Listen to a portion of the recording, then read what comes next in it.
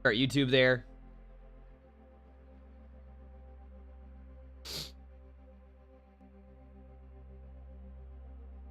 Do I drink tea? A little bit. I actually tried.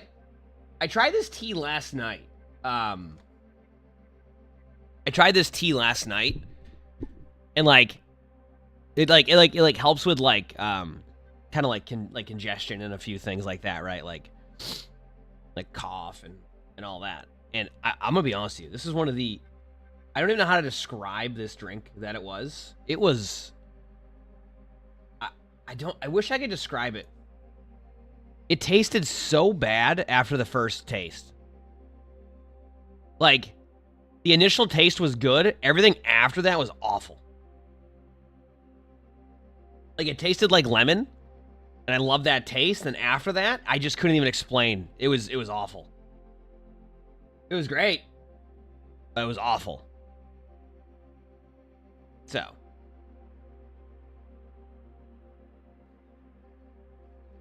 First time watching? Heck yeah. Well, I hope you all enjoy. Obviously, I might be a bit potato today, but we're vibing. We're vibing. Probably record some videos today. And how many spectators do I have approved? 1, 2, 3, 4.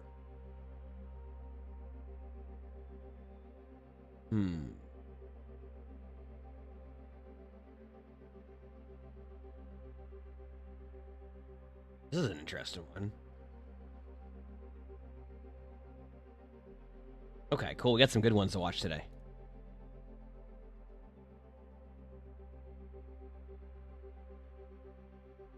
You're playing Overwatch right now? Heck yeah. Hope your games go well. Woo. Chilly.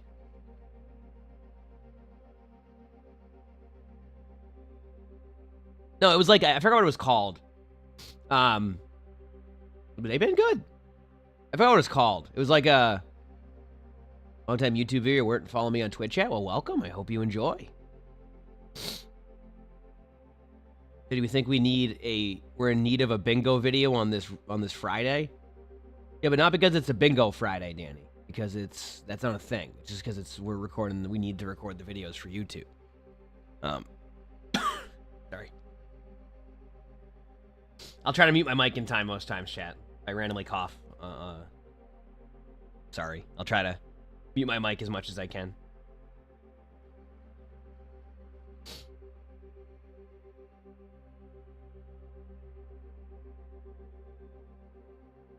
I think I'm gonna go on the SVB. I think I'm gonna go on the SVB podcast today too. At I think noon today. I've never been on one of his podcasts.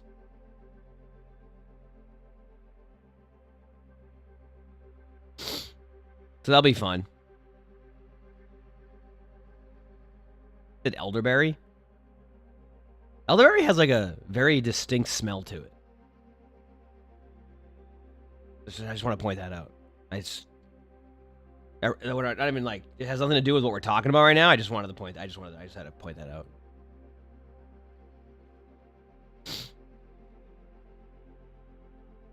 Yeah, we're gonna vibe out today. I'm watching a lot of videos. Heck yeah. Any custom games today? No. If we do any custom stuff, it'll be tomorrow. I'm still trying to figure out if I'm taking tomorrow off or not. Here's my take, chat. All right. Here's my take. I think if I'm still a bit of a potato tomorrow, I should probably just take the weekend off, like Saturday and Sunday. If I'm still a bit of a potato, obviously. Been a bit of a potato, but I might do that tomorrow if I'm still a potato tomorrow. But we'll see. We'll see how I feel tomorrow. Obviously, we're chilling. We're chilling. I think I'm losing my voice a little bit, so we're gonna pop off. We're gonna pop off today. You know? We're gonna pop off. Yeah, I mean, it's the, coming back from BlizzCon. Obviously, it can take a few days after getting back from BlizzCon. Listen, I'm vibing. What time's the podcast that SVB does? I think it's at 12 today. like 3.5 hours from now.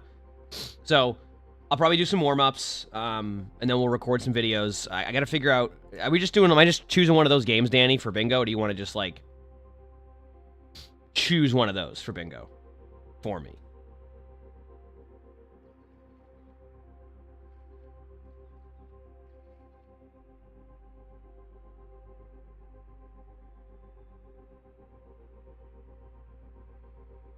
You'll specifically look for a bingo? Sounds good to me. Sounds good to me. You haven't even slept yet? I went to bed at a good time last night. I watched that horror movie. It was pretty good. What was it called? It was a Australian horror movie. Came out last year. Can't remember the name of it. Yes. Yeah, Talk to Me. That was what it was. It was good. I thought it was pretty good, at least. I thought it was pretty good, at least. Yeah.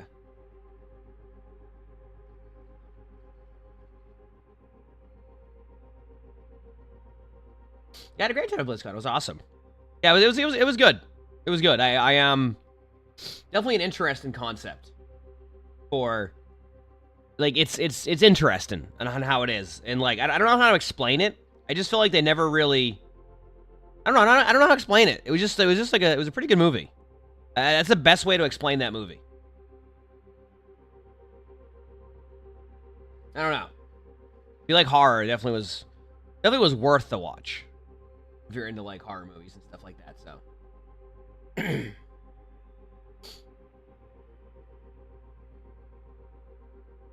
What movie? It's called Talk to Me. It's called Talk to Me. I'm not really gonna spoil the movie. It's just it's a horror movie, and it's definitely interesting.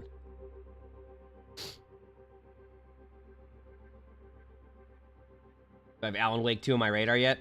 Honestly, no, and that's because like we have Season of Discovery and WoW is my like secondary game coming up, like my off-stream game.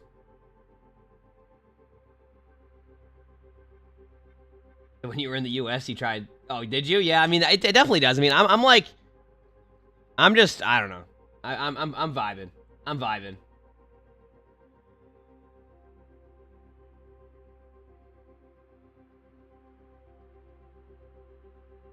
The newest code looks good for bingo. Did you link it?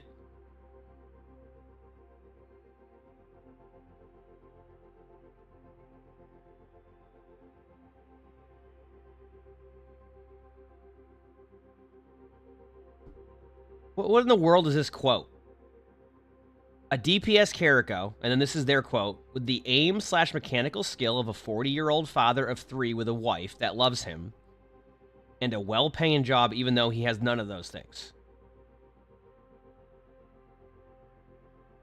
That was the quote that Danny put in there.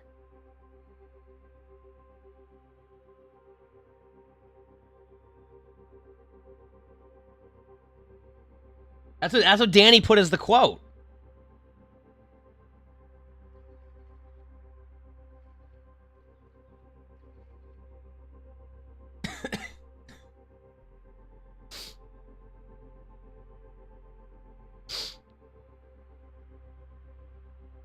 I have to click this one.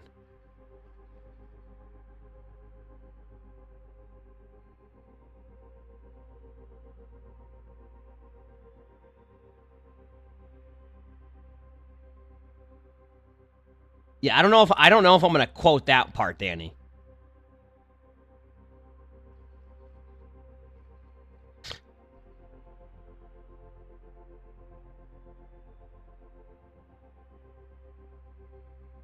Are you, Rumi? How's the aim and mechanical skill? Because apparently this person here is Oh, that's the title? Oh yeah.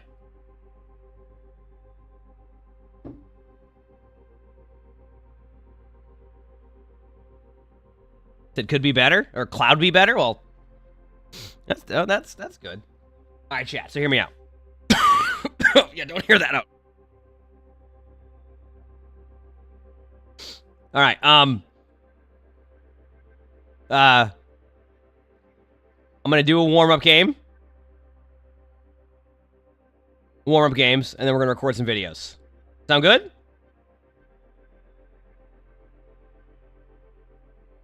Sound good?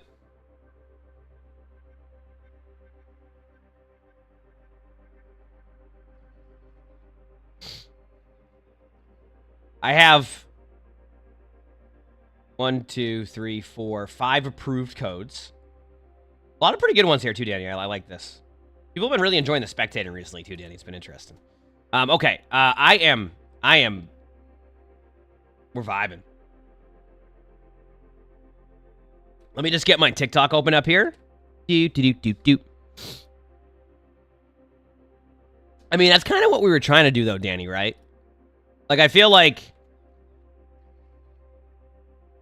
that's what we have to do sometimes. Because we started to, like, just some of the codes were like, yeah. You know what I mean?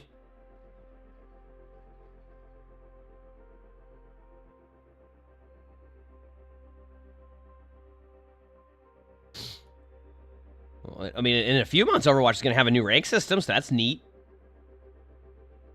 That's neat.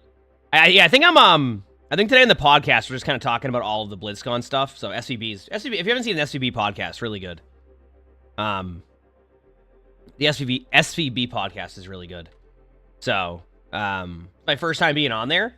He's asked me before, then usually it's always funny because, like, every time he's asked me, I've always had something to do that day. Whether it was, like, get off early or just, like, so it's cool to finally be able to do it because, like, he's asked me before. I just, like, it's always been on the day where, like, I have something to do. So today is I'll be able to actually go on his podcast. So that'll be nice. I gotta set that up later though. What am I doing with this? Oh yeah, I'm like sitting here like trying to figure out what I'm doing. Okay. Starting the talk. There we go. Sounds good, Danny. You don't know how to feel about that new rank system? What do you mean? Like, what's the... I like hearing all of the feedback on that because I personally like it. But like my reason behind liking it is that it's just going to be a much better... I don't know if I'm describing it correctly when I say a better blueprint than what they have now. But I feel like the new rank system is just a better blueprint, right?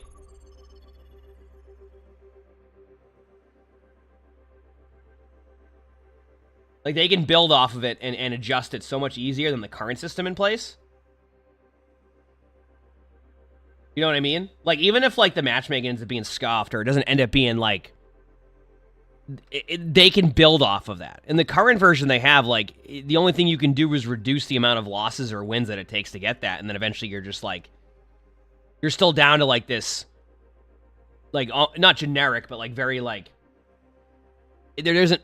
So that's why I like the idea of the new one, is because even if, like, it isn't necessarily perfect, there's a lot more they can adjust and make off of it and give you more information. Like, from my understanding of it, we went from having zero information about why you weren't ranking up, even if you go 5-1, to you're going to know every single reason as to why your SR went up or down. In my opinion, that's good. Right? Like, that is good in my opinion.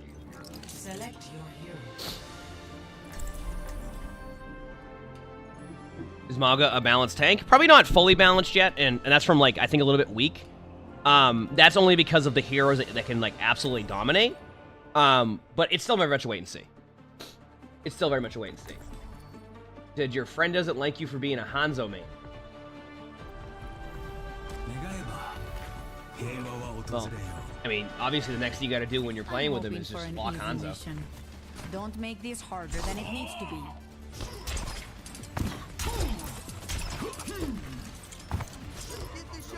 Am I exceptionally loud, or is it just you? I mean, I'm always loud, so...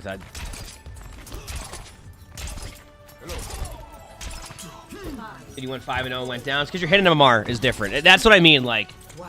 Your hidden MMR is a lot different than what you see on your screen. They're trying to minimize that and fix that. Right?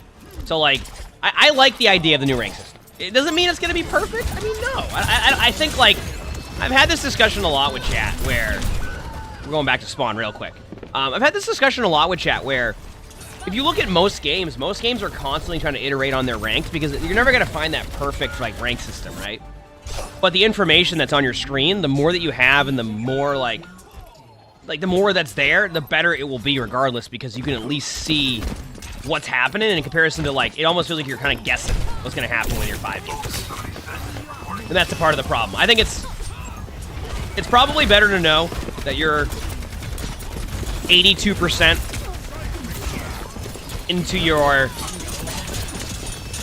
into like getting to gold 2 or to gold 5, right? Whatever, just something random. Just thinking of random ranks here.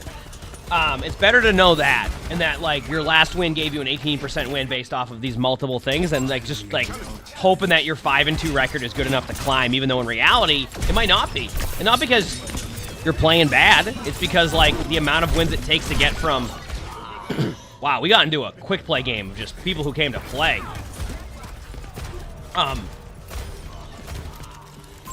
What do I use for multicast? I just use OBS. So yeah, I think I got lost in what we were talking about, but I'm pretty sure it's gonna be good to have that information. Is the point I'm trying to make here.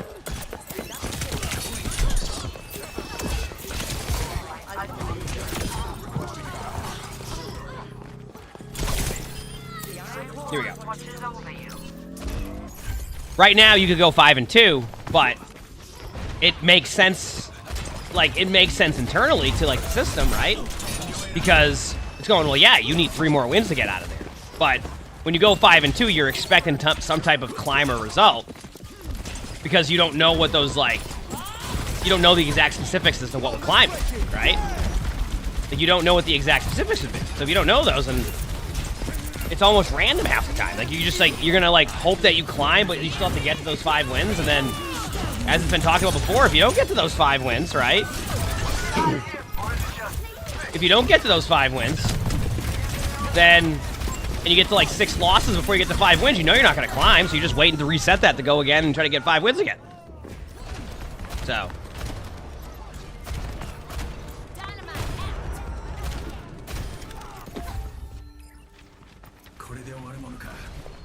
You said tank will balance once they add another tank back? No. I'm getting rolled. Yeah, I think like the tank balance was still a bit scuffed even in 6v6. A lot of it was just like 12 months. Stacking certain type of Here costs. is for 12 more. Rumi, thanks for 12 months. Thank you. Thank you. Appreciate it. I mean, my hot take on balance. Ready for this?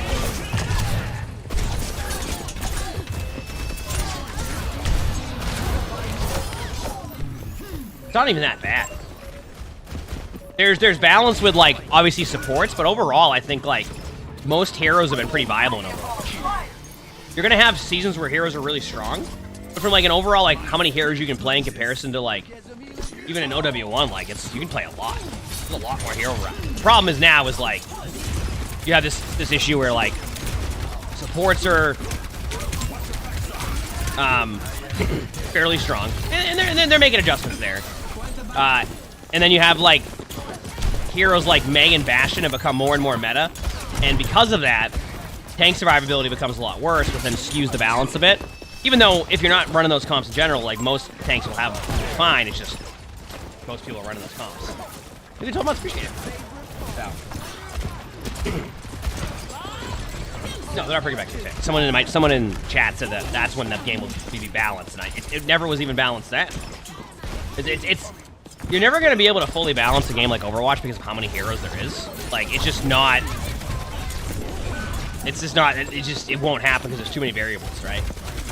It can even go down to just maps at that point, right? Even if you have this, like, perfect, like, balance of numbers, then what happens if, like, you load into a Junkertown and you have a hero that just cannot...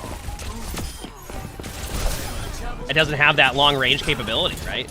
There's so many like variables that can happen, and I'm not hitting the right click on the tracer so my teammates can get the limb. You know what I mean? There's like too many variations happening. So. Who said 66 to make the game perfectly balanced? Someone in chat said that, so I just responded. I don't know. 1-0. Well, yeah, it's just really hard to get like that full balance, and like maps can also do that too, right? Like, if I get a sim on Koth, absolutely will dominate, right? If you get a sim on Junkertown, yeah, you can still win, but like, if you have a Widow hitting all the shots across the map, it's a different variation, you see what I mean? Like, even if both heroes are like, on paper, extremely strong. So. What's the question? You said, how come Bastion and Mei considered meta when they're peak, but when supports are peak, they're broke? Are you saying, why do people get more upset about if supports are really strong right now than if Mei and Bastion are strong? That's because it's more the overall role itself is super, super strong at this point, right? We're talking about Mei and Bastion. And yeah, I can help it a little bit because there's obviously a little bit less supports, but it's a little bit of a different story there because like you have the whole role that's absolutely dominating that, and it's not even like I'm not even like in the idea of like you just make supports not good. I think like I don't mind supports being good. It's more along the lines of like finding like just a bit more of like a bit more of a balance to it, you know. From a tank point of view, you take way too much damage output, and a lot of support comps end up doing that. And then you have the flip side of that, right? You have the flip side of that, where if you're not going against the really like high damage support comps that also can heal really well, you go up against the really high healing comps. And I'm sure some people in chat know what I'm talking about. Those healing comps that you literally cannot get in a limb. Like, you see a health bar, it goes down, goes right back up to full within, like, half a second. So, like, there's two different variations of things that are happening there, and I think that's more of why you're seeing that. Mei Bastion's more of, like, if they just, as they continue to nerf Mei and Bastion, that's that, right? But, like, support, you're still seeing that. Either they do too much damage, or do a lot of damage. It doesn't have to be too much damage, just very, very quick, aggressive damage. Or, you just have too much sustain at the same time. So it's just like kind of this balance of both things happening. So, because I've seen it, like I've watched spectating games where I'll see like the Lifeweaver Moira games, and like, you know, in top 500 we're like, yeah, we have that comp. We're like, okay, we just run Fapiari, etc. But like in a lot of ranks, that can be very difficult to go against because there's so much healing happening. They can't even do anything, right? You see, like, so that's where you're seeing two variations of like that. I guess that I say complaints, but like where you're seeing like the support issue happening there. I think they'll keep improving on it, and I hope that like, and even though I'm a tank player, I do hope that whatever they do with supports still makes supports very fun and playable. In comparison to like the rotation of like making like one of the roles not as fun. Like tank was dominant at the beginning of Overwatch 2, has become less dominant, and then supports are like the exact opposite. So I like to see all of it. But anyway. That's kind of what happened. I will boost you.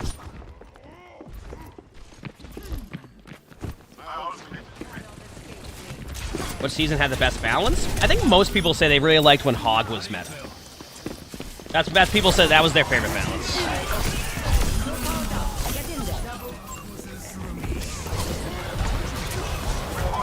Yeah. So people are hoping that the Hog rework will bring that meta back. Except with more damage. So that's what's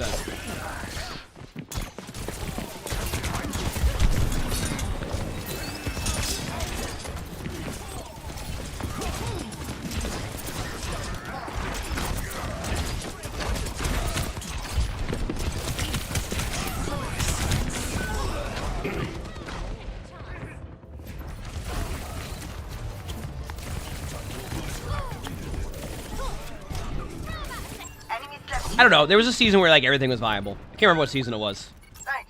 Season 4 or 5, I think.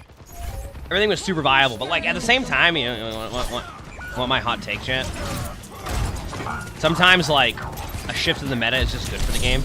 From like a, I'm not saying from like matches point of view, right? I'm not saying from like, you know, like competitive tournaments and scrims and matches, but from like a game that is a free-to-play game now that people like to see things updated and like see new things. Sometimes like even if the meta's in a spot where people like really like it, you still might see them shift still because it's just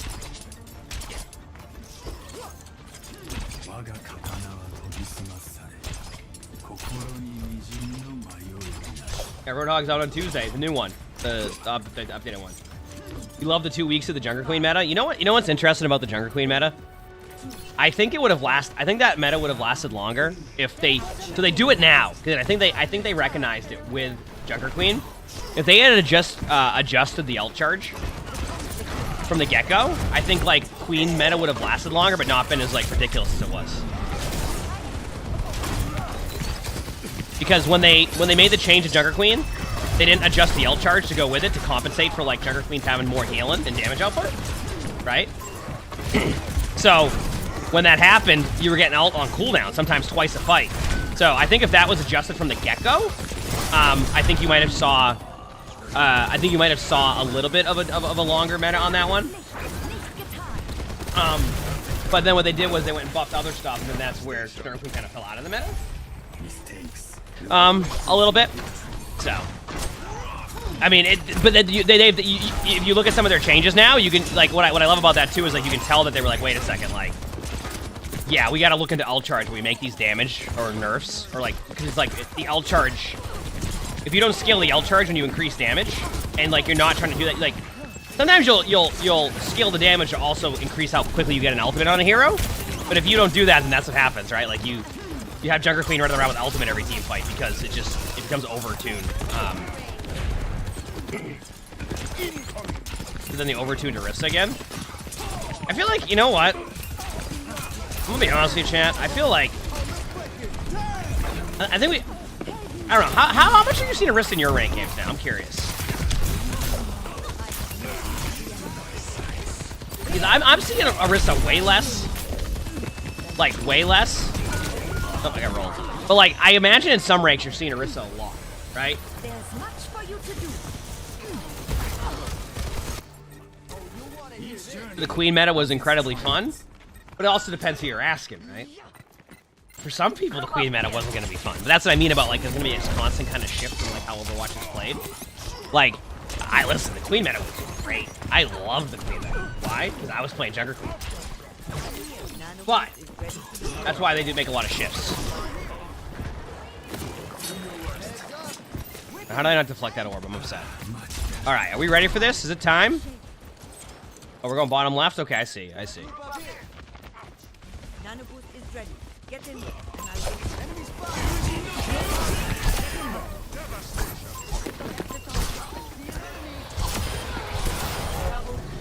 Yay. That was sweet. The question is, can we win this team fight? Got the point. That's fine with me. Nice. A lot of silver and gold for you? Yeah, exactly. So, I mean, that's why you'll see changes like that, so. I don't know, the reason why we were having that initial discussion is because someone said, like, they don't, like, I don't know if they were saying they don't think support should be nerfed, but they were more along the lines of saying, like, why do people get mad that supports are really strong right now but don't care about May Bastion? Which, first of all, I can tell you right now, like, when it comes to May Bastion, that is not the case, at least for me. But yeah.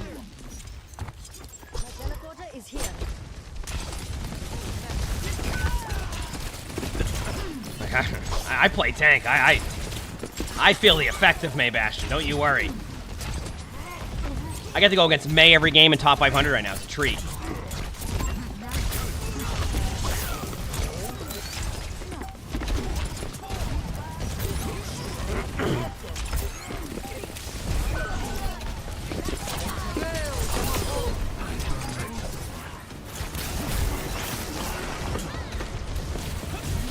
Oh, they got me. It's okay, I blade again soon.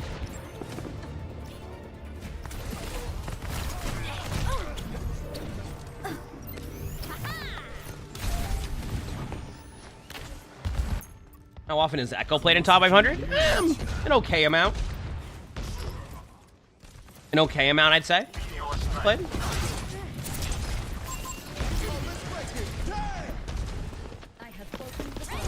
Like, do I wait for the nano here? Do I just go in? This is a toughie. I gotta go in.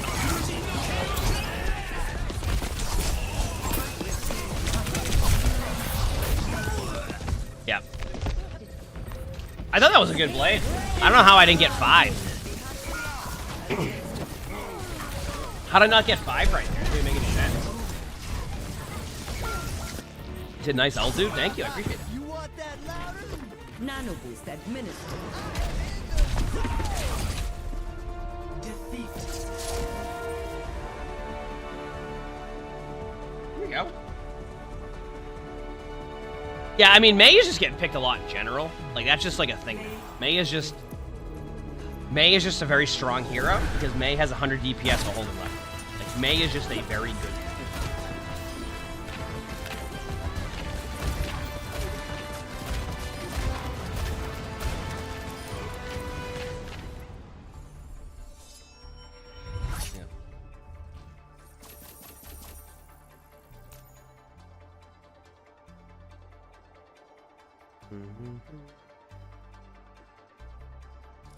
Champ.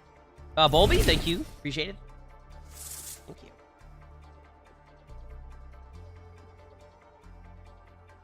Skull, skull, skull. You said, do I even play ranked? I play like... I play a lot of ranked, yes. This season I have a little bit less games in ranked because I was at BlizzCon. In World Cup, but I have... this season I have 418 games of ranked play. And I average about 800 to 900 games a season. This one was just because of World Cup. Okay? I play a lot of ranked.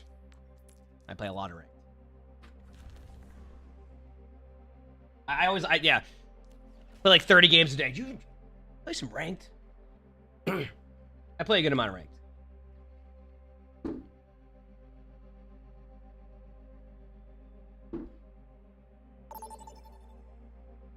Said, can we agree that Lucio was pointless? No, Lucio's very good. Prepare your defenses. Select your hero. Straight up, like...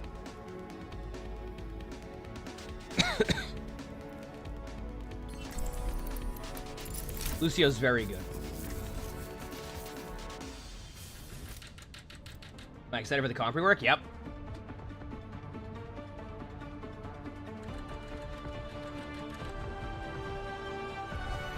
Our future will be full. And do I even lift? You could tell, couldn't you? With how much I lift. Spacey Boy, thanks for the 31 months for 2, and thank you for sharing. Thank you. Hey gamers. I'm saying Lucio's a really good hero. In my opinion. Let's get started. Got a lot of systems that need hacking.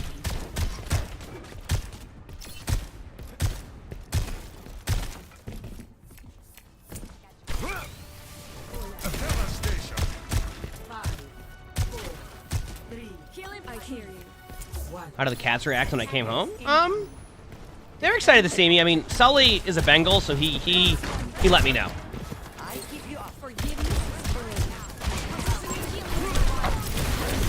Sully's a Bengal, so he let me know. Very talkative.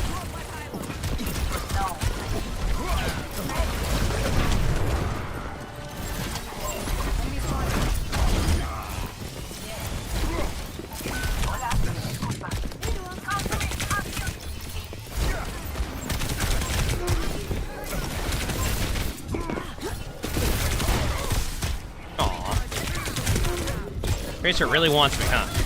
That's what you get.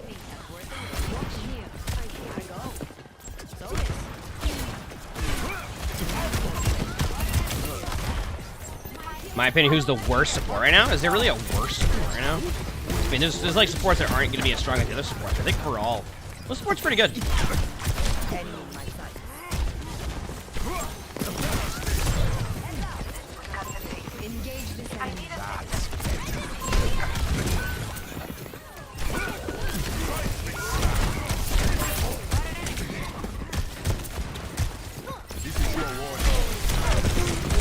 There you go.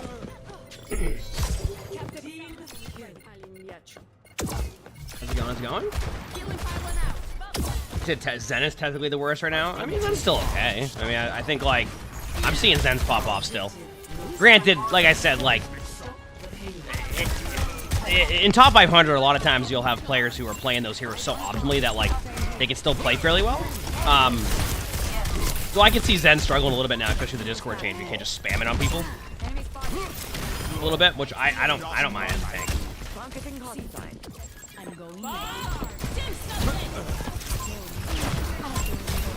Got him.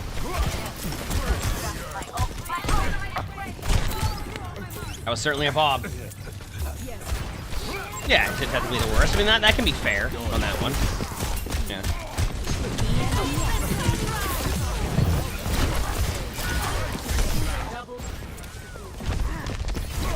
I didn't mean to hit that button, but yeah, here we are.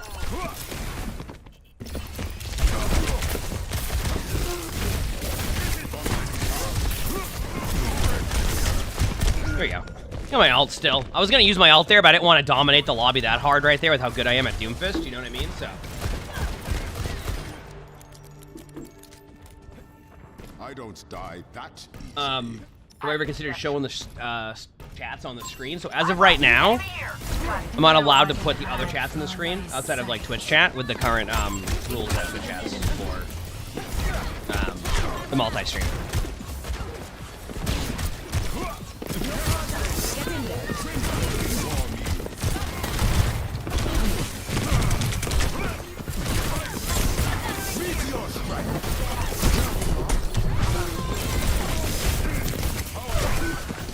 You know what though? I look cool. Discord changes are if you get discorded and the Discord falls off you at any point, whether it's like switched off by Zen, etc., it will be a 7-second cooldown on whoever was discorded at that point. You can't discord them again. And they made the healing orb be on people for longer than 3 seconds now. I think it's 5 seconds. So like when you use your healing orb on somebody, they can be out of LOS for 5 seconds during this. So like a bit of a buff there, since it's good for flankers especially. Like if you have like a tracer or like a Genji, you can just orb them, and it gives you a little bit more opportunity to like keep that on them. So then Zen has 25 extra HP, which the way I see it is that's still pretty good. Zen's a tank. There will at one point, and I don't know when it will be or what meta it will be. There will be a Zen tank meta. It will happen. Happens all the time whenever Zen has extra HP or there's a way to give Zen extra HP. It will happen one time. There will be a Zen tank meta. I think at least. Meteor strike.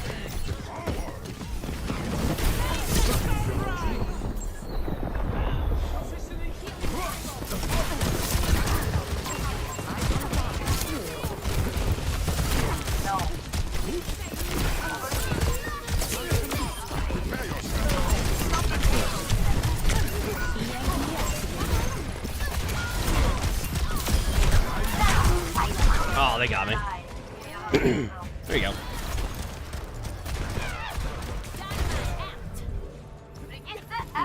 Yeah, I don't know how the achievement's gonna work now. I mean, I know you could do it, but it'd be a lot tougher. I don't think they redid that.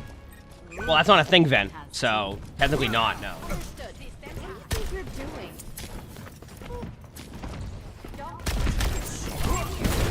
Look at that.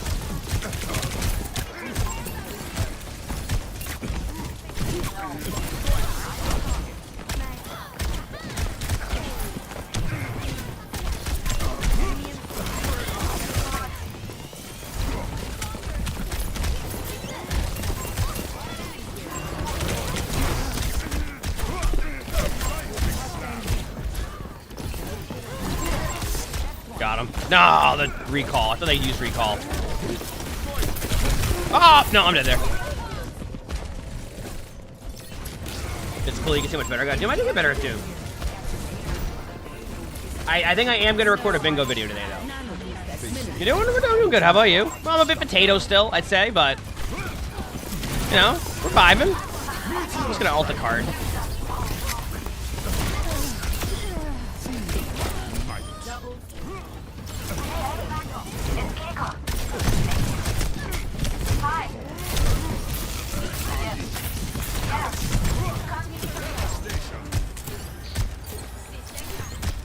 No, it's not because it's a Friday, chat. I'm just recording the bingo today.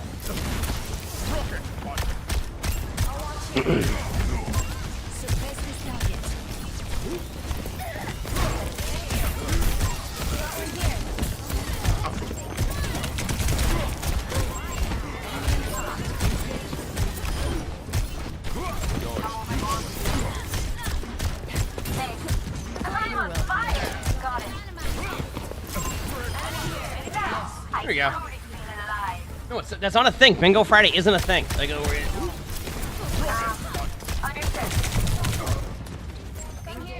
can heal you. Got one here. Enemy here.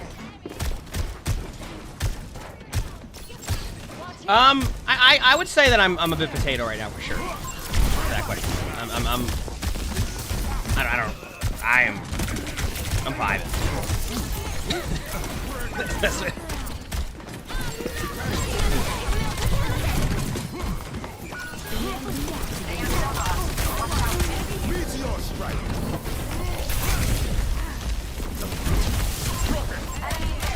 Rodicus, thanks for the 500 bits. Thank you, appreciate it. Thank you.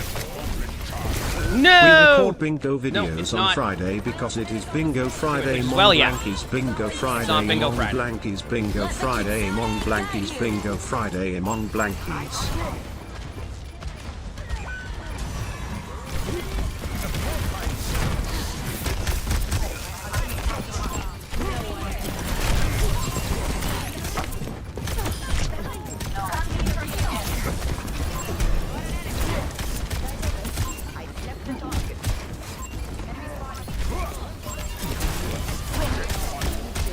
That seemed like such a fun ult. Am I vibing today? I am vibing today. Ugh.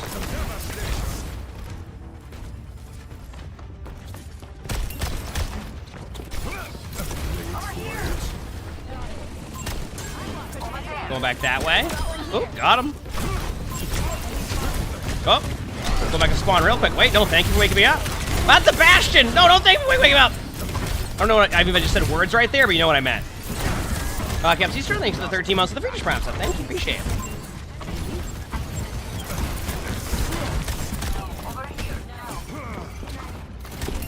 Uh-oh.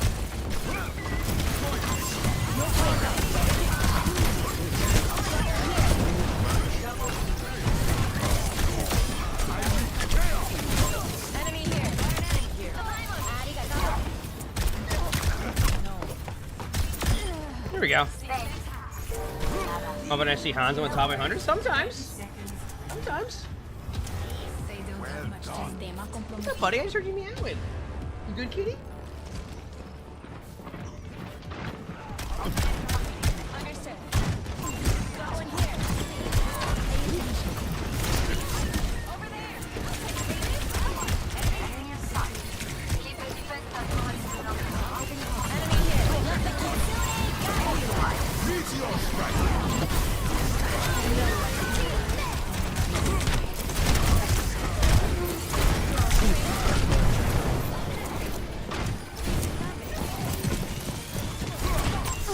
Oh, come on!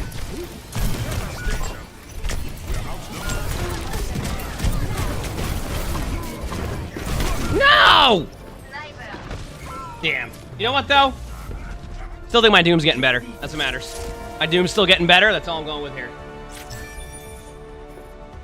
So.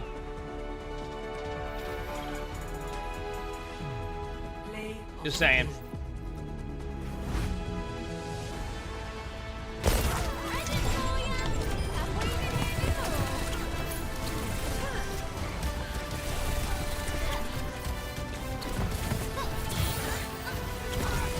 How are the three kitties getting along? Good. No complaints.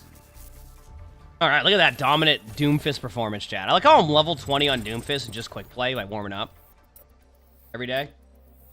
Could imagine trying to 1v1 a support. I know. I that's my problem a lot of the time. I still like. I just gotta get out of like. As a tank, I gotta know that I'm gonna get one shot. What in the heck, chat? Can we get some leggies in the chat for Native Doll with the 50 gifted? Holy crap! Thank you, Native Doll. I appreciate that. Holy crap, I took my headset up for a second. Thank you. Show some love. Do I miss 6v6 at all? Not really, Duckwood. Thank you. Oh, 1 second. I gotta stretch. I gotta stretch. I gotta stretch. Oh. Oh, there we go. But thank you. I appreciate that. Thank you. I had to stretch. Yeah, Kiriko had some good cleanses there for sure. It happens. All right, time for Wrecking Ball. See, we just do the rotation whenever I get tanks. Get better at these heroes. Dang, I went through a level 7 hype train already. Holy crap! Thank you. The hamster has a message for your fox. That's not how it works. Made it to progression level 420. Nice. I'm at like level 600 and something. I don't know what I'm at. Well, thanks for the 4 months of the push press. Thank you. Thank you. Oh, excuse me. 5, 4, 3, 2, 1. Round 1. Capture the objective. Let's get that back, shall we? Here we go. I'm going in. Time to get slapped. All right, going there. And Native Doll, thanks for another gift of sub. Thank you. Appreciate it.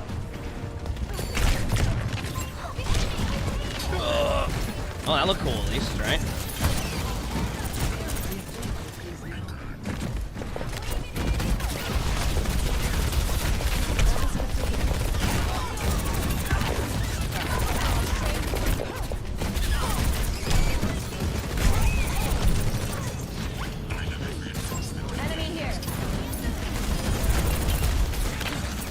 Isn't it great when I can do the tech now sometimes? Like this?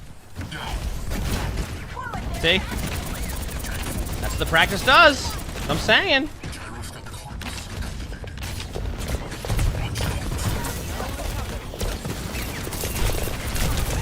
Uh-oh.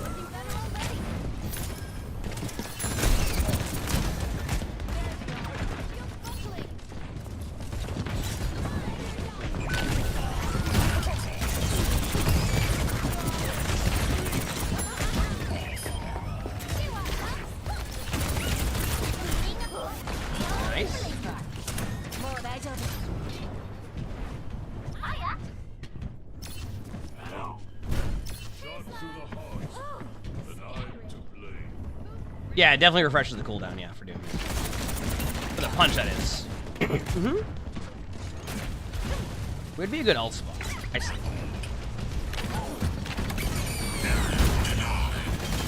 Got him.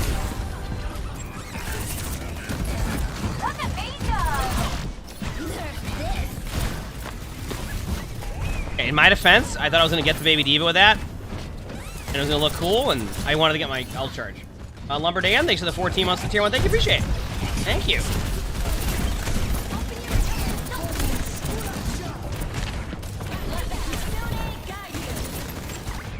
Alright, they're on Sombra now, so...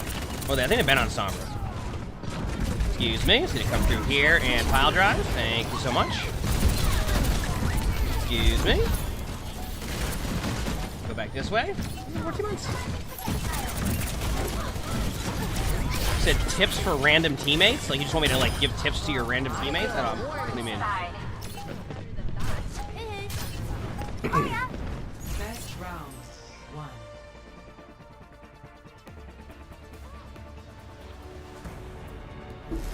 Score. Vent, thanks for the gifted sub. Thank you. Appreciate it.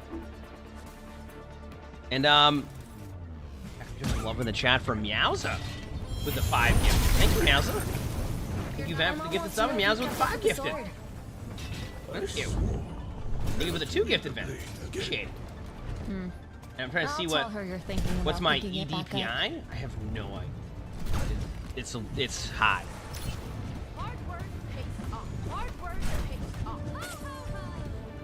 That's what it is. That's my EDPI. 2, 1. Round 2. Capture the objective.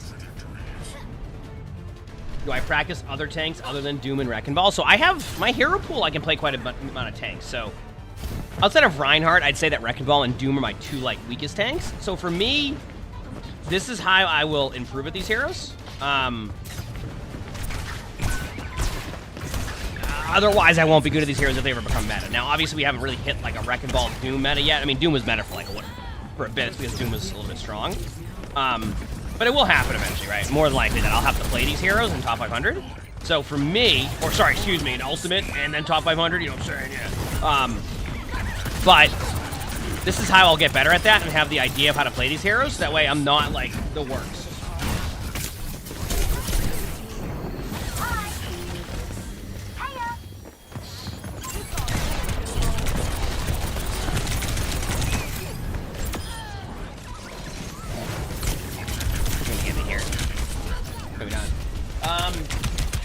Thanks for the $10. The $10 super chat. What are my top 3 favorite combo ults?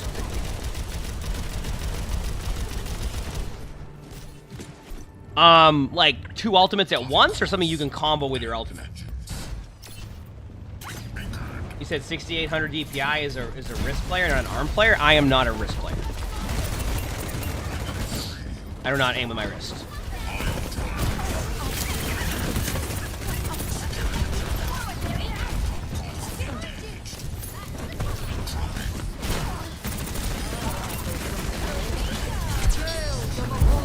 I'm trying to think. Like, obviously you gotta go. What's your See, top even though 3 favorite combo ults? See, like, even though it's not... I'm trying to think of a way to explain this. Even though it's not good anymore, you gotta love the classic grab pulse bomb combo, right? I think it's been overtaken by a lot of other combos, like grav Ayari ultimate. I like Diva ult EMP because Diva ult EMP is really good. But then, like, that's how I was wondering, like, Orisa ult TPing through an Orisa TP is really cool. Yeah. I used to wrist aim when I was younger, but when I would wrist aim, for some reason I would always end up I would like pinch this like nerve. I think it's called the ulnar nerve or something. It's like basically your funny bone. So I ended up just like, this was years ago, like years ago. I adjusted to like, basically it's my elbow up on the disc. Like I'm not like full arm, but like my elbow up, so. So I changed that.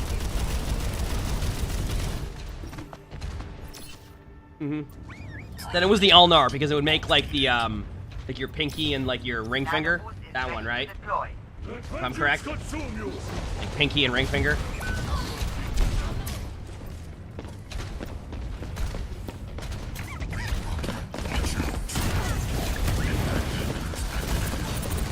So that was like years ago. Yeah. So I just ended up shifting that aiming style at that point. I mean, like I said, this was years ago. So ever since then, I've been just arm. Mainly arm. I don't aim with my wrist, though. Like, if I wrist aim, like, I think my aim would be, like... Let me see if I can wrist aim for a second.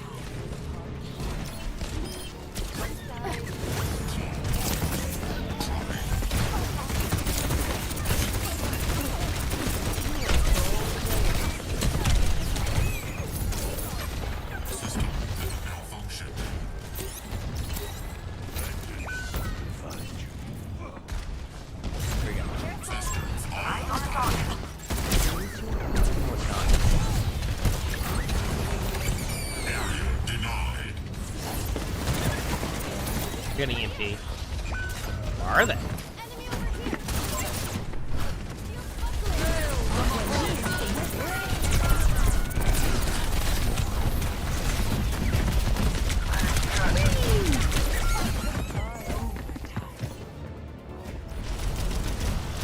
mean, how do you arm aim? I don't know. I just have my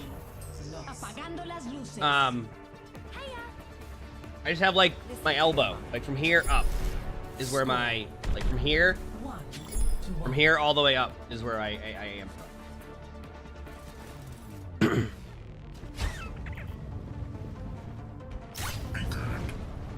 I've got a good feeling. This could be our best mission yet. Is Overwatch 2 free? Yes, it's a free-to-play game. Yep. It used to be, but... Well, I play on a glass mouse pad. I play on a glass mouse pad, which I like. I really like this mouse pad. I've always played on hard pads since I was like a kid, because like my first, like, not my first ever computer, but my second ever computer came with this like hard pad. Yes, it does, man, for sure. I forgot what I was gonna say.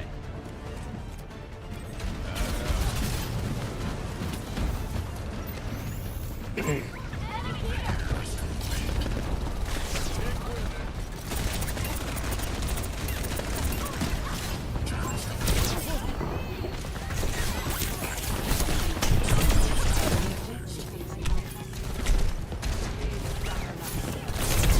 at that. I tricked him with my movement. I tricked myself with my movement. So.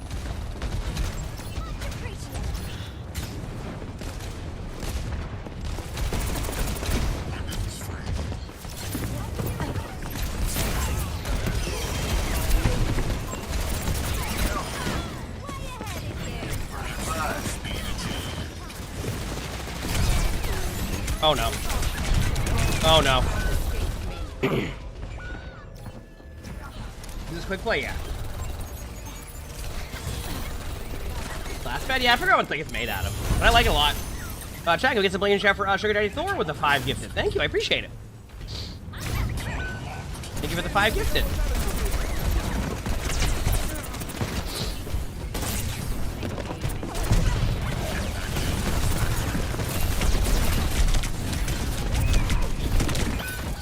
You know what? I think one of my favorite things about quick play is they make sure that nobody has fun at any point. Hello, everybody. Roman, thanks for the $10. Thank you. Cage Fight and Death Blossom is a really underrated combined ultimate. Is that Mauga's ultimate? Thank you for the $10 super chat, Roman. And chat, you get some blankies in chat for Sugar Daddy Thor with another 5 gifted. Thank you. 10 gifted, I appreciate it.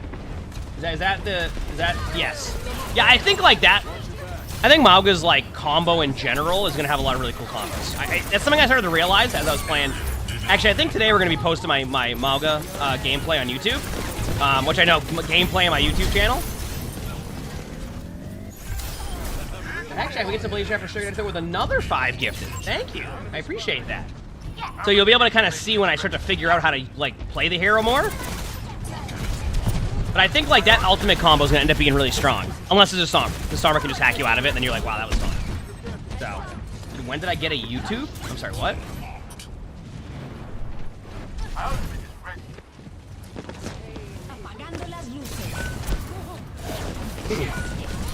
I want to get Ulta too. How you doing? Aww.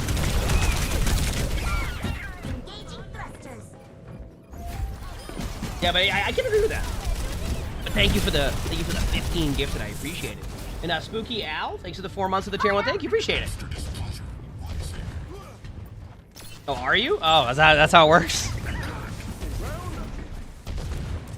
Yeah. So I mean, I'm looking forward to see what changes they'll make going into it. Like this is one of those like those rare opportunities they've had where they have so much data on like a new hero before the hero's released that they can probably go in there and find like a pretty good like fine tuning of the balance. Not like fully or like perfectly, but like they have a general idea now, right? Usually they will release the hero like with testing, but like not as much as they're gonna get from everybody being able to try the hero out, you know, for a few days. So I think it's gonna be interesting to see, and I wonder if that's something they'll continue to do forward. Like, I wonder if they're able to gather. Like, I think they're gonna also see like, I don't know, we'll see. Thoughts on Bingo Friday? I really can't have any thoughts on it because it isn't a thing. So it's not. That's the problem here. Oh yeah. Oh, and Roman, thank you for the tier 1 member on the YouTube. Thank you, appreciate it. We'll do a few more warm-up games, chat, and then I'm gonna record some videos because we have I'm doing a podcast today with SVB. Yeah, we get some blankies in the chat for Sugar Daddy Thor with another 5 gifted. Holy crap! Thank you, I appreciate that. Show some love, chat. Thank you. Justice reigns from above.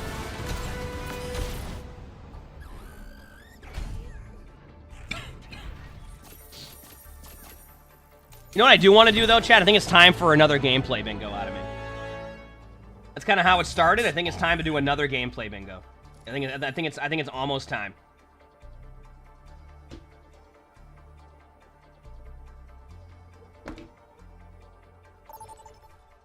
It's been a while.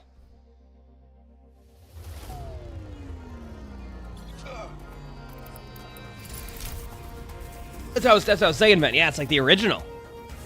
Hey, what we're doing. It's almost time. I think it's fun to do, like, occasionally. I'm gonna have to, like, redo a bingo card a little bit for it, because, like, I don't know how I would fully do the current bingo card with it, but, like, I need to figure that part out, but looking into redoing some stuff on it, so. It's time. And Jinja Ninja, thanks for the $5 super chat. Thank you. I saw they're actually getting rid of the super chat thing in Twitch now, but they're like taking the UI they have from super or hype chat, sorry, the hype chats in Twitch, and like using that UI for bid snap. Am I gonna do it in December? That'd be a good time to do it, man. Honestly, that would definitely be a good time to do it. Also, P.O. Box should be opened up today, chat. Here's my plan for the P.O. Box. It's probably gonna be opened up today. And then I will get all the stuff, like, towards the end of December, a little bit past Christmas. And then I'll do, like, I'll open everything up on stream. Does that sound good?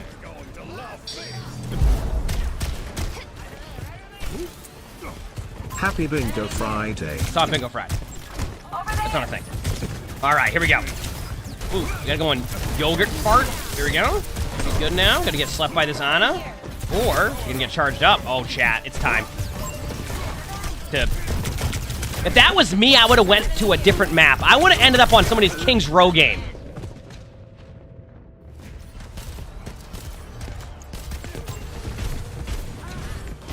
Watch videos on the content? Heck yeah. Yeah, I've never been on an SVB podcast. The way the podcast is gonna work this time is like we're gonna be talking about everything at BlizzCon. So I don't think it's gonna be too much deep discussion about balance or anything like that. It's more gonna be about the things that are announced at BlizzCon, more than anything else. I don't think it's like we're not gonna be going into like deep discussions about like what roles are super strong right now and stuff. It's more just about like, hey, this is what was announced at BlizzCon. What we think about it. Go from there. How do you get the gameplay reviews? So the way we do it is, you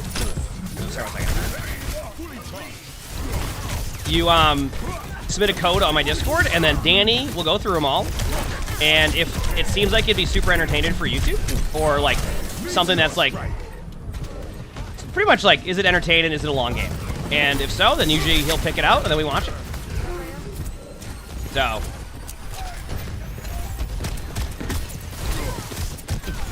We get a lot of submissions, so.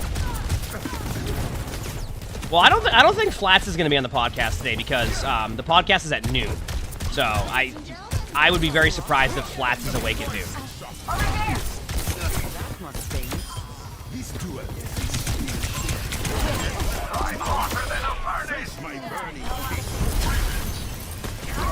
Chad, get some million share for Sugar Daddy Thor with another 5 gifted. Thank you, I appreciate it. Thank you.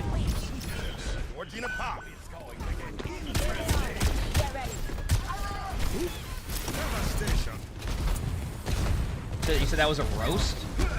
Flats can get on, and I will say the exact same thing, and you know what Flats will say? I 100% agree. There's no way he's getting up at noon.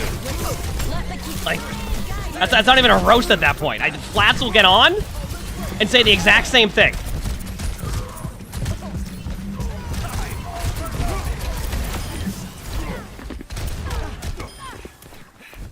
Well, it depends. Unless there's, like, something being announced or something. Thank you for another 5 gifted. I appreciate that. If you're asking about the thing, my Discord, you submit a VOD in there. My suggestion is always this. Alright? Is it entertaining? Is it a long game? An example of a game that probably won't be watched? A 4-minute push game. There's one submission I always have an example of this one where somebody made a submission. It was a 4-minute game and they go, don't bother watching the first half. It was 4 minutes. Or like 5 minutes. That just gives you an idea. That's a 5-minute game and you say don't watch the first half. Like I'm watching a clip at that point. Like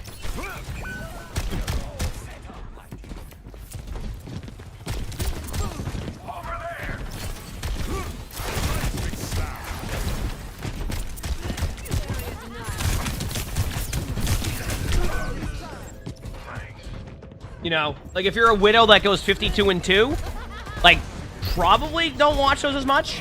Because honestly, whenever I play Widow, people see me going 52-2 anyway, so it's like it's no big deal. My Widow's just that dominant. It's like it's really my Widow's just unreal. It's no big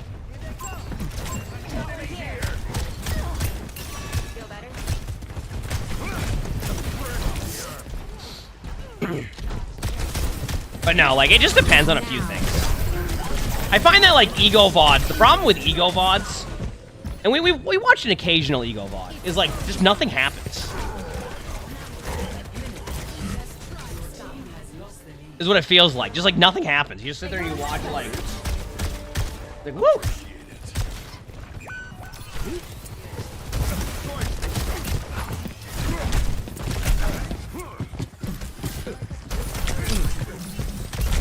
Also, keep in mind that, like, when we say ego vault, that doesn't mean...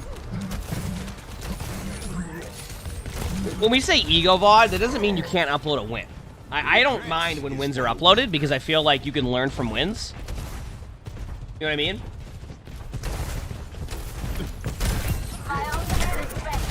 Join me.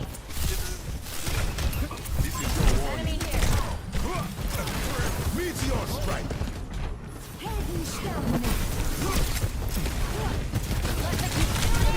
here. That's no fun. He says you can't wait for the comp reset so you can get out of plat and back to bronze. Do I ever upload OpenQ reactions? Not so much, to be honest with you. OpenQ is can be a bit scuffed. Wow, what a tire.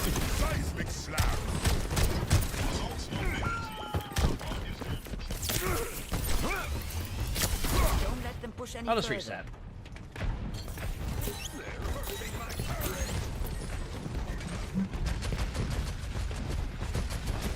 Enemies left here.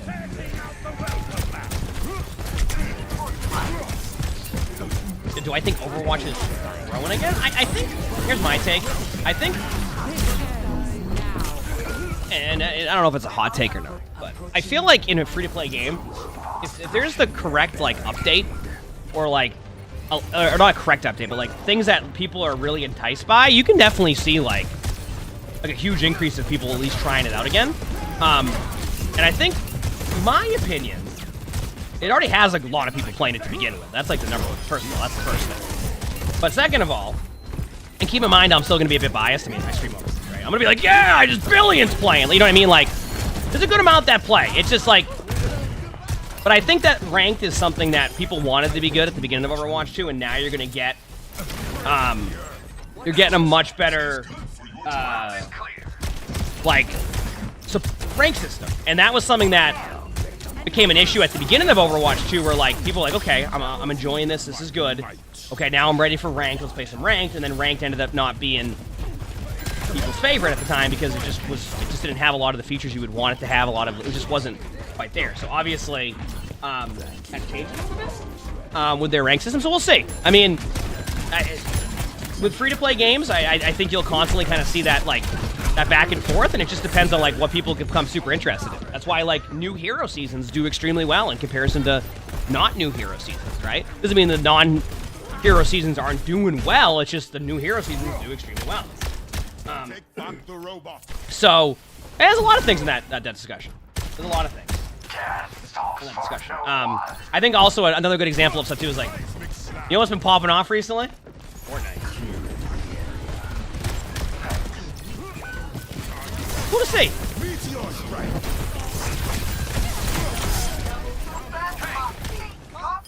It's been cool to see. You said, dog, I'm not too good on Doom? What do you mean? What do you mean, Ben? You're saying I'm not good at Doom? Watch this.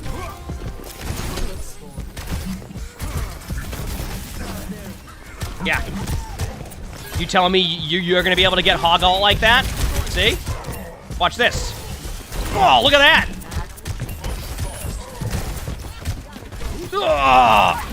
Oh yeah, Junkrat Trap, I saw it, but guess what? Charge him a punch! See? Got a whole hog, and I got them to have to reuse their Junkrat Trap cooldown. If you don't think that's good Doom gameplay, I don't know, watch this! Oh, yeah! Oh yeah! Come here! Yeah! Oh yeah! Yeah, there we go! Yeah, come here! Oh yeah! Come here! Oh yeah! A second. Oh yeah! There we go. Skibo, thanks for the 2 months for the British Prime stuff. Thank you, appreciate it. Thank you. See?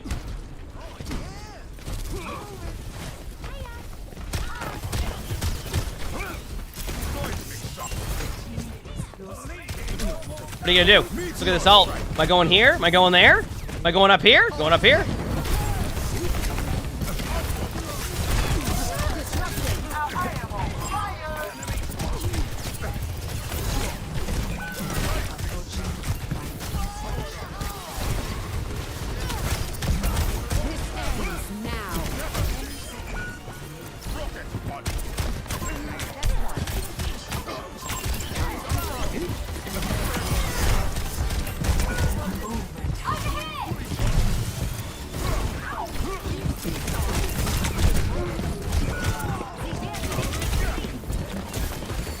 HP! Almost made it work.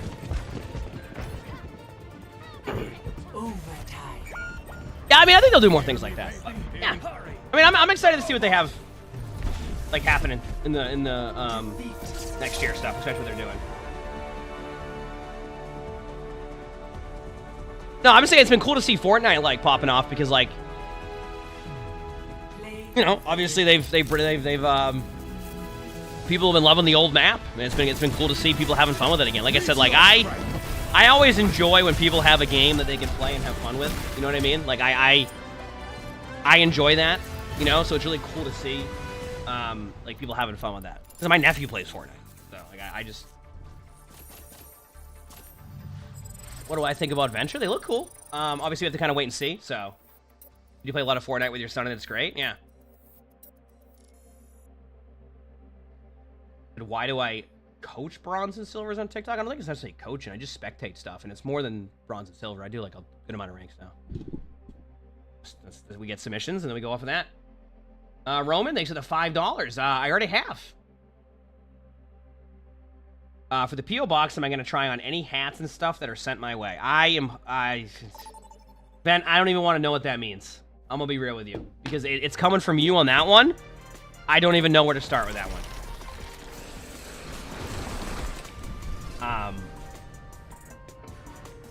So, it depends.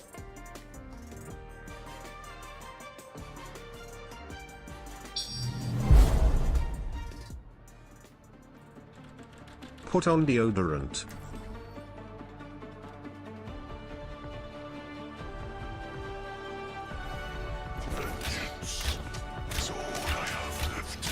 Why don't I ever watch high ranks like Masters, GM, Top 500? Well, we do watch high ranks. Gold or above. That was confirmed by Blizzard in the chat one day, that gold or above is high ranks. So we do watch high ranks. I watch gold VODs all the time. Strong. What do you mean? And javelin is sharp.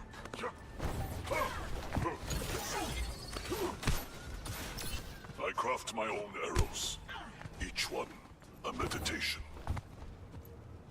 Did you enjoy Fortnite Zero build? Heck yeah. And my nephew one time was like, I watched him play for a second. He was playing some like mode where like you just spawn in and there's like a bunch of people really close and you just start building. So. One. Attackers incoming. That's all I remember.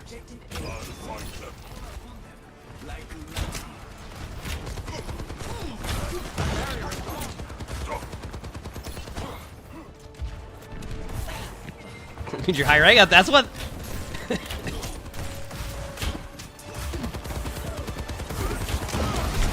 Uh-oh. Dude, I gotta remember, on Hanzo, you ready?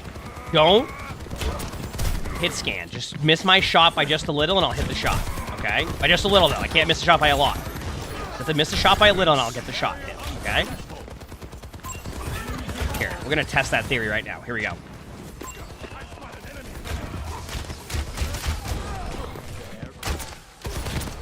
Excuse me, I need to just... Excuse me, that's on my team. Thank you so much. Storm arrow doesn't count. I miss my storm arrows. I don't hit storm arrows. Because if I hit storm arrows, it wouldn't be fun for anybody, because everybody would just go to spawn. You know what I mean?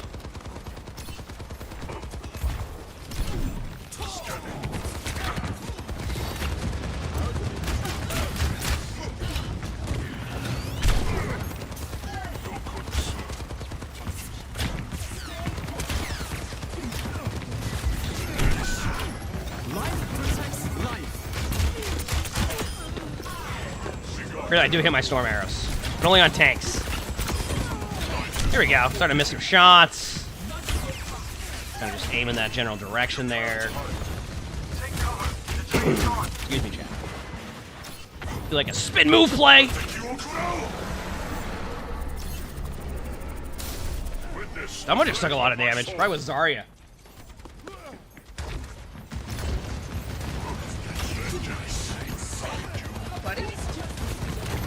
Oh, you just let me know you had your food? Oh boy.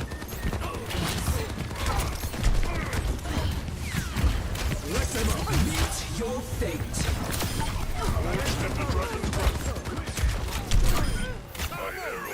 You know, it's kind of in the general direction. That here, let me just go over here and take a quick shot. Let me see. Nope, not a good idea.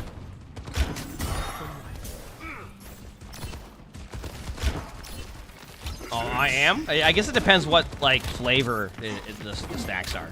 'Cause I could not tell you. Yeah, the plan is to have everything signed up for today, and then I'll post the address, like, this weekend.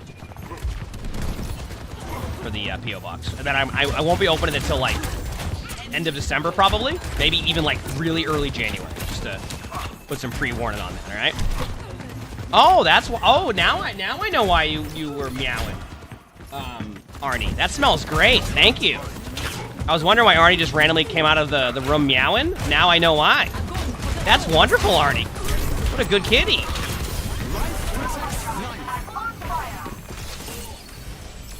Oh, that's wonderful.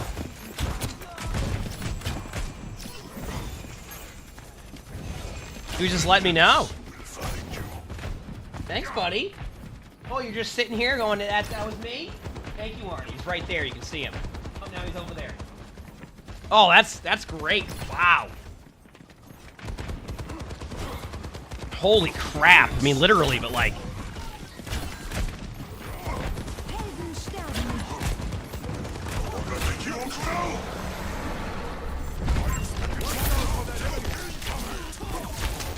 He left the swell treat? Oh, yeah. I mean, that's a good way to describe it.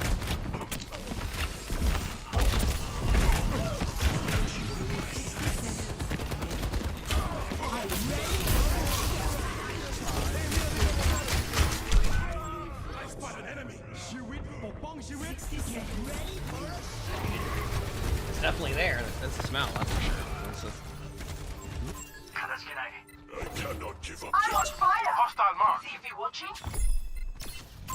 I see one. Watch out for that enemy.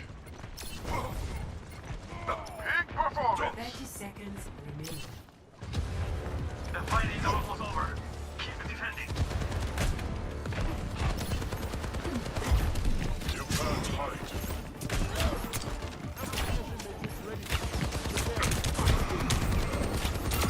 Got him. See what I mean, chat? You know, just kind of like aim in the general direction more than anything, you know? Just kind of, hey, you know, there you go. Here you go. Storm arrows. Here, you know what? You can try to, there you go. I missed, but like, you got the point. See? Yeah, that's such a good kitty already. Now he's just in the cat tower all like, hey, that's me. Look at him. In the cat tower? Play of the game. You see him.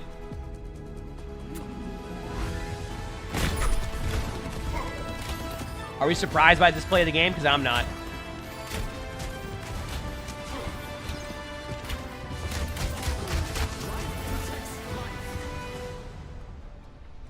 He says, is the question, is the new Hanzo skin worth buying? That's up to you. And that one's up to you at that point.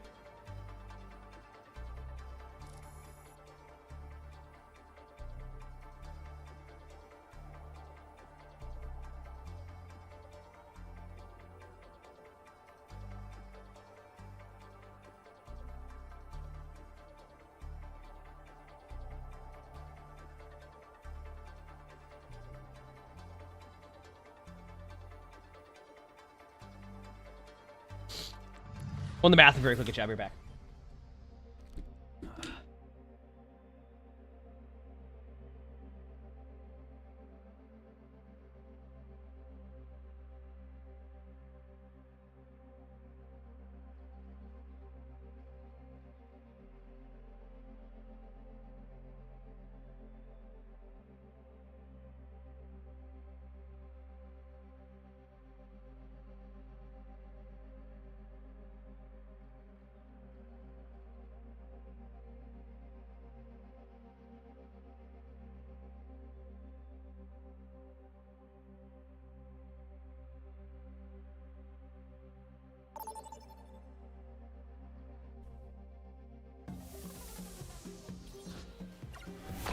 Prepare for battle.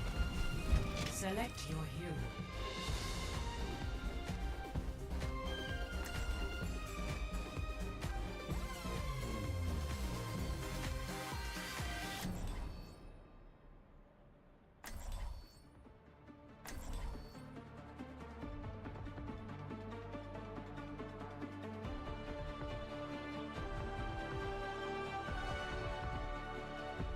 Alright, what do I got here?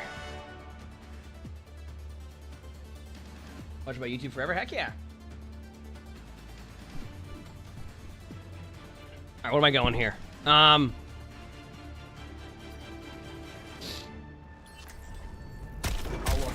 said someone said my play of the game was mid? What does that mean? Like, really good?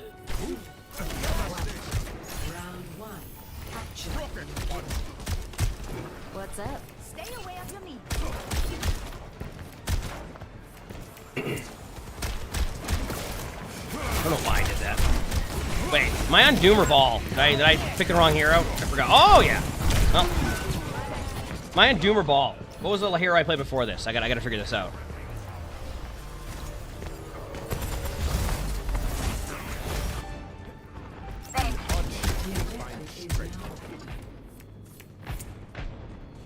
I played Doom last? Alright, Wrecking Ball it is. Over there. Thank you. Over there. Excuse me, chat. Oh, that's a Zen. Oh, that's a... What am I doing? No, I'm just going this... Oh, yeah, what a treat. Look at this movement. I didn't even know what to do. You know, Vent, with you asking that question, I still don't know what that means. And that is the thing here. Thank you.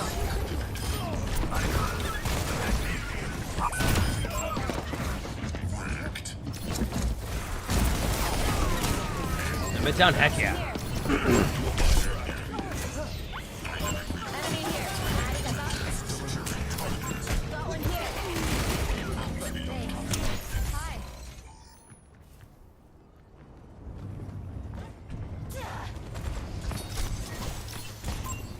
That's some sick dice. You know what was really cool? Remember a while ago I saw one of those really cool D&D tables that they sell? I forgot what the company was called, but it was really cool tables. Bathtub Hero, thanks for the 8 months of the Phoenix Prime stuff. Thank you, appreciate it. Thank you. Did you assume that Vent means some rule books and stuff? I can assure you that Vent does not mean that. Yes, yeah. I can assure you. I have seen the stuff that Vent has sent to J3 and Flats. Okay? Vent is not talking about, like... I'm just telling you right now.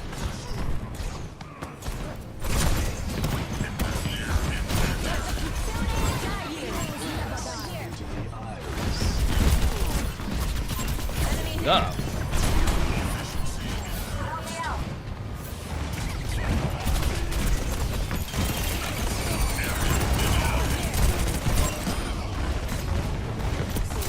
Oh, what a shot by Nate.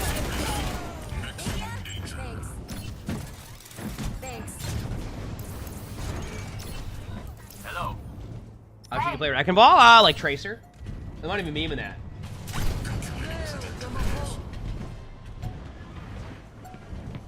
Attacking. It's my favorite team. Well, I'm from Massachusetts, so. Which means I'm getting up early on Sunday for some football in Germany. Right? Some early morning. It's gonna be a good game.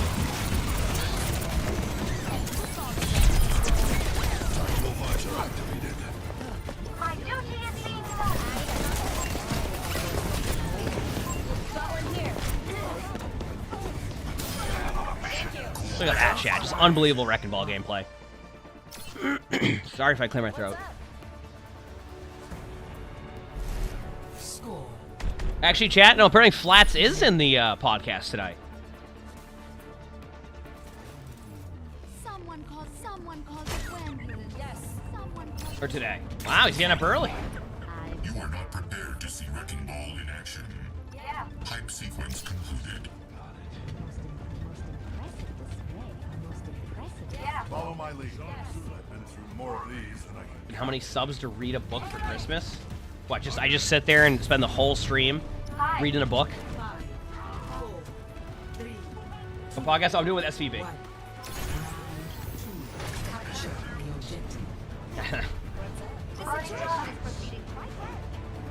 Didn't mean out loud.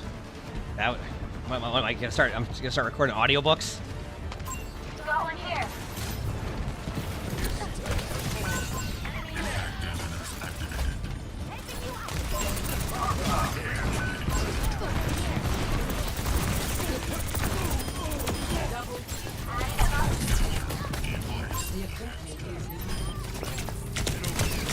I even technically? Are you even allowed to do that?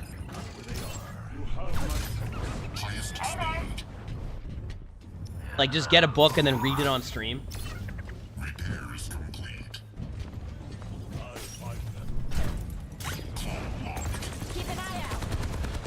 I don't even know if you can.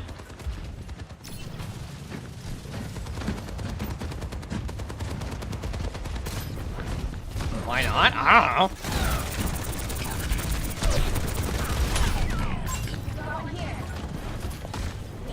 No, I don't think I want to see that.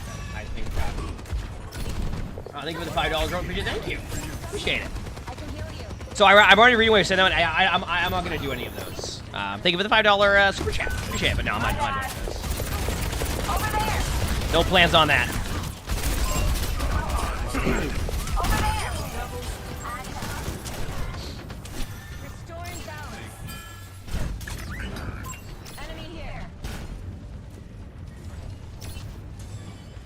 Rank Cup and 100.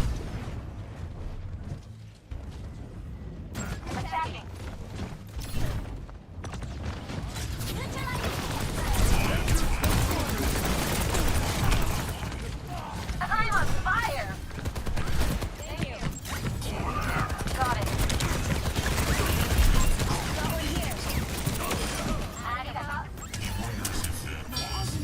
There you go. My ultimate is ready. No, I don't New really. idea for a video. Emongg starts a new account and has to go from bronze to GM, but chat can use super chat to give Emongg a debuff. Yeah, but as I was saying, I have no plan. No, the super chat. Listen, YouTube super chat.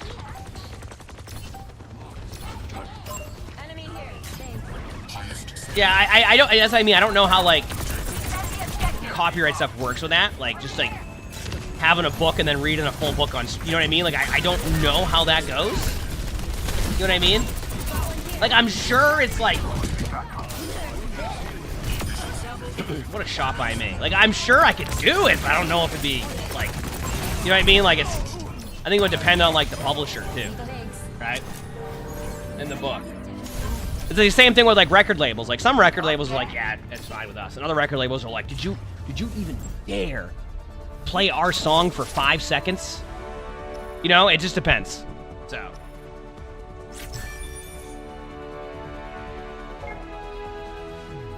Play of the game.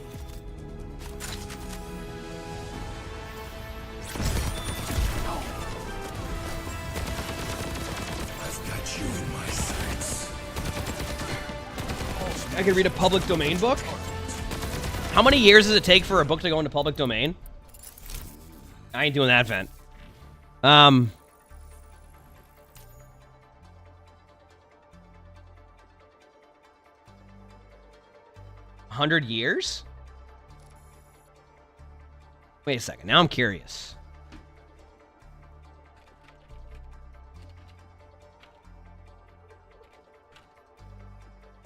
All right, chat. In 21 years, Lord of the Rings will be public domain.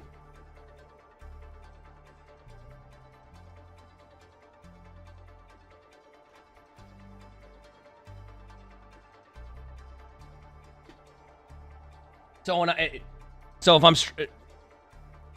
I'm streaming in 21 years, chat, I'll become a I'll read books on stream. That'll be my play. All right.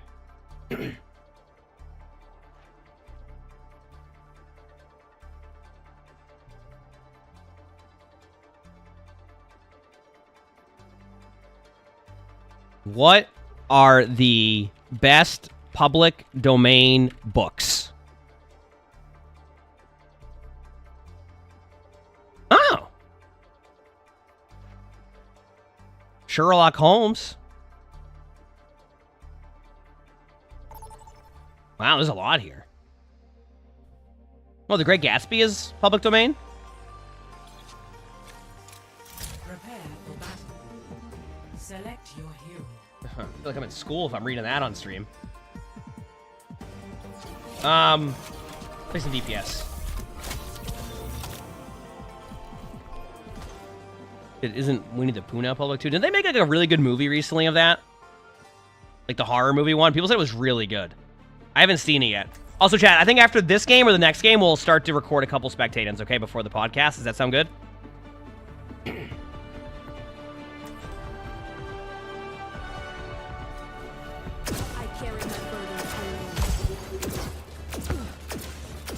This is why Overwatch can have a Pinocchio Zen skin, because it's public domain. Oh, that makes a lot more sense, doesn't it? Hi, Arnie. How you feeling? What's your price?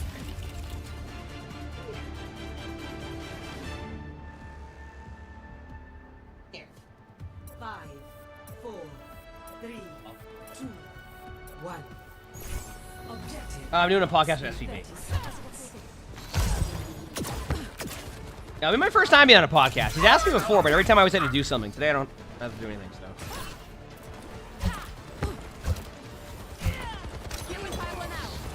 See how it goes. We're talking about BlizzCon.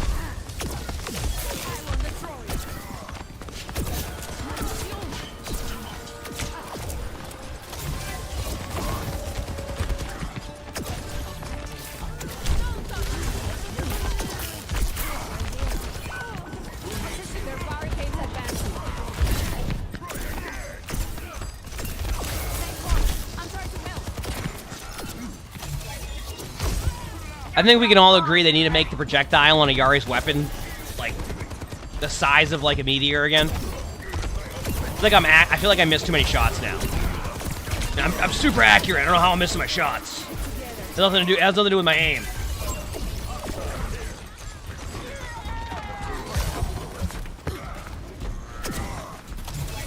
Thanks, Ellie. We're on the move.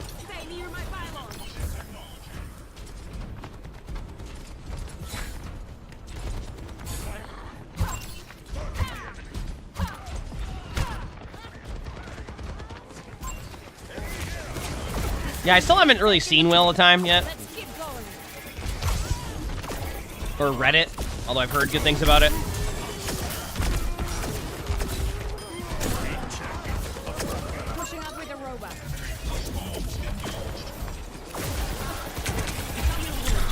Here we go. Let's go.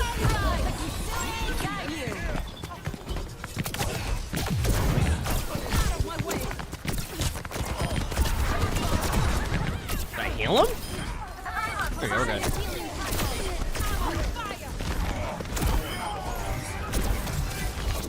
Nice. There we go. Did they vent? How was season 2?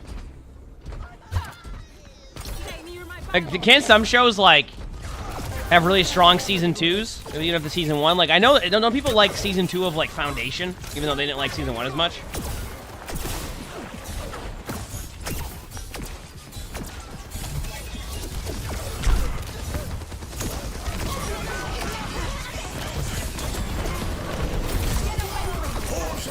Slam.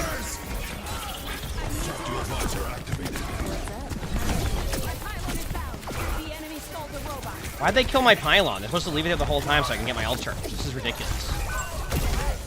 Now I'm upset.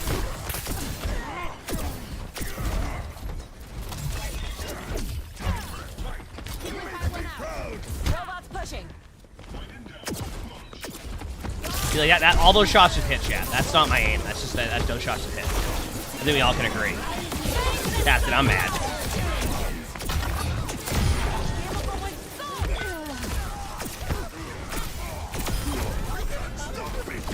Barricades moving out.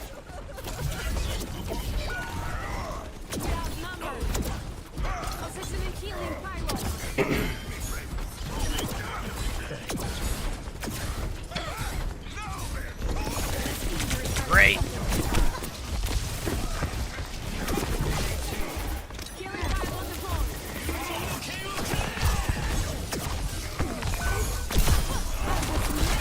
See, the mistake the Genji made right there is they try to go for a support. Everybody knows if you try to solo blade a support, that's not going to be a good idea.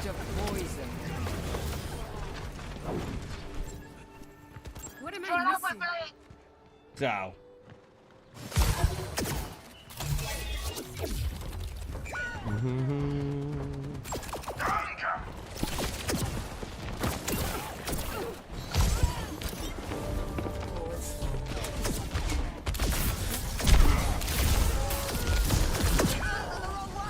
All right.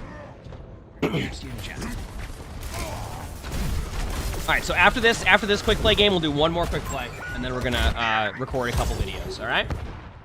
And then I have the SVB podcast, and then we'll figure out what we're doing after that. Alright, sound good?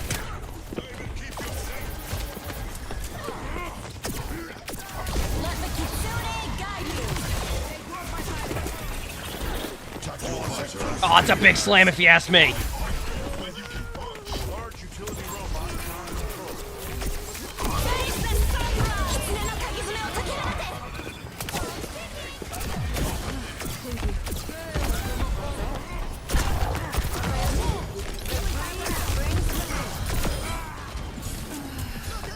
Doot.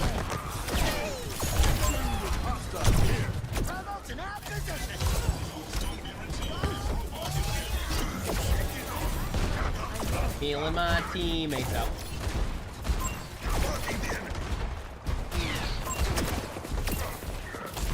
Yeah, I gotta watch more and more shows.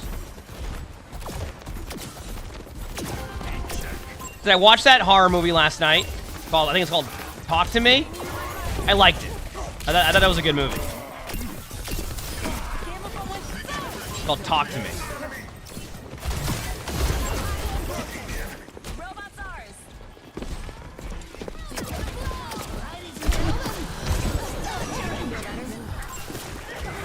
Yeah, like it was good, in my opinion. Like it was.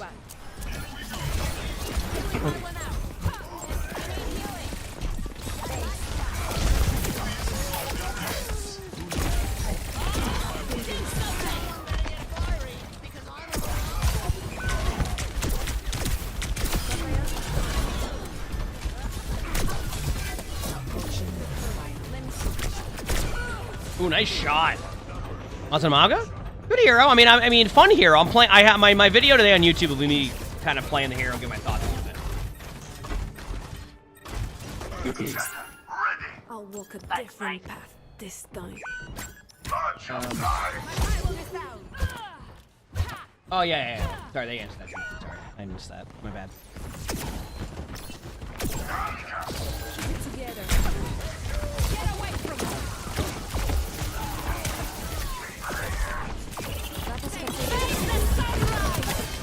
Oh, come on. Who randomly cleanses? That's it. I'm upset. Whenever I play Kiriko, I cleanse perfectly. All my cleanses are perfect. Oh, crap, sorry. I was clearing my throat. I am vibing.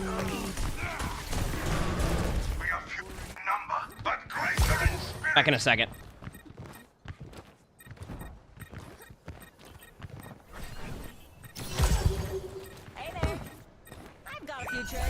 Got a few tricks. Hey, they took the robot from us.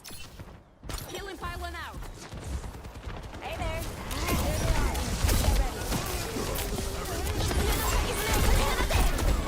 Out of my way.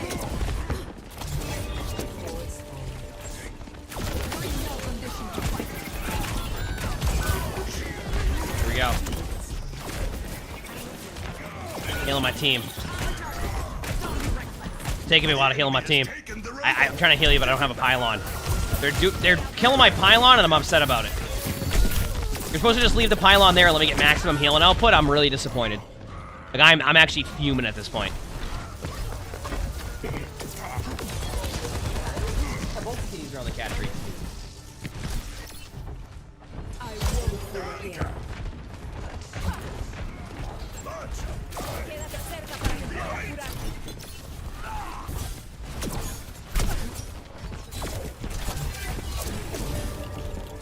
Here we go. Podcast? This is the SCB podcast.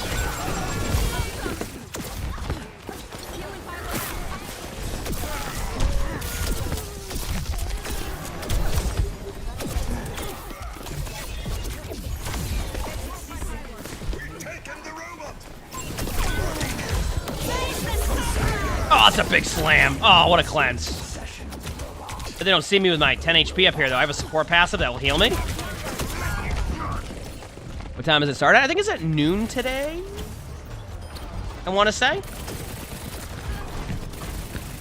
Noon? don't have time to be weak. Over here. 30 seconds is Stay close. I'm trying to get positioning healing. Let the Kitsune guide you.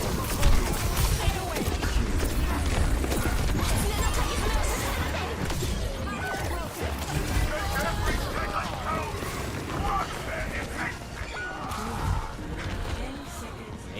Eight.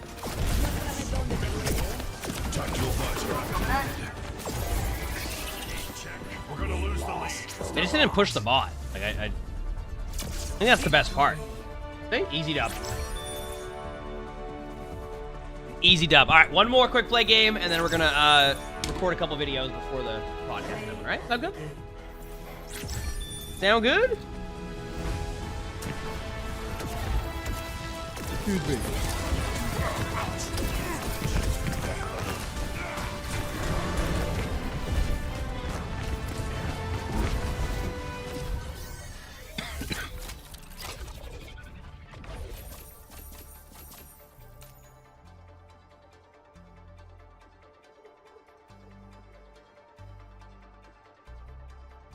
Alright.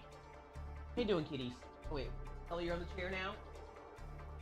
Keeping? Oh, I gotta stretch.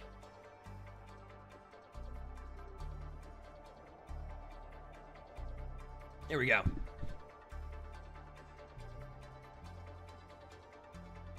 My cat's names? I have Luna, Sully, and Arnold.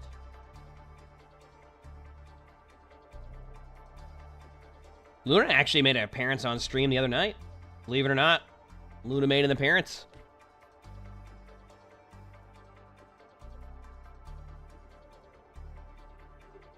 She walked into the camera for like 2 seconds and then left. Yep. She was seeing if there was any crunchies. She found out there was no crunchies and then she left.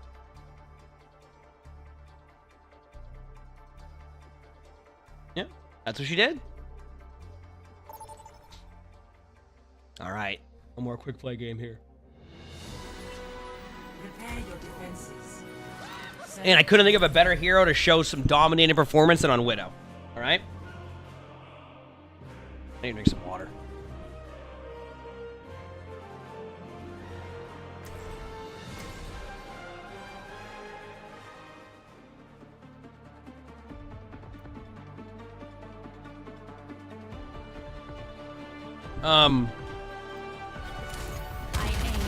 Luna's gonna be 6, Sully's gonna be 5, and Arnold's gonna be 1. Table Snake, thanks for the 41 months to tier 1. Thank you, appreciate it. 41 months. I do check that YouTube account, yeah. Victory goes to those who To that question, Timothy, I'm actually opening up a P.O. box this weekend, and I'll have the address in a couple places. That'll be very soon. All right. Test me. And I'll be opening up everything kind of like end of December or early January.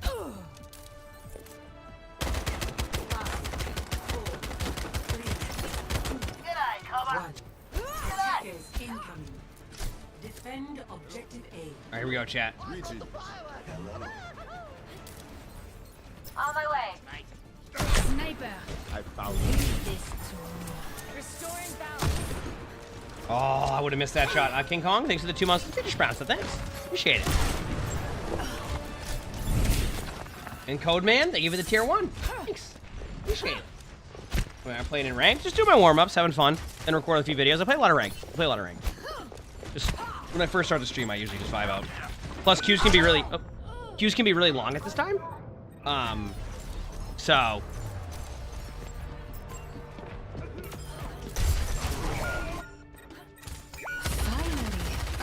Opponent. for rank, that is. So I usually will. Yeah.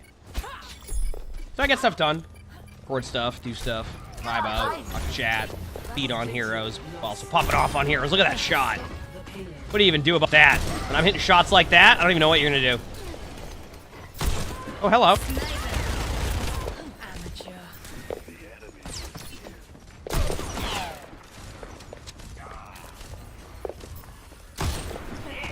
Hey.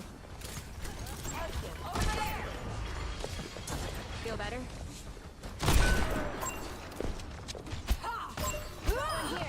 Easy.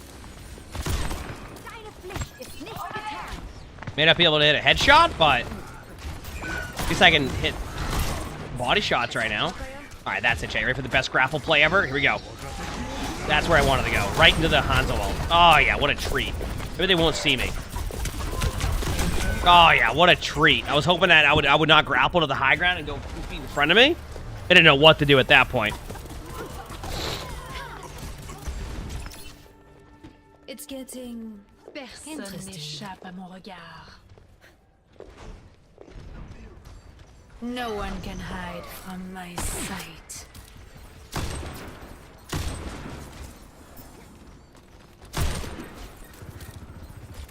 Easy. Look at that. I don't need to hit headshots. I want my teammates to get ult charges. If I hit headshots, my teammates will never be able to build their ults, you know? So I'm just doing enough damage so my teammates can follow up. You know? This Widow has a mercy pocketing in. Yep. Sniper, got one here.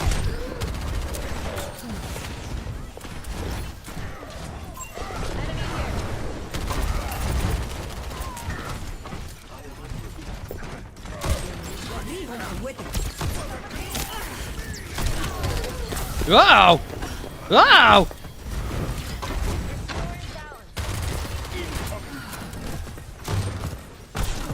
See?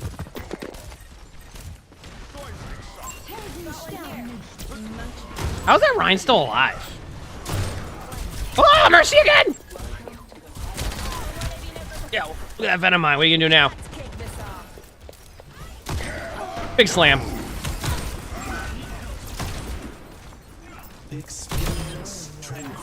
You won't res that. You won't res that. Hey, res that.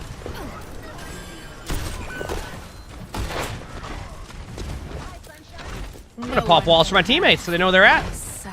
See?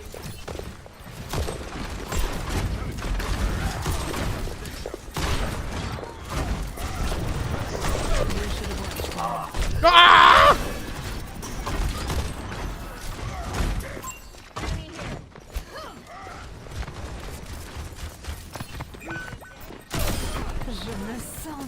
You won't dare res that, will you?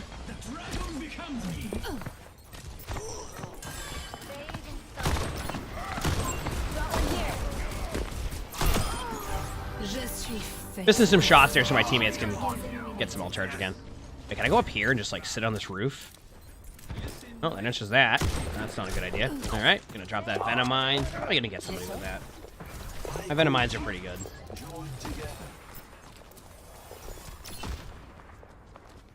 Don't be shy. Oh, come on. That was a good Venom Mine, too. Alright, time to peek that Widow with walls up. Whee! Oh, they didn't peek me. Time to get rolled by the Widow. Yeah, look at that Venom Mine. Told ya. I hear somebody near me. Nope, I'm good.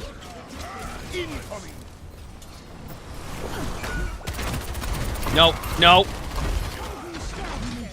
You see my Venom Mine. It's not a good idea.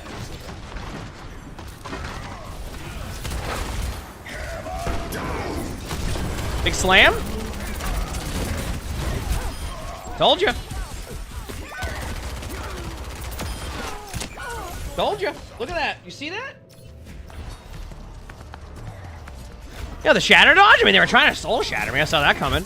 Look at. I'll be back in a second with Widow. I can miss some shots. Yes. Yes. I hate to come on.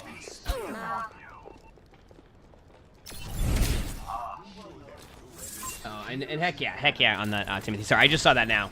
Yeah, like, once I have all this stuff updated, I'll make sure I post the P.O. Box stuff. Like I said, it should be today. I'll get the information. I'll probably post it this weekend.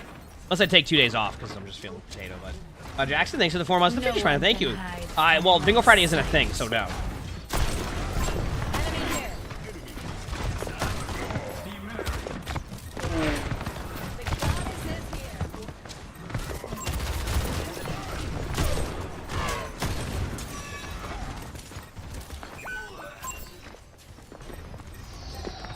The Kitsune got you. Yeah, I wanted to miss that shot for a second so I could go to this Hanzo. Meet your demise. See, that just looks cooler. If I had to miss the shot earlier just to be able to do that, you know? I wouldn't have been able to do that. Thanks. Thanks. Draw strength from nature. 60 seconds. Ooh, nice shot by their Kiriko.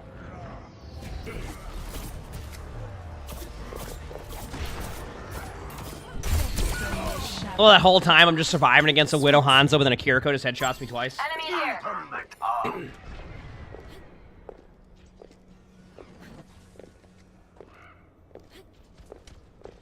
Here we go, let's do it. 30 seconds remaining. They don't have much time left. Clever. Ooh, that would have been a good Venom mine, too. Kokoyo. The spiders. Drew Rez, thanks for the 7 months to the finish line, so thank you, appreciate it, thank you. 10 seconds remaining.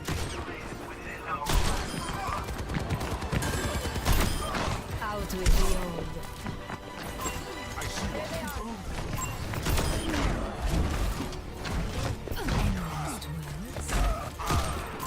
Enemy here.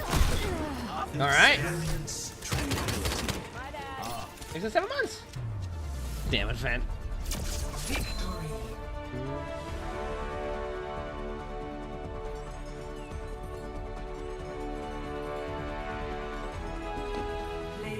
Oh, I got play of the game. Well, I don't even know what I did.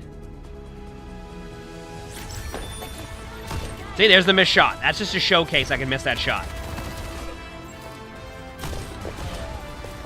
See?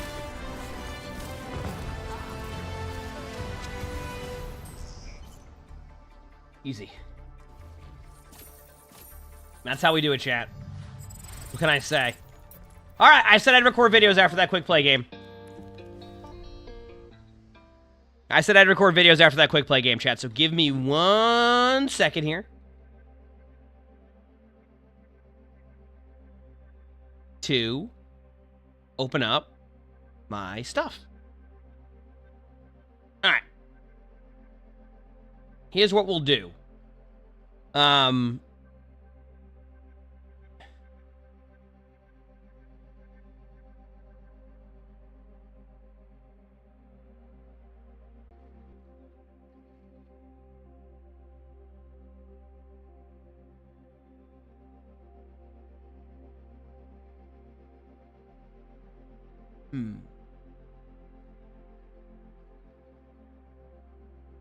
Okay.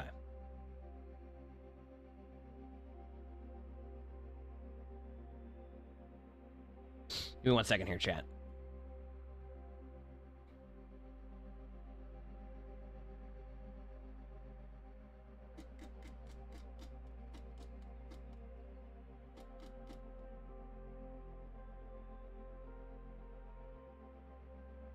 Good there. Good here. Give me 2 seconds, chat. Sorry. Good there.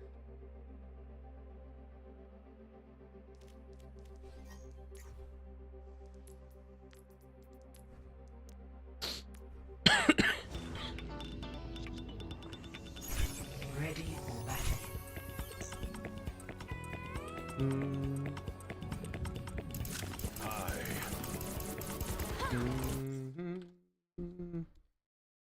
Bam, bam, bam, bam, bam, bam, bam, bam, bam, bam, bam, bam, bam.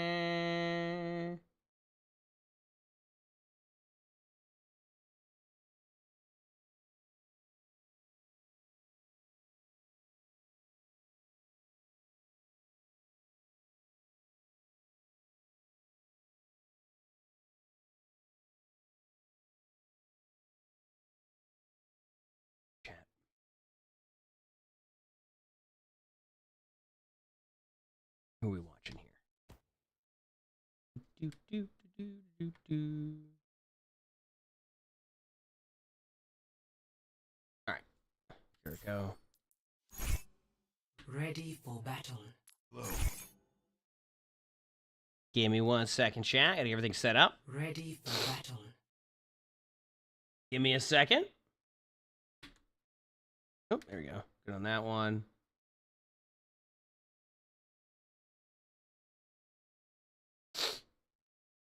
Here.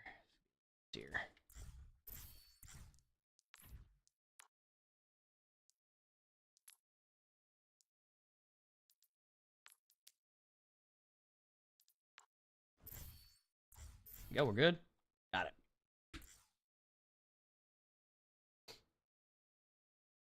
All right, chat, are we ready? I'm trying something with this one. Here we go.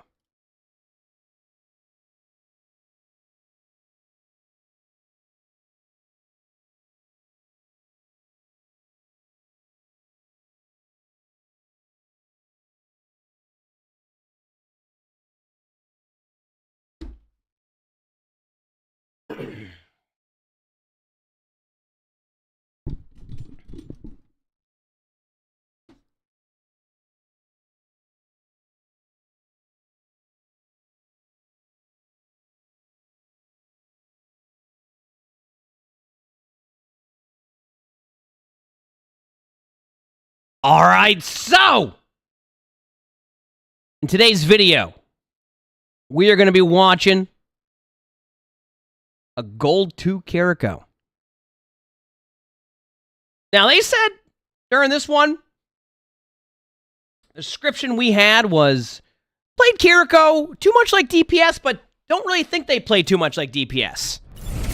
They actually thought they actually healed a lot, well, a good enough amount. We'll find out. We'll find out. Jet for sale, thanks for the 43 months. The Futures Promise, thank you. Appreciate it. Thank you. Appreciate that. Give me 2 more seconds, chat, and then we'll start this, okay?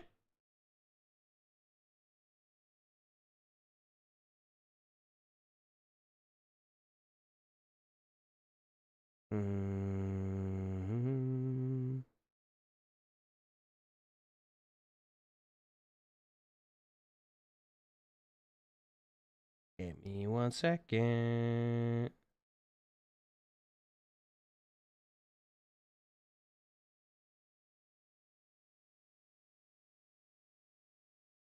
All right. We're good. All right, chat, let's do this. Sorry, just getting something set up. All right. So, let's see. Is this a long game?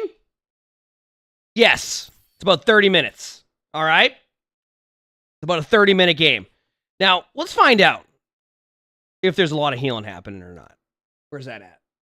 There we go. The long game. They said the Kiriko here goes very much DPS Kiriko, which actually can work on this map, at least in my opinion. 4, Can work in this map. 2, 1. Oh, sorry. Attackers incoming. Let's show these. And also, it's not... Chat is spamming Bingo Friday. It is not... That's not a thing.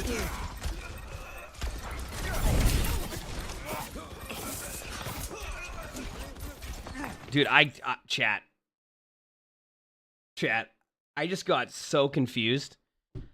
I was like, doesn't this seem like it's in slow motion? I'm like, doesn't this seem like it's in slow motion? And I realized it was set to 0.75. Like, I'm like, damn, like this game is... I know I'm a bit potato right now, but I'm like, damn, like what is going on here? All right, here we go. So let's see if there's a bunch of damage, if the healing was enough. That was the suggestion here. The healing was enough. Also, chat, if I miss anything on the bingo card, let me know. We'll check it off, and we'll go from there. Here we go. So far, nothing has happened outside of the other team rolling. Wait, Doom's on you. There's a cleanse.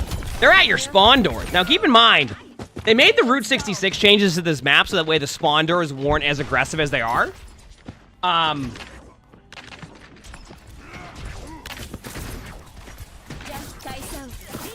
So we'll see. This might hurt more than usual.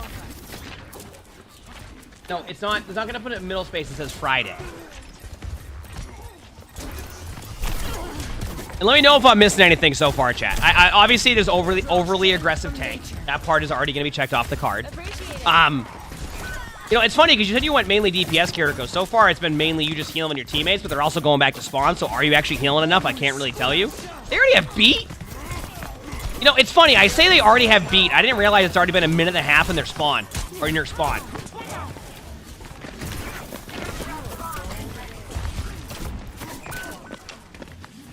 You know, if I had to check off overly aggressive support right now, I would not be able to with what I'm watching.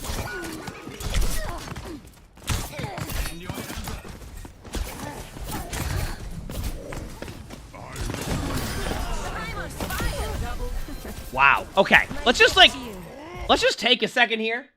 All right. And let's go look at this bingo card. I actually got to put the bingo card back up. I accidentally minimized out of it. Okay. So far, I've seen frontline support. Their support's already been super aggressive in your spawn. Okay. So that first box is checked off. Your Mercy at the beginning. All right. Long team fight. I think we can explain that because that felt like it was just a long 2-minute team fight that just constantly went on there over and over again. Anything else I'm missing? Tank out of LOS. We did see the tank out of LOS. Goes in 1v5? Not yet, no. Aggressive tank, I agree with that one. So far, we've seen, like, just a Kiriko sitting here. Also, that looks cool. Wait, I never realized it showed Le Seraphim on, like, the... Look at the Kiriko thing.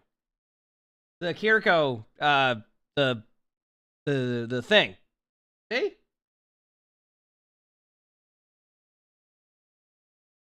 See? The tickets, yeah. Like, I know that was a thing, like, in the music video. I just didn't realize it was a CC'd. Oh, yeah, CC'd is also a thing. Yes, especially with May. Okay, good call. All right, we're good. Yeah, it's tickets. It took me a while to figure out what I was trying to say there. All right. Here we go. So, off to a pretty good start there. Thanks for the boost. Well, no, Bingo Friday isn't a thing. Like, that's just not a thing. We're recording the bingo on a Friday, but it's not a thing. CC means crown control. Okay, so, yeah. All right. You know what? This is good enough for me, chat, because, the cast, yeah, this is good enough for me. So this is, like I said, we're a bit more lenient sometimes. This one is checked off after a team fight is won or lost. Everyone stands on the point, doesn't go for any map control. This is a perfect opportunity to go for map control. Like, at this point in the game, this is where you want to take this high ground, right? So do you see, like, Earl's, big Earl's 24-hour service, no refunds here? Before this is where you want to take this map control, right? And this can happen in any ring. You're not going to be able to, the 3 on the cart right now is not going to give you the cart here. So what you want to do is you can get one cart and get the same value by just having people up here deny them from getting this high ground. And when you do that, this is what happens. This is why it's checked off, because it's the idea of, like, understanding we need to get this map control to make this a lot easier for my team to be able to make a play, right? That's why you do that. That's why it's on the card. That's why I talk about it all the time. Now, I'm not saying it's going to go perfectly, but getting in that mindset will definitely help. All right. Anyway, that's checked off the bingo card. I went into a really advanced way of saying, get off the cart and go help push. My ultimate is ready. Have one on cart. Technically, actually, Kiriko should be the one to stand cart. And because you can TP to your team for a team fight. But now you've given them that map control and they can take a team fight right in front of you. I thought that Doom was going right off the map. What about spamming cooldowns? I mean, I think it's a free space at this point for pretty much everybody. I spam cooldowns. I want to see if there's any ults used here. Like, for example, the team has no ults. A 0 LM ult? Who ulted that had 0 LMs? I don't know, like, it's such a hard... Like, I know Kiriko ulted that, but, like, I don't even know if I count that, do I? Because, like, whenever I guess you could. I guess you could. No, I guess you could.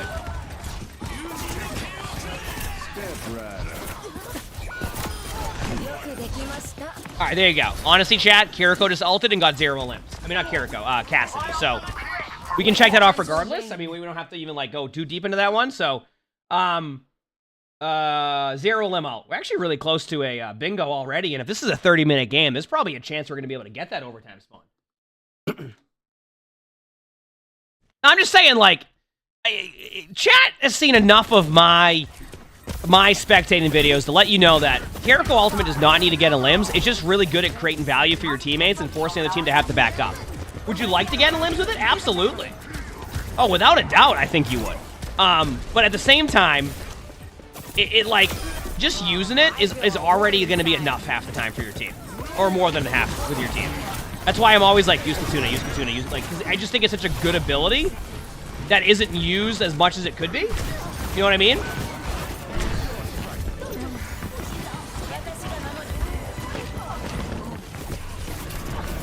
Your team wins this fight? Oh, wait, I see why.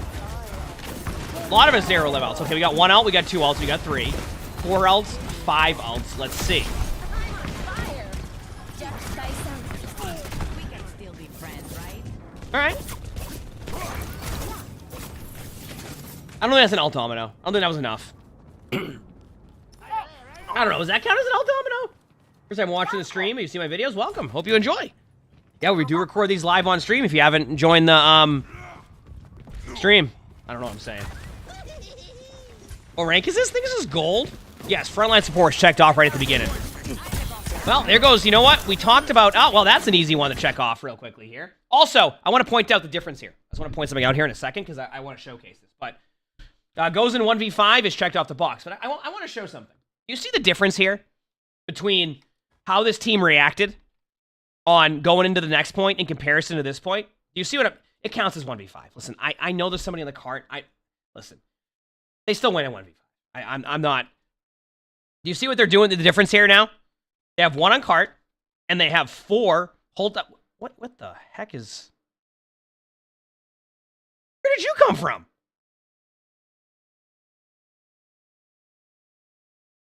But anyway, like, you see the difference here in taking the high ground and denying this map control here? It's no different than doing that on the same spot here, which is why I mentioned that, right?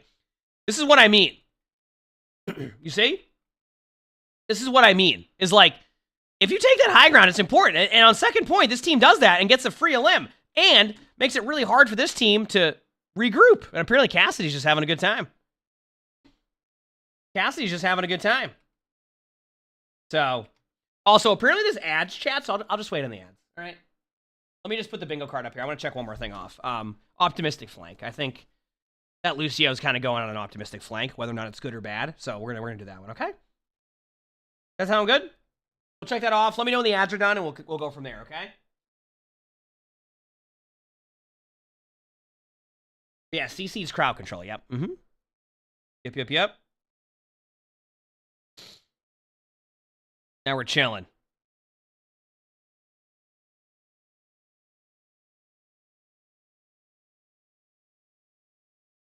Now we're chilling for a second, chat. All right.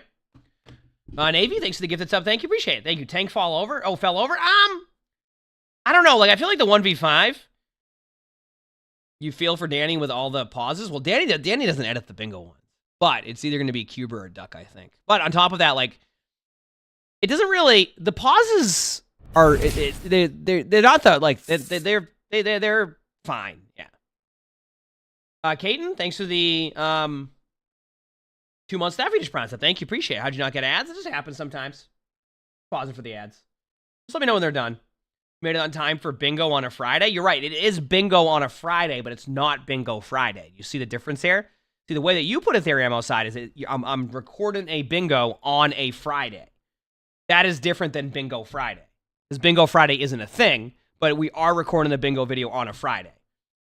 Navy, thanks for another gifted sub. Thank you, appreciate it. Do you see what I'm saying? That's the difference here. No, it doesn't work that way. Because I could do bingo on a Thursday, and it doesn't make it bingo Thursday or bingo Friday. It's just bingo on a Thursday. Do you see that here?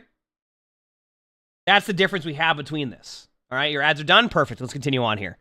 So far, it's been an interesting game. It's been, you know, some Overwatch. All right, here we go. I would like to see you use your Kitsune pretty early here. I always talk about how second point is so important on Route 66 to keep this map control because, like, second point is so hard to push sometimes. But if you keep this map control like you are, so like I would very much like to see you be really aggro with this Kitsune. You could even just go from the roof here, and then the Fox will go all the way down there, and you'll get some value off of that. I'm grateful. You really are going for that DPS. You know what though? You mentioned how like you thought you did enough healing so far. I feel like you haven't had a heal that much. And what I mean by that is like things like the team fights are happening in this like interesting spot where like it's not the lack of healing from you. Well, that's not good. That was okay, wait a second. Did I have to? Where was that Junkrat at? I need to rewind this for a second. There is no way. What was the Junkrat even doing at this point? Oh, it was a high noon? Oh, let me just see. Yup, that looks like a high noon to me.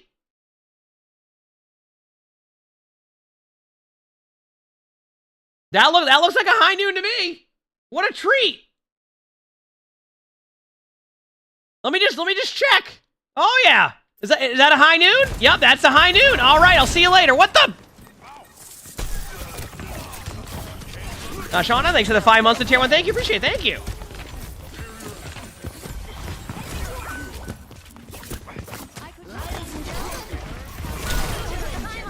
Well, good thing they got res. Okay, so we have 1, 2, 3 ultimates used.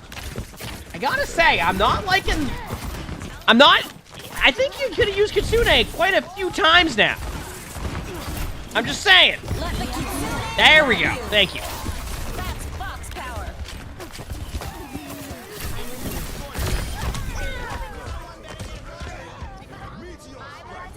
All right.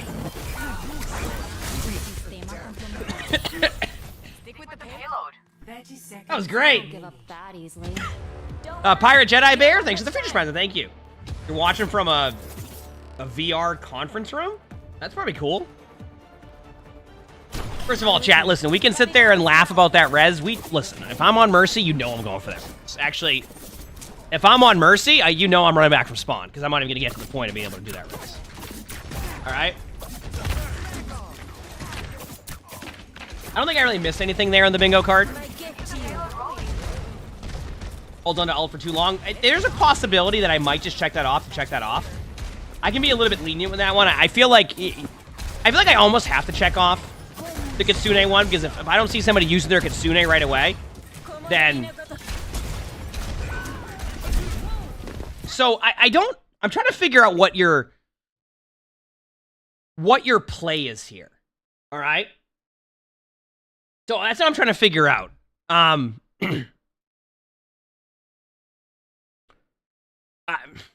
trying to figure this one out here.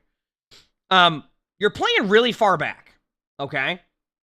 You're playing really far back. And then you just kind of throw a cleanse at your Mercy that hits a wall. So what I would like to see you do is play a little bit more even like that medium range, to where like you can actually help your teammates a little bit more and not have to like, your teammates aren't waiting on the carrier pigeon to bring the heals over to you. You know what I mean? Because I feel like, don't get me wrong, even when I play Kiriko, I understand like, I understand playing that like distance, right? At times, but this is one of those situations where I feel like you could have been a lot closer here, and I don't think your Mercy goes back to spawn at that point. I just think like you're kind of, it's very situational with how you're going to position yourself here as Kiriko, but I feel like you were just going way too far back. So that's my take on that one. Nathan, thank you for the 11 months with the tier 1. Thank you, appreciate it. And Brad, thank you for the 8 months down tier 1. Hello, how's it going? Anyway, also I'm going to check off nothing. No, we're good. Here's the wall. All right, here we go.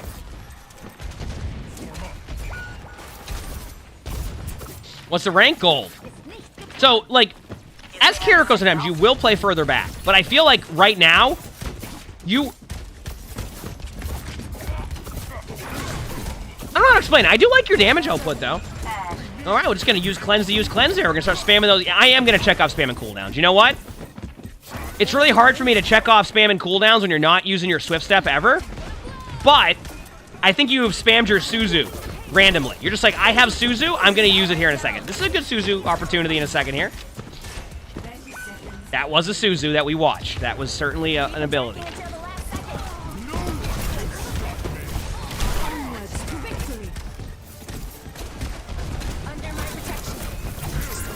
I would very much like to see a...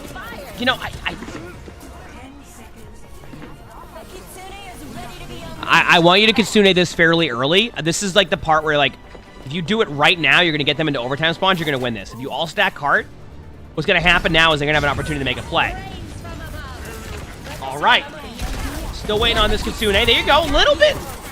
I want to say, though, that was pretty risky. And the reason why I think that was pretty risky at that point is because you just turned your back to their whole team and didn't pop it. Like, you just pop that and then go with it.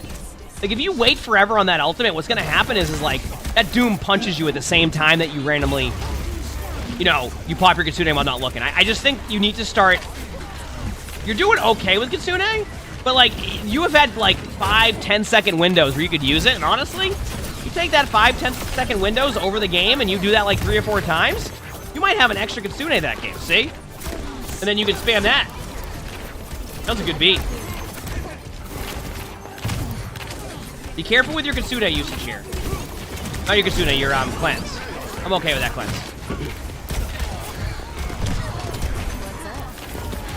Yup. Oh yeah. This is some Overwatch. This is just everybody's going for their 1v1s. Who wins this? I don't even know what's going on right now. How has your Winston been alive this whole time? I've seen your Winston at like 10 HP like 20 times this team fight. There is no way you're winning this. You're winning this. Oh, nice. You know, this is interesting to me. You know, when you said that you were doing a lot of damage as Kiriko, right? We're going to open up the bingo card just in case here. When you said that you were going to do like the... let me check out spam and cooldowns too. I've seen enough to... You know, we're counting it as a cooldown, but it's spam and cooldowns to me. Oh yeah, everyone stacks in the objective too. We can check that one off. Good call. I'm gonna be honest with you. Like, you've actually done a fairly good job of your balance of damage and healing. Am I wrong on that one? Because I feel like in your comp, right, Winston's not going to be healed to full to begin with. So for like the discussion there is like, oh, Winston's at low HP. You're running Kiriko Mercy, right? Mercy's going to be damage boosting a little bit more. Like, you're not going to like have like these really quick heals, right? But I feel like you've done a fairly good job of balancing your damage and healing. Like, you know what I mean? So, like, it's been, like, okay to me. I mean, I'm not saying it's perfect, but, like, I expected you to just be, like, launching, you know, left clicks the whole game while being on the flank. You know what I mean? So, it hasn't been, like, terrible, right? First stream came from YouTube. Welcome. The rank is gold, too. Yes, this isn't a mystery bingo. This is just... We do mystery bingos occasionally. This is not one of the mystery bingo videos currently. All right, here we go. Also, chat, if I'm... sounds like I'm losing my voice a little bit. I'm just, like, obviously a bit under the weather.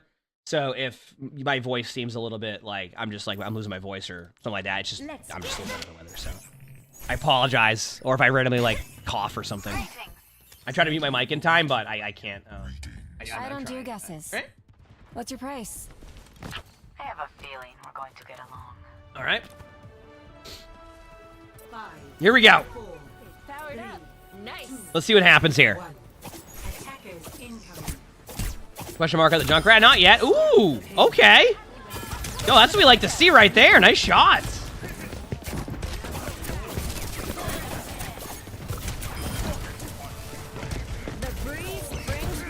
Ooh, okay. Wait a second.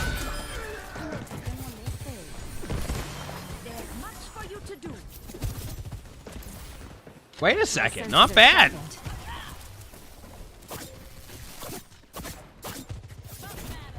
Oh, there we go. Onto the high ground.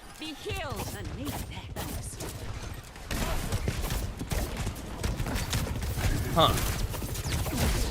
Okay, now nothing's happened. I'm trying to see what I... You know, it's interesting. I'm not gonna... I think your positioning's fine right now.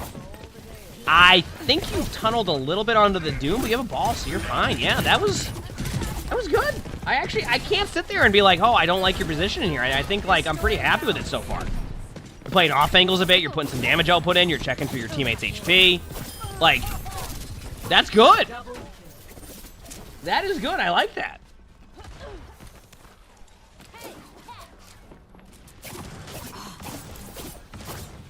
might hurt more than usual.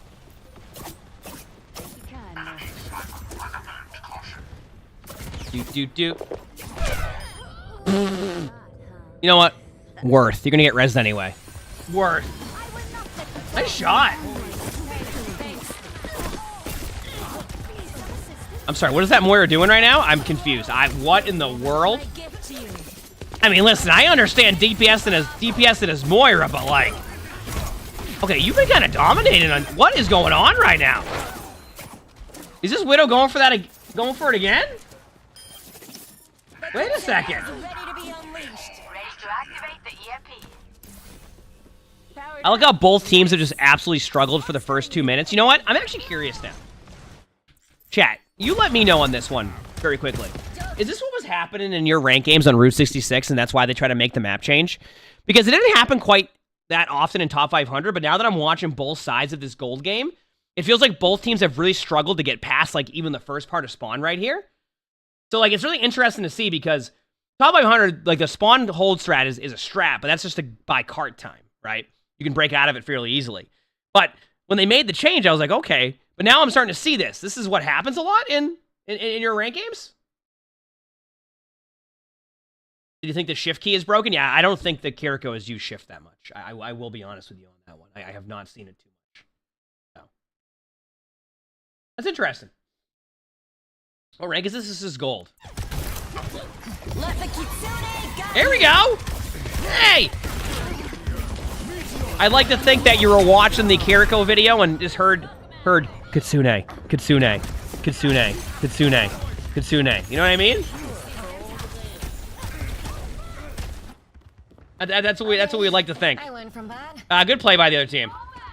That no one pushes together. I mean, yeah, that happens in top 100 too. That is certainly a cleanse you were throwing. That is certainly a cleanse. Yep. Okay. Has that ball had ult for a while? Well, that answers that question. I do want to reiterate again. Don't be afraid to use your swift step. Not on the wrecking ball, but to like reposition and like get out of areas. Like, your swift step usage has been very limited. It's a very quick cooldown. It can be very effective. Good cleanse. Nice job.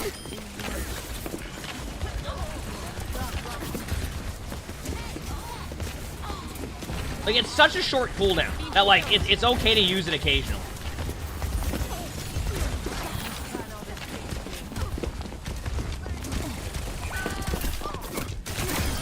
Nice job.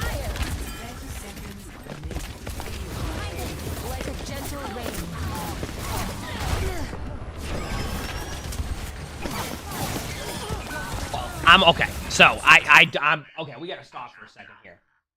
All right, let me just. I gotta check this box off right here. I'm checking off. No one peels for the supports, and this is our first bingo.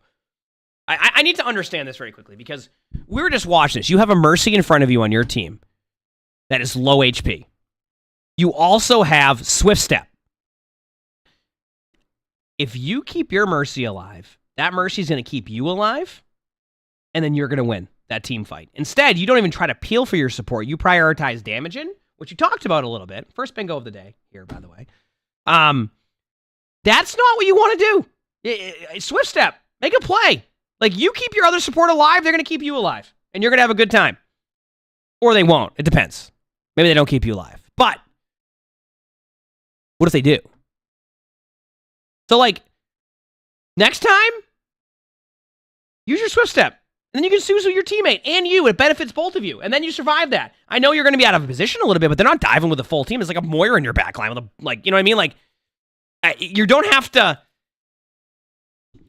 I want to see you use that ability a little bit more. I really believe you're not using it as much as you could. That is my take on that. Like, your swift step has been something.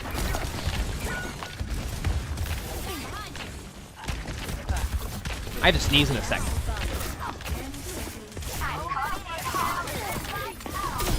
Oh, I feel all warm inside.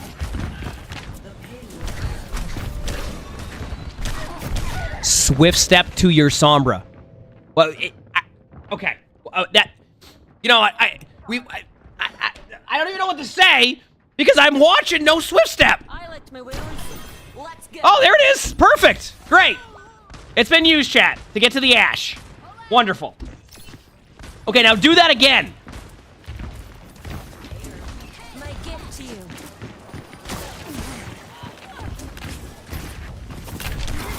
Good shots, though. You turned your back to their team, so remember that. This is fine. Just be wary of your positioning sometimes. Okay, what's the play here? More than usual. Kitsune? Onwards to victory. That one's on the house.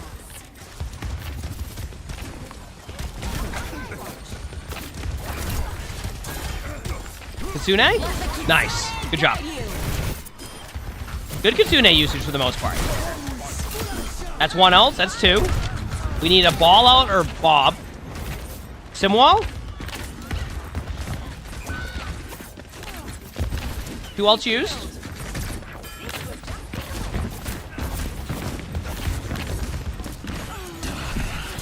That's tough. That is tough for the Reaper. That's three ults. We need to Doom ult now. Okay, Wrecking Ball is just saving mines for later on. All right, here we go. Now you're healing your Mercy. Good job. You can Swift Step. Remember, your Mercy is behind you.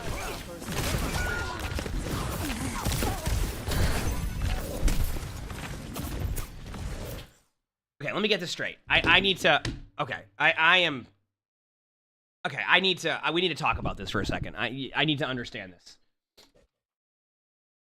You didn't Swift Step to your Mercy and Spawn, who needed help. You didn't try to Swift Step to the Ashe, who, I mean, you could argue that's not the best one. You Swift Step to a Bob off of the point. Just so I understand this correctly, what we're seeing so far. You Swift Step to a Bob.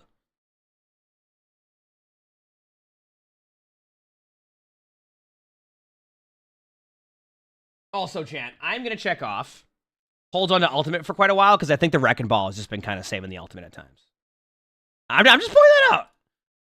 I do think one thing you can improve on right now is definitely your Swift Step usage, for sure. Like, I think, like, you're kind of limited in some of, like, the things you can do on Kiriko by just not using that ability, unless, like, it's to get to, like, your teammate randomly. Now you're trying to survive this. Okay, this is a treat. The payload has reached the checkpoint. Actually, I like this, because you can Swift Step to your Wrecking Ball to the right. This is going to be good.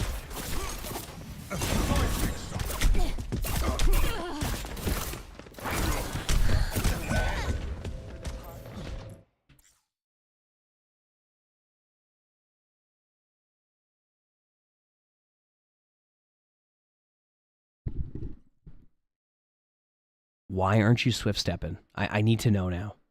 I need to know. I'm at the point where you're I think you'll actually improve on Kiriko. I actually think you're playing a pretty good Kiriko outside of, like, your Swift Step usage. You're just not using it to, like, even survive on that one. Yeah, wall climbing can be good too. Also, chat's saying there's ads, so I'll wait 1 second here, chat, okay? Let me know when the ads are done. All right.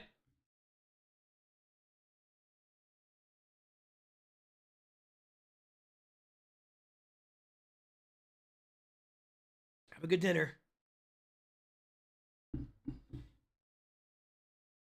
Let me know when the ads are done. We'll continue on. Excuse me.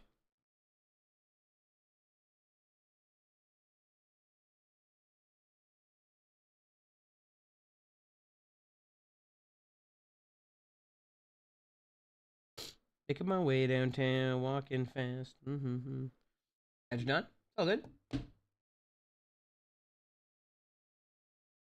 Is it Bingo Friday? No, Bingo Friday isn't a thing. We are recording the Bingo video on a Friday, but it's not. The Bingo Friday just isn't a thing in general. It's just not a thing. So, in case you're wondering.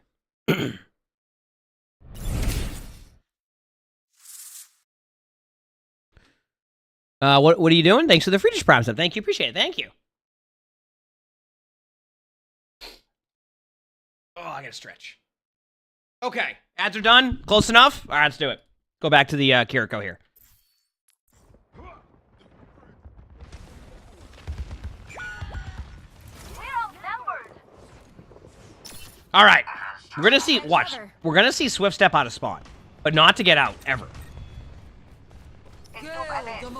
Yep. Nope, never mind. Restore and balance. Nope. Yeah. Nope.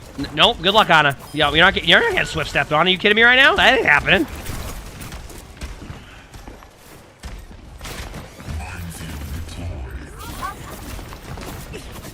Good luck. Under my protection. That's one ult. That's two ults. Kitsune.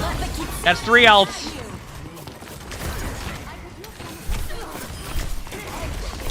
That's four ults.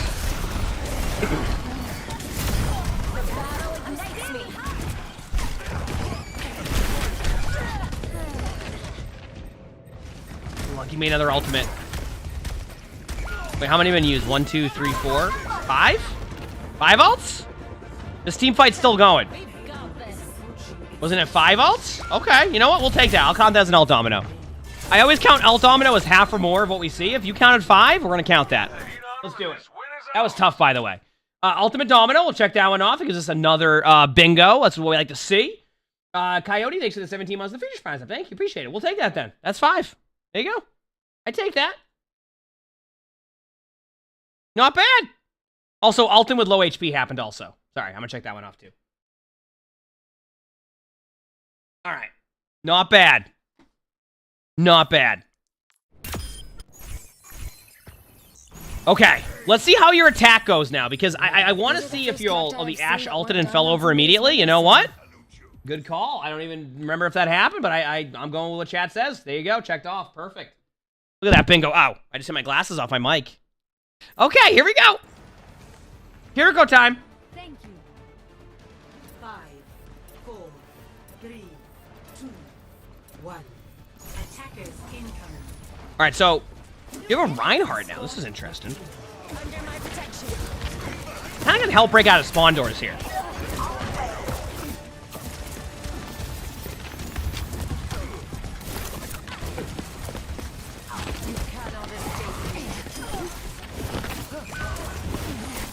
Oh, that's a Moira.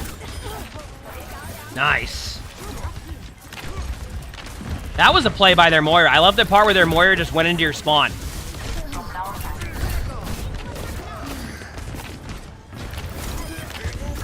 I feel like we could count how many times you've swift stepped this game. It's like 3.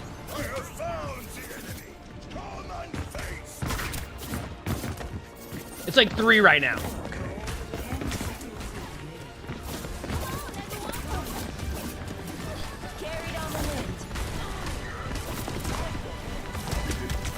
Now, will the other team run to the point 1 by 1 because it's overtime? Yep. Here we go. It's time. Yep. Oh, yeah. There we go. It's overtime. Got to run to the point 1 by 1. Yeah, there it is. The classic. The absolute classic. Overtime spawns are longer. When you're in overtime, it's better to prioritize getting a good team fight in and going in so that you're getting the full value, whether that's building ultimates, getting ultimates out. If you do this, they're going to be on long overtime spawns. And this is what you're seeing right now. Everybody keeps going to the cart 1 by 1, try to stop that cart. And the problem, like I said, is you are in overtime spawns. You will have longer spawns. This is what you're seeing right now. This is why this is happening. That is a Reaper ult. That is... Wow. All right. Yep. All right, I got a couple things to check off here. Don't you worry. Don't you worry. All right, first of all, absolute quality. Thank you for the 8 months of the tier 1. Thank you. Appreciate it. We're going to check off ults after a team fight is 1/lost. That's checked off. That's another bingo. We're also going to check off people run to the cart 1 by 1 during overtime. That is a second bingo. 2 more bingos right there off of that alone. Why go? Thanks for the 3 months of the Futures Prize. Thank you. Appreciate it. So, could have swift stepped out. Yeah, but swift step is just not an option right now. All right? Swift step is just not an option right now. All right, anyways, go back.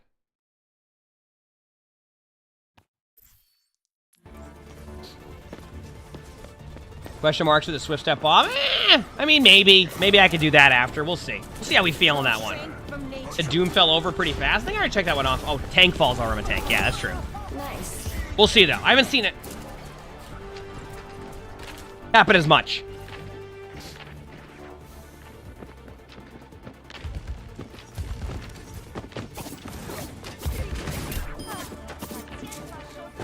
It just keeps happening. It just keeps going in over and over again. Like, it just keeps happening. That team needs to regroup. It's not worth getting the overtime spawns. Regroup. All right, here we go. Oh, yeah. What a treat. Be careful. You can swift step this. You can swift step. Yeah! Let's go!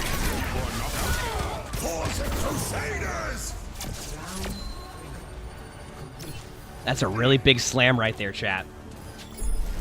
Score 3-4.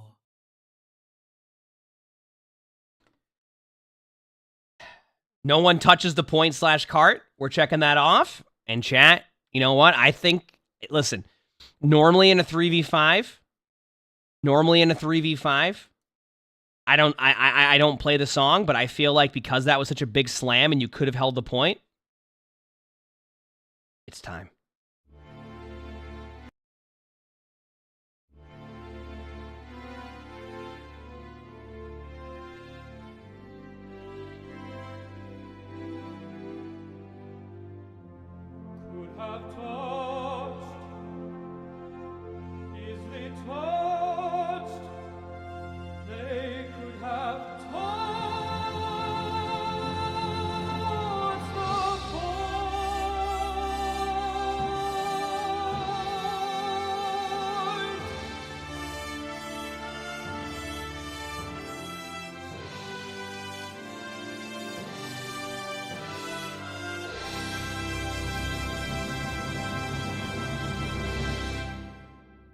They could have touched a point. Now, I'm seeing a little bit of the discussion of, well, didn't the Doom punch him off?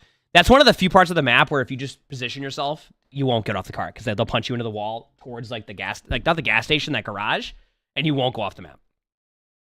Oh, yeah, the Doom technically did go AFK for, like, a 10th of a second, chat, so let's check it off. We got a bingo on that one, too. I do remember that. When they're at the bottom of the stairs, we'll check that off. Why not? So that's why we're checking that one off, is because I feel like that part of the map you can actually position to not get pooped off the point at all. On top of the Reinhardt having the follow-up shatter, I'm content with that. I'm fine with it, chat. Listen, sometimes we can be a little bit lenient with the bingo card. It's all about having fun with it, so I'm having fun with it, all right? There you go. That's where I'm at. All right, here we go. Keep it going. Let's see. Can your team win this? Will your team lose this? We're about to find out. Ready. 4, 3. Go back a little bit here. Okay, here we go. Ready for battle. Powered up. Did you play that song at your wedding? Oh, did you? 5. I'm sure they got really confused at the wedding when they were saying you didn't touch the point. 1. Attackers Yolda.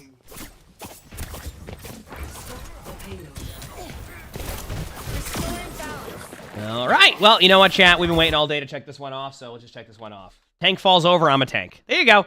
Bingo. That was quick.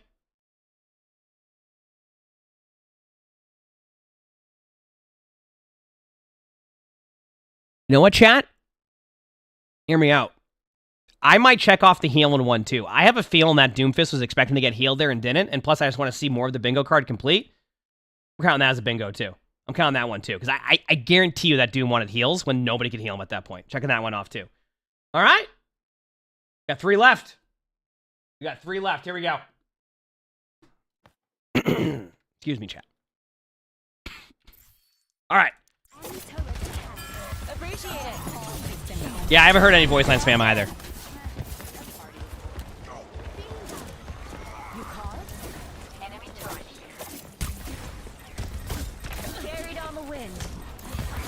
Now keep in mind, I talked about like being like far away. This is I'm fine with. You're in a good spot because you're comp. This is like the difference of what I was talking about earlier. With you being further away, that's a cleanse. That's gonna be. Here goes your May.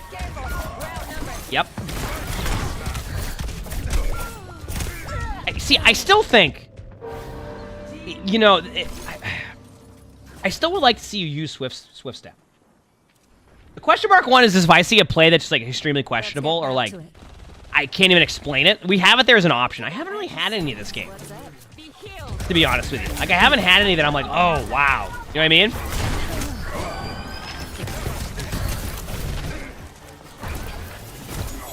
We'll see, though.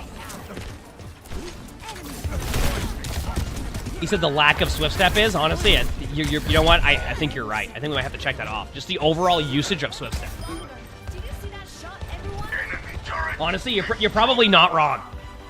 Yeah, this Kiriko definitely plays pretty far away, for sure. I mean, at times, his medium range, I still think your damage output has been solid, and I think your healing's been pretty okay. So, like, overall, that's been good, but there's definitely a lot of room for improvement on this.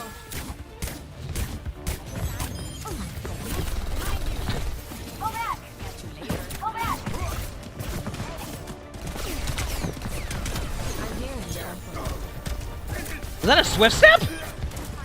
Let's go! Did I see that? Nice Kitsune. Uh-oh. Good cleanse. Nice.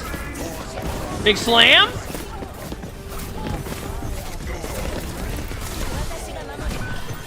Uh-oh.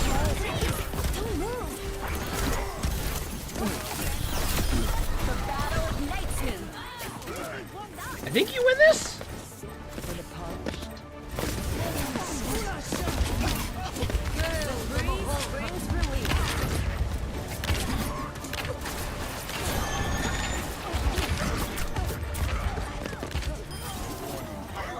Right? Okay, yeah, you win this. Good job getting the Torp turret.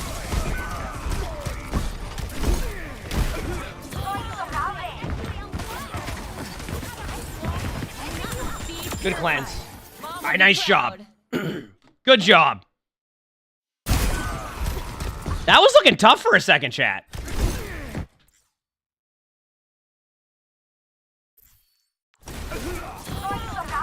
That was looking tough. All right. So here's my take on this game. Let me just... First of all, I'm going to check off question marks. Chat's right, okay? Your Swift Step usage this game, we're just going to check that off. Because you never used it. No voice line spam. I didn't really see anybody get stuck into anything. I mean, it probably happened, but I just didn't see it, so I'm not going to check that off. But that was a quality bingo card, okay? But I'm going to give you a little bit of feedback, okay? A little bit of feedback on this one. You need to start using your Swift Step more, and you can wall climb a little bit more, too. Like, you're leaving so much of your kit on the table that, like, you could actually be getting so much more value, right? Like, you could be getting so much more value, but you're just not using that ability. And, like, a perfect example is, like, your Mercy. Your Mercy's like, I need a heal, please. And you're like, you know what? You do need a heal, but there's a wall in front of you, and I can't heal you. And then you're like, wait a second. I have Swift Step, but that's only used to get out of spawn. I can't do that. And that's what it felt like. I think we should Swift Step like 7 times. If like the editor went and added a Swift Step counter, I don't even know if it would hit double digits. I legitimately don't. And that was a 30-minute game.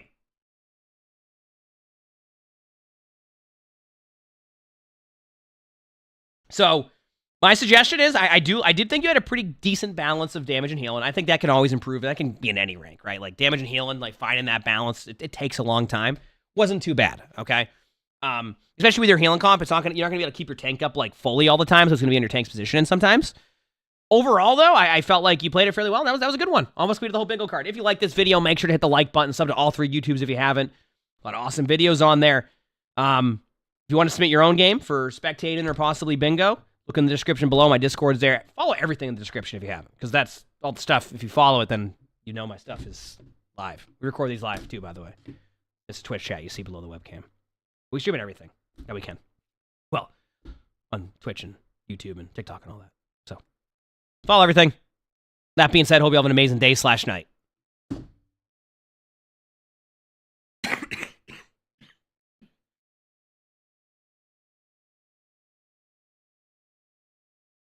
Whew. Like I said, chat, sorry if that wasn't as, like, sorry if I'm a bit potato-y. So I hope you still enjoyed that bingo video. The TikTok stream went down. Of course it did, right? Why not? Baron, thanks for the 5 months. The Futures Promise. Thank you. Appreciate it. Thank you. So, hopefully people still like that bingo video.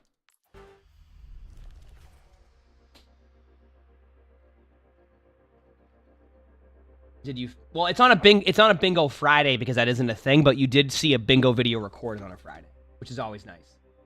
Okay, I can probably record one more spectate in chat. How does that sound? I can just record one more spectate in before we have I just X out everything on accident. X out everything. Before we have the SVB podcast, okay? That sound good? I need to look for one thing here. Someone said my TikTok stream went down. Why does it do that? It just randomly goes down. I don't understand. It's just like, yeah, I'm just good. It's not going. I'm just going. I'm not. No, I'm just going down. I don't know what I just said. All right, modify. Okay. Stop. Start. TikTok stream will be back online. Okay, chat. I'll be back a second, and then we're gonna record one more spectating just because we have time, and then we have the podcast with SVB. Okay, chat. Hit the follow button if you haven't. I'll be back a second. I'm gonna go to the bathroom, and then we'll queue up for some. I mean, not queue up for some more. We'll record the next one. Okay, you're back.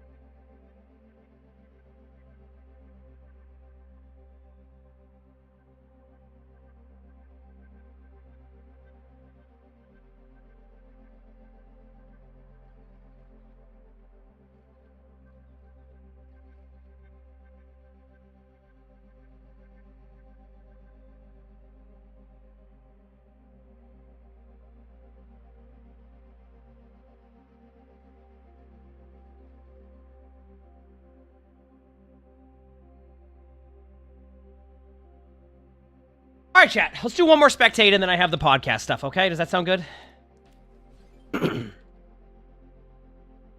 Also, chat, is it okay if today's not right now, but like the possibility of a half day today after the podcast?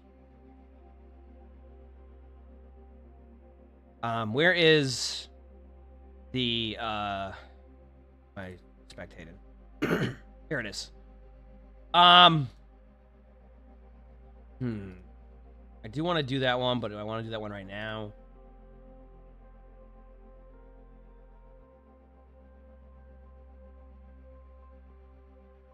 All right. I got it. I got one. This will be a good one. This is on console, too, by the way, chat for people. All right. Sound good? Let's do this. That's still load up, but it does that nice.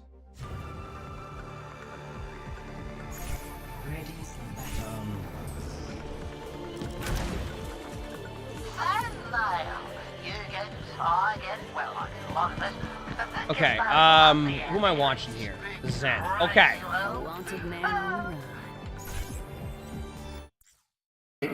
All right. You ready, chat? Everybody ready?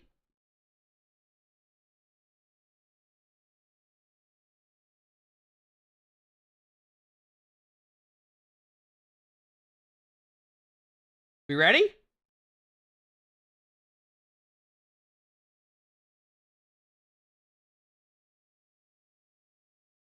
All right, so today's video, we're going to be watching a Plat 5 Zen and a Yari.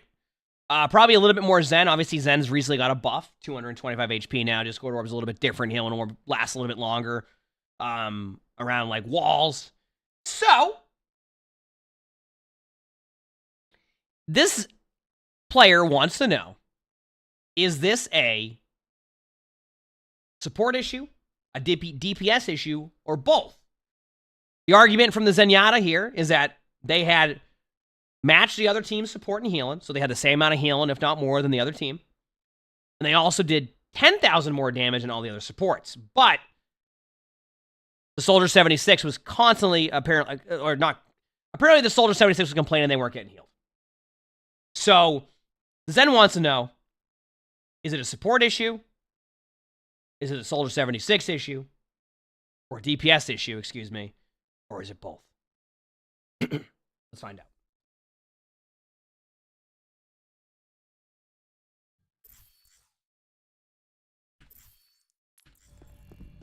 This is not a bingo. Hey. 5, 4, 3, 2, 1. We record this live on stream. Make sure to stop by the stream if you haven't yet. Alright, let's see. So, your Soldier 76 says you weren't healing them at all, and like the reason why they're getting rolled is because you're not healing. So we'll find out. We'll see how your Soldier 76 plays. I'll keep an eye out on that. I'll kind of watch your Zenyatta positioning. I mean, your Soldier's on the flank right now, so there's no way you're going to be able to keep that heal up anyway. But keep in mind that 5-second window now on Healing Orb definitely can be super helpful, which you are Healing Orb in your teammate.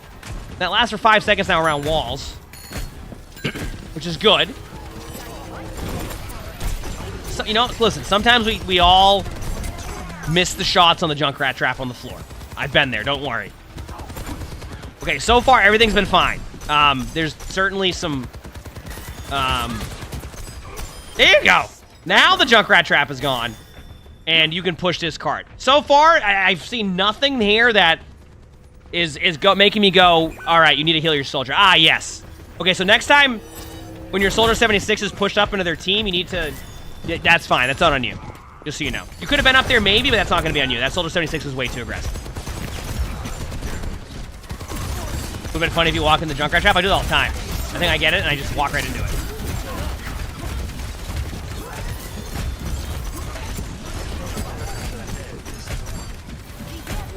Good heal. So far, your Zenyatta gameplay's been fine. I mean, like... You do need to adjust to the new Discord style of, like, not spamming the Discord on people. Because, like, right there... So, I want to point something out. Like, this is where the new style of Discord Orb is going to be a little bit interesting. Is basically, you just, like, Discorded somebody right in front of you, then immediately switch your Discord off, which means that that player cannot be Discorded for another 7 seconds. So, like, sometimes you need to wait to overspam the Discord Orbs now in comparison to before. This is Plat 5.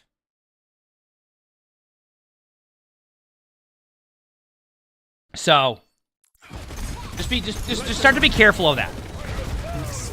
That's the Zen ult that you used. Alright, so next time, with your teammate having a lamp there in a window, you don't have to... Oh, there we go. What a treat.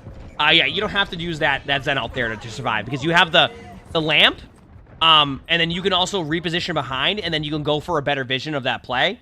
So at that point, that was not the play. Obviously. But that's all like...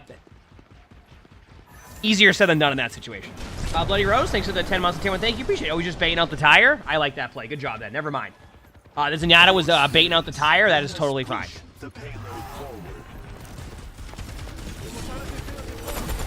You have your orb on your teammate. That's good. All right, that is a very sturdy mountainside right there, as we can see with all the Zenyatta shots going into it. Here we go. Put your healing orb on the Soldier. There you go, nice. Ooh, good job. Heal your Soldier. Keep that on your Soldier for now. Just keep it on your DPS. Like, one thing I will say about, like, Zenyatta is that try to prioritize your DPS a little bit more than, like, keeping it on the Reinhardt. And I'm not saying don't put it on the Rein. It's more along the lines of, like, you want to put it on your DPS because you can heal them up quickly with that orb, and then you can move your orb around. And with the new 5 seconds, right? With the new 5 seconds that you have, where like your orb will stay on it for 5 seconds even around walls, you get more value. So,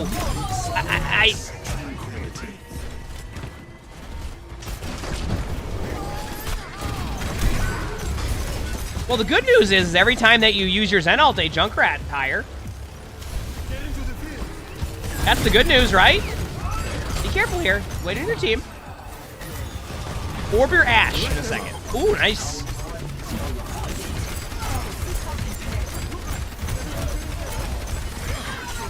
Yeah, this is console.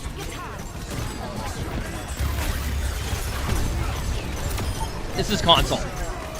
Yeah.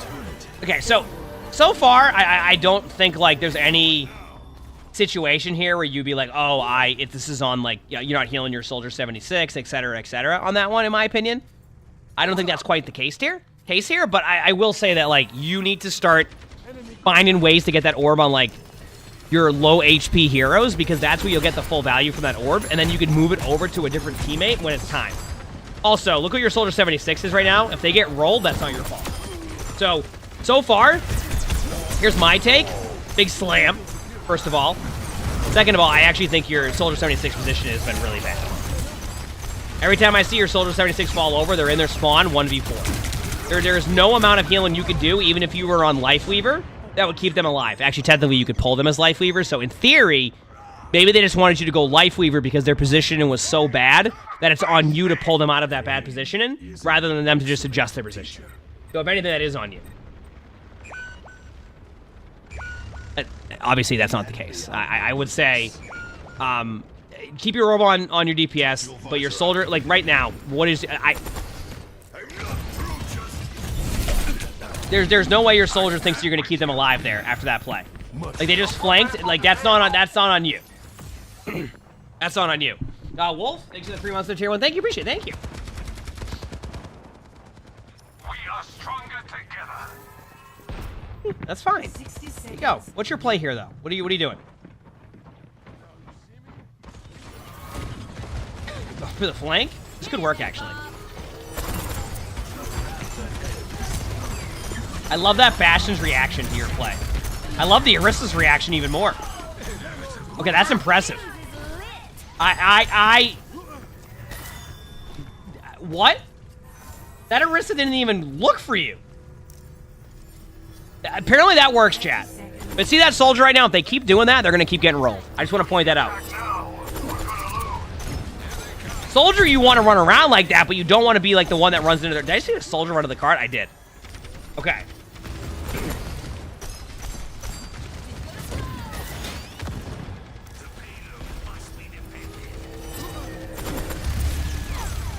Careful here. Uh-oh. Uh-oh. Not bad.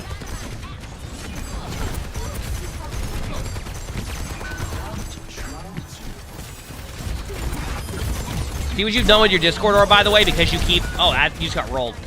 I just want to, like... Something I want you to start getting in the habit of is recognizing the way that, like, that is now.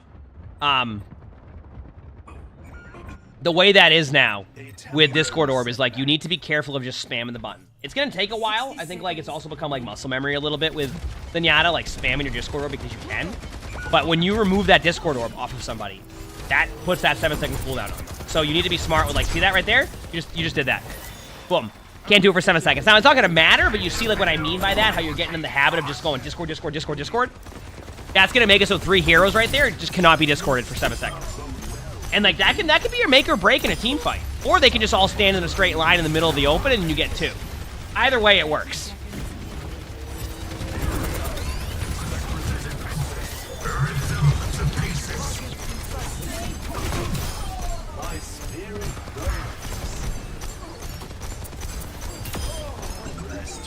I like your strategy of not letting go of your button there and getting a bunch of limps.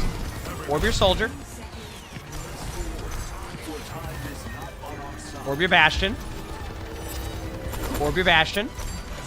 Orb your Bastion. Let's orb that Bastion real quick, alright? You have to orb that Bastion next time. Like, that's what I mean, like, let your BAP focus on keeping your tank alive. Just just put the orb on a DPS. Like not all the time. Like you can change it around, but you're not. That's where like you might see a little bit of complaints from people on your team. Is like if you're not orbing them, then that can happen. That's the Zen ult. Honestly, that's fine. Just because the end of the round. But,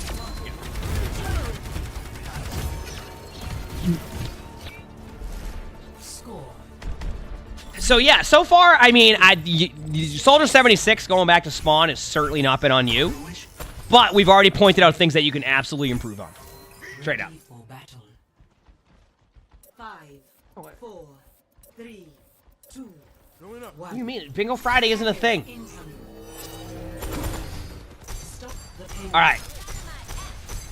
I want you to still like prioritize keeping the orb on a DPS when they need it. Okay? Like your Reinhardt right now will be fine with the bat. All right?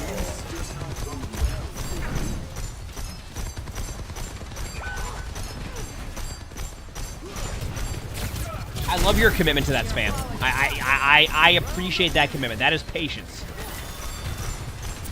Okay, so now your play is to run at the... Okay, your soldier's there. Omega Deebs, thanks for the 10 months of tier 1. Thank you, appreciate it. Thanks for 10 months. Oh, what the...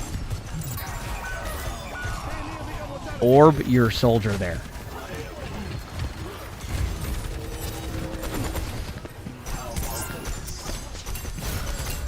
Oh, the 1v1 though! Who's winning it? Oh, yeah! You know what? I love that. I love that both of you are just committed to spamming your abilities to just, you know what? I respect that. I respect that. What a play.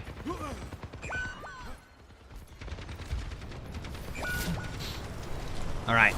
Healing your Ryan's fine now. Yeah, you're giving up that point. Okay. So, I want you to continue to pay attention to what heroes you're discording and what heroes you're healing now.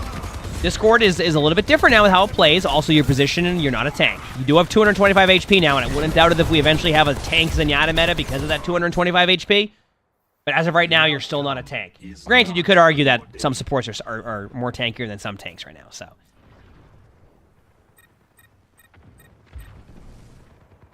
Okay, here we go.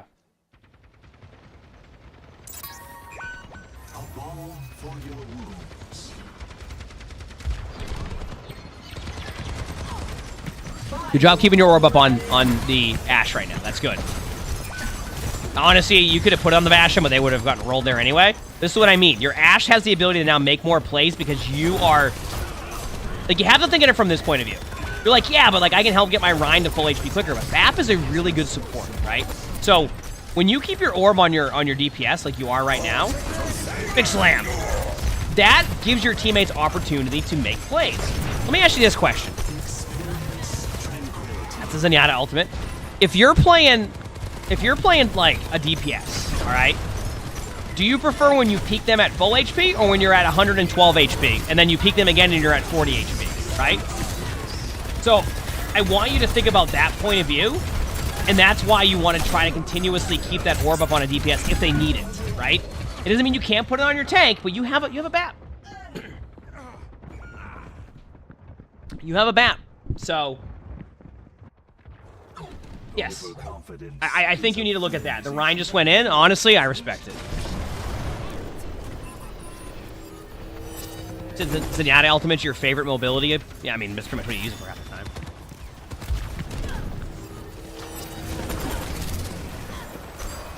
Like, I would have liked to see that orb on that Ashe sooner.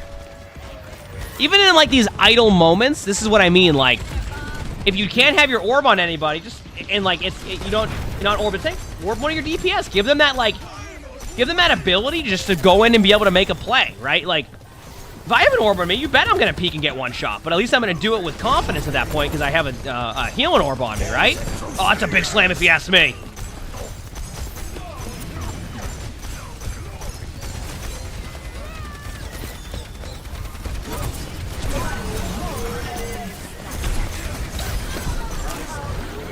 All right.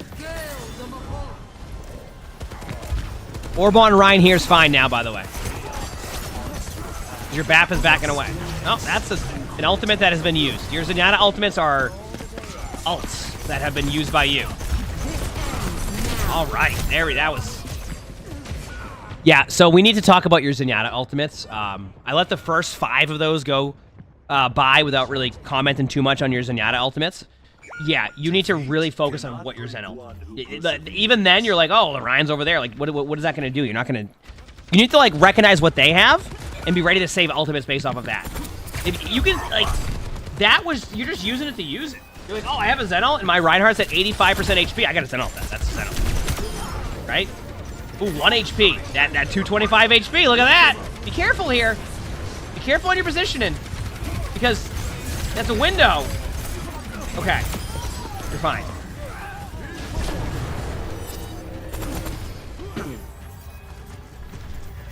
You said Ryan keeps LOS in the heals? I mean, like, even then, like, if your Reinhardt is LOS in your heals and you feel like as Zenyatta, that's the only way you need to...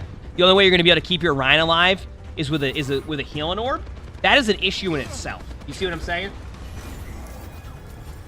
That's an issue within itself. That's not going to be on Zenyatta not healing the Ryan. That's on the Reinhardt just being out of position constantly.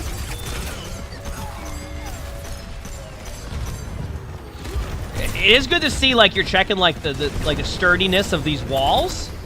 Because I've always wondered myself if these walls were, like, destructible. So it's always good to watch this this point of view of making sure they aren't. There you go. That was some position. Your position was actually fine. That was just a good play by the Orisa.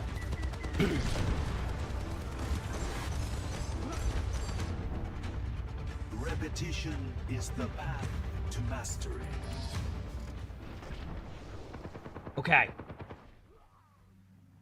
Orb. There you go, Bastion. Perfect. Look at that's your Rhine. That right there now, that's in your Rhine. I mean, orb him now, right? Like, this is fine. But, like, right when you see... Okay, orb your Bastion. Orb your Bastion. Yep. Your Bastion. Orb your Bastion. Your Bastion right there. To the left. Right to the left over there. Yep. We'll put an orb in that Bastion. Right there. The orb, the Bastion. Do you see what's happening? Do you see what I mean?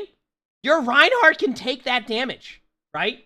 Your Reinhardt will have a little bit of survivability. And if your Reinhardt is doing what they're doing right now, your orb is not going to save them.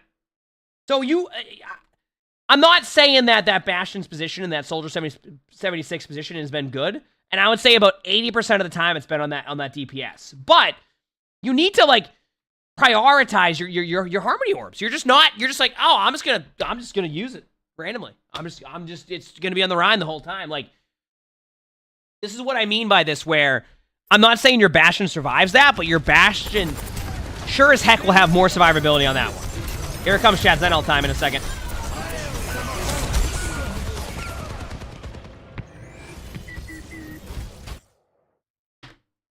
Okay. So let me get this straight. Let me get this straight here. You Zen ult randomly to keep up your Reinhardt when they're at 95% HP. But the moment they pop their ultimates that you can Zen ult, you don't Zen ult it.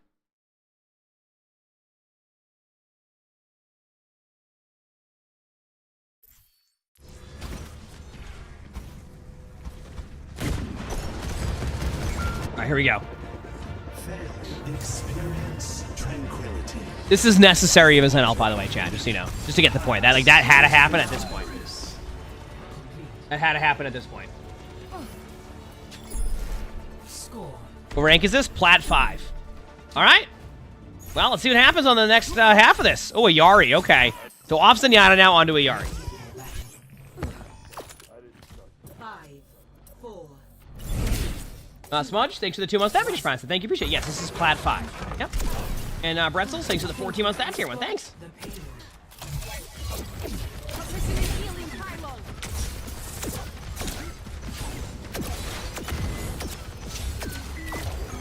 Nine-month streak. Can we press 1 in chat if Emongg deserves Streamer of the Year?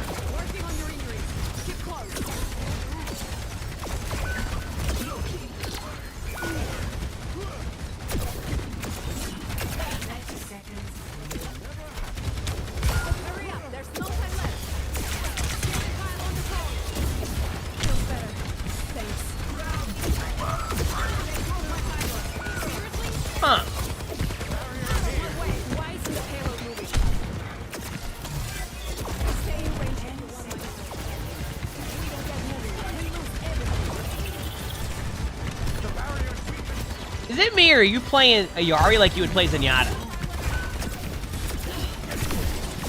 Like you're just going to that spam.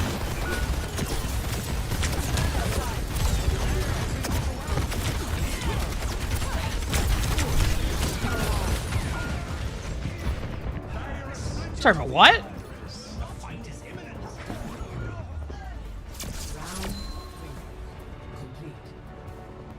That was interesting. You know what though? Like, I'm gonna be honest with you, chat. Like watching that in general, I don't even like. I can't even watch that and like watch the Ayari and be like that's fully on the Ayari, even though like we didn't really see anything. Like the team was just doing whatever they wanted. Yeah, you weren't charging your shots. Your pylons were in the middle of the open. Like, I think if you watch that back, that Ayari, you'll be like, okay, like that is not as ideal. Is this the part where you're typing to your teammate? Oh yeah, this is a long message. I do recommend being there at the beginning of the team fight. All right, chat says there's ads. I'll pause on the ads. Listen, we have a minute left to see if a minute 43 left to see if this end wins. Well, I'll pause on ads. Why not?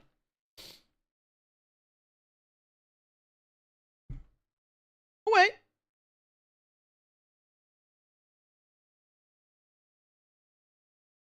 We're chilling.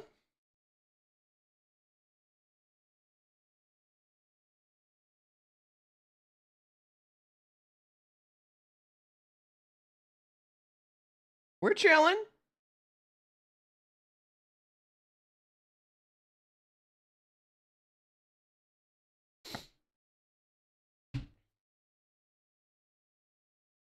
All right.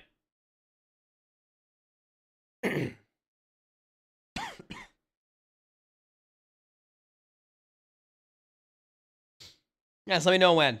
It's on my, I mean, we have the podcast in like 10 minutes anyway. So this is fine with me. We're chilling.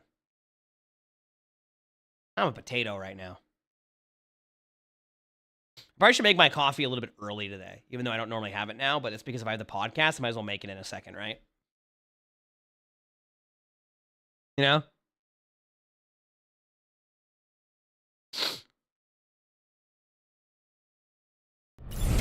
Mad Boys, thanks for the 6 months of the Future Prime stuff. Thank you, appreciate it. Thanks for 6 months.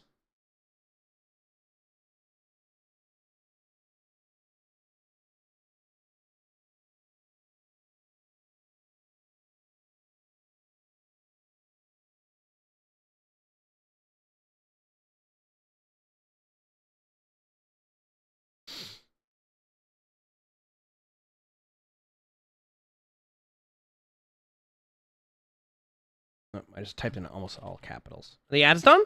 Okay, they're done? Okay, cool. All right. Here we go. Let's see the result of this game. It's time.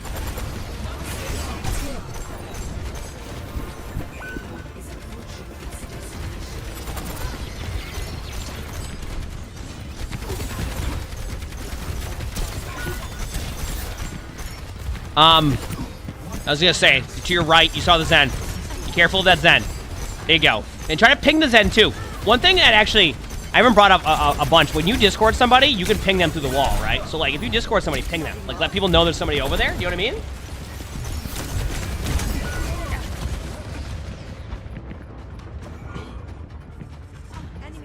This is a tough one. I'll talk about it in a second here. Let me go back here.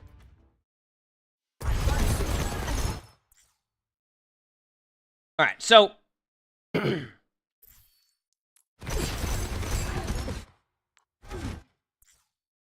so here's my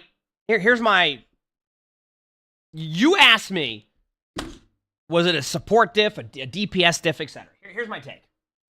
I think your DPS had bad positioning. Not your DPS, like the soldier, like Bastion that you had, not the Bastion. That's the soldier 76. That was a soldier a lot of the time. Okay.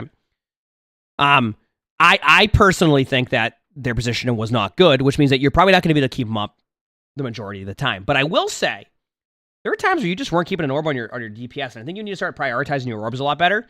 Also, you need to start adjusting to the new playstyle of Discord, because you're spending too much time like spamming your Discord off of people, which puts on a 7-second cooldown. So, you need to work in your orbs.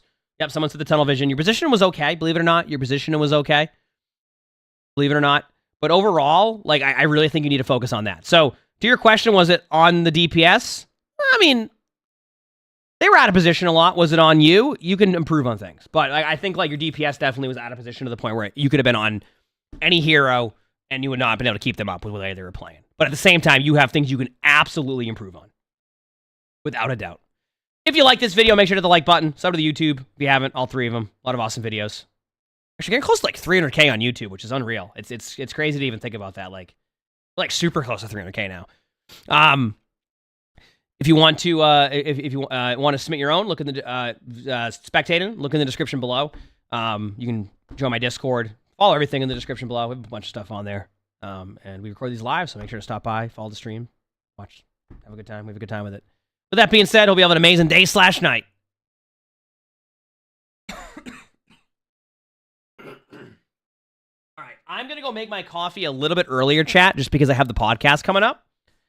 So I'll be AFK for like 2, maybe 3 minutes. Does that sound good? And then we're going to be doing the podcast with SVB. Looks like it's with SVB, Flats, Frito, and Freya.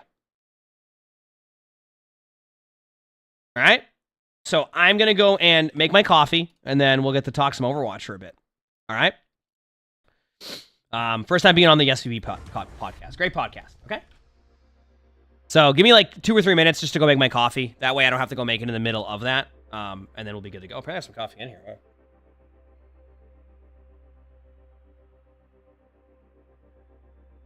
I'll be like 2 or 3 minutes. I am a Twitch partner. We're allowed to stream on everything now.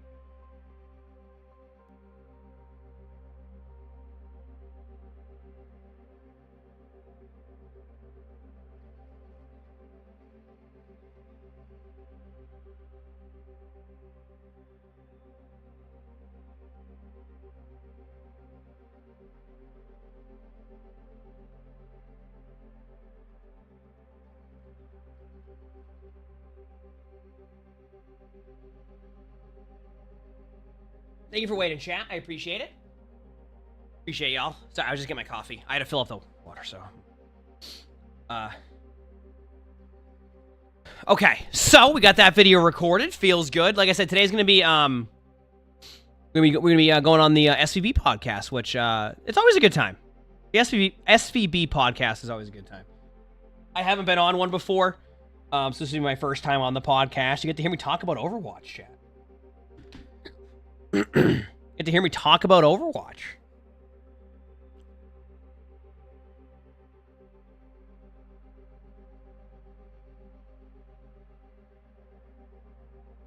All right.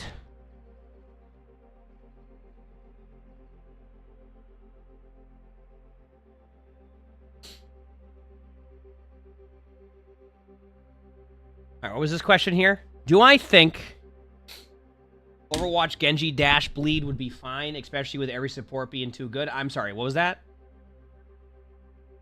You're asking for a Genji to have a bleed on that? I'm confused. You're at work? Hope you're having a good day. Oh, damn.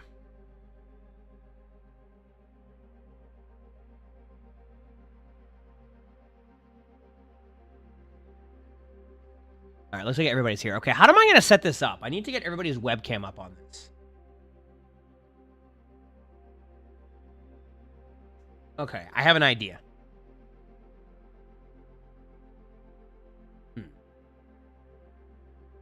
What is the best way I can make this happen where you know who was excuse me, chat, sorry.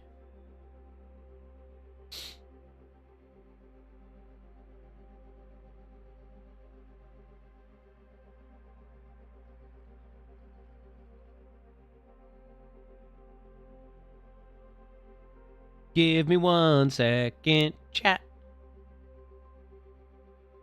Okay. Looks like we're going to be going live in 10 minutes with the podcast. We're just getting... Okay, how would I want to set this up? I need to get, like, an image or something. How do I... Listen, is Danny on? How do I make this work? Well, we're going to be all on webcams and stuff. Right? So, like, I need to, like, bring this... Is the podcast live? Yeah. Yeah. I just need to figure out how to bring everything over for this. Sorry, Jen, I'm just...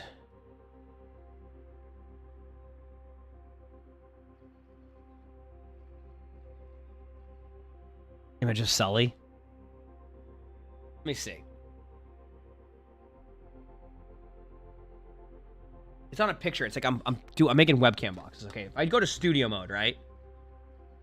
Okay, I'm gonna figure this out.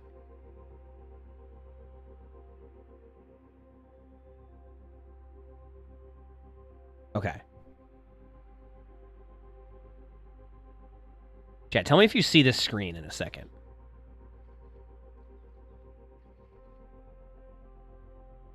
Do you see that at all? Is it still... Okay. It's not, right? You still see my Overwatch screen is what I'm saying. Perfect. Okay, so... I'm going to add a new scene. Dude, this is awful.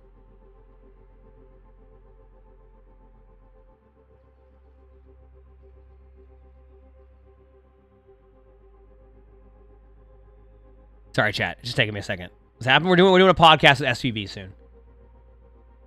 It's going to be a couple minutes. First time watching on here. You always watch on YouTube. Heck yeah, hope you enjoy. Sorry, I'm just getting something set up right now.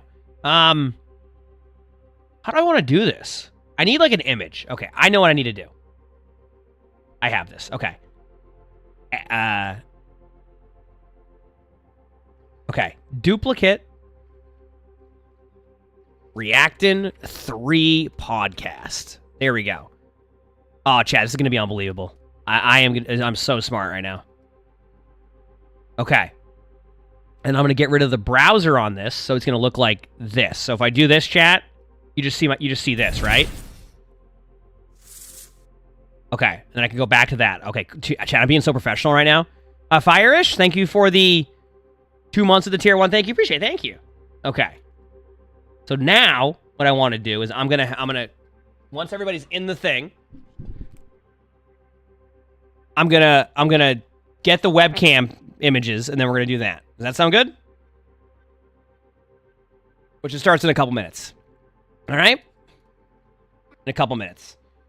Jay Sapphire, thank you for the gifted sub. Thank you. Appreciate it. Thank you.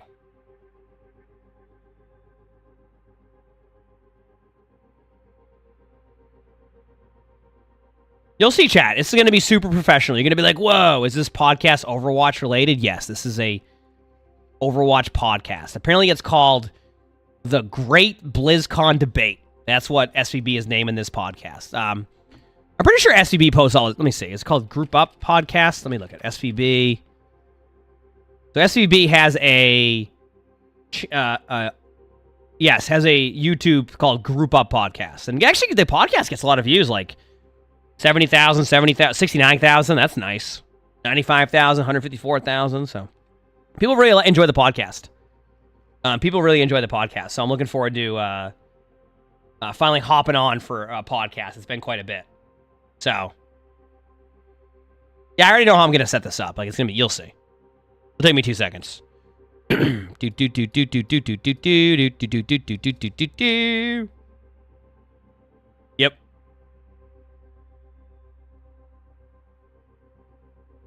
Yeah, we'll have a good time with it.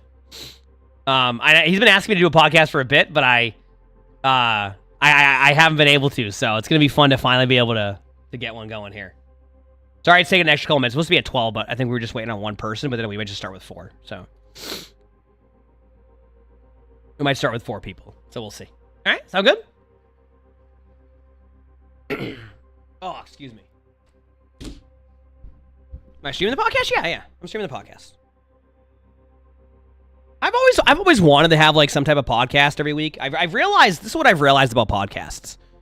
Whenever I go on like a road trip or something, I love listening to a podcast because it's just like something you can kind of listen to while you're just like, you know what I mean? Or you're like, you're driving somewhere. So I like the idea of it. It's just actually doing it. Dreary, while I pondered, Caps, thanks for the tournament. Thank you. Over many Thank you. quaint and curious volume of forgotten OW2 lore, while I nodded, nearly napping, suddenly there came a tapping, as of someone gently rapping at my spawn door. 'Tis some bingo, I muttered, tapping at my spawn door, bingo Friday, and nothing more. Dude, I'm sorry, but what did you even just say?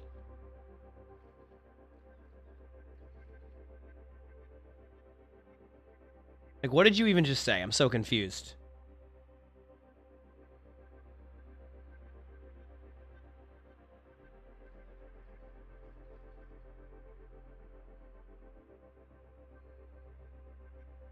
The poem?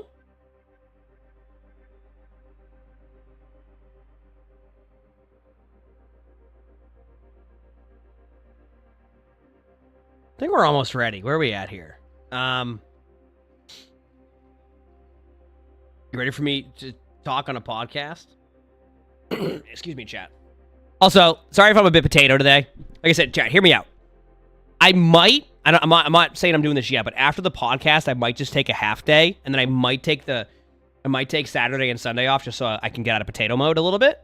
I still might stream tomorrow, but like if I don't stream tomorrow or like Sunday, that's why, all right? It's just because like obviously I'm a little bit under the weather, so I'm like coughing a bit and mute my mic a lot just so I don't.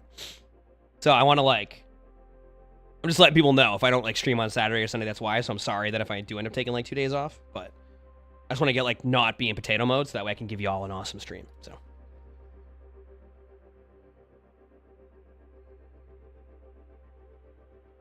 Sound good?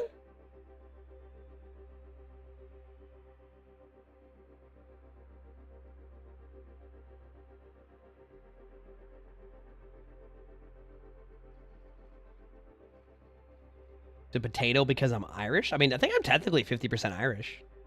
Or like close to 50% Irish, I'm pretty sure. Right?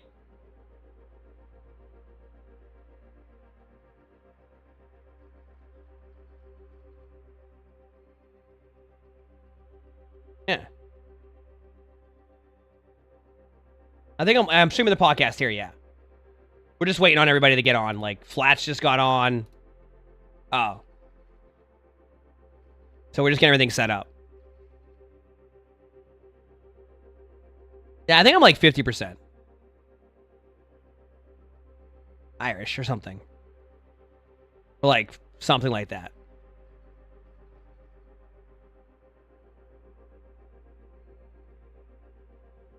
Did WoW taking time off and you bet we only get 10-hour streams next week with 20 ranked games and a couple YouTube videos recorded each day? I'm sorry, Caps. I'm sorry, Caps. Excuse me.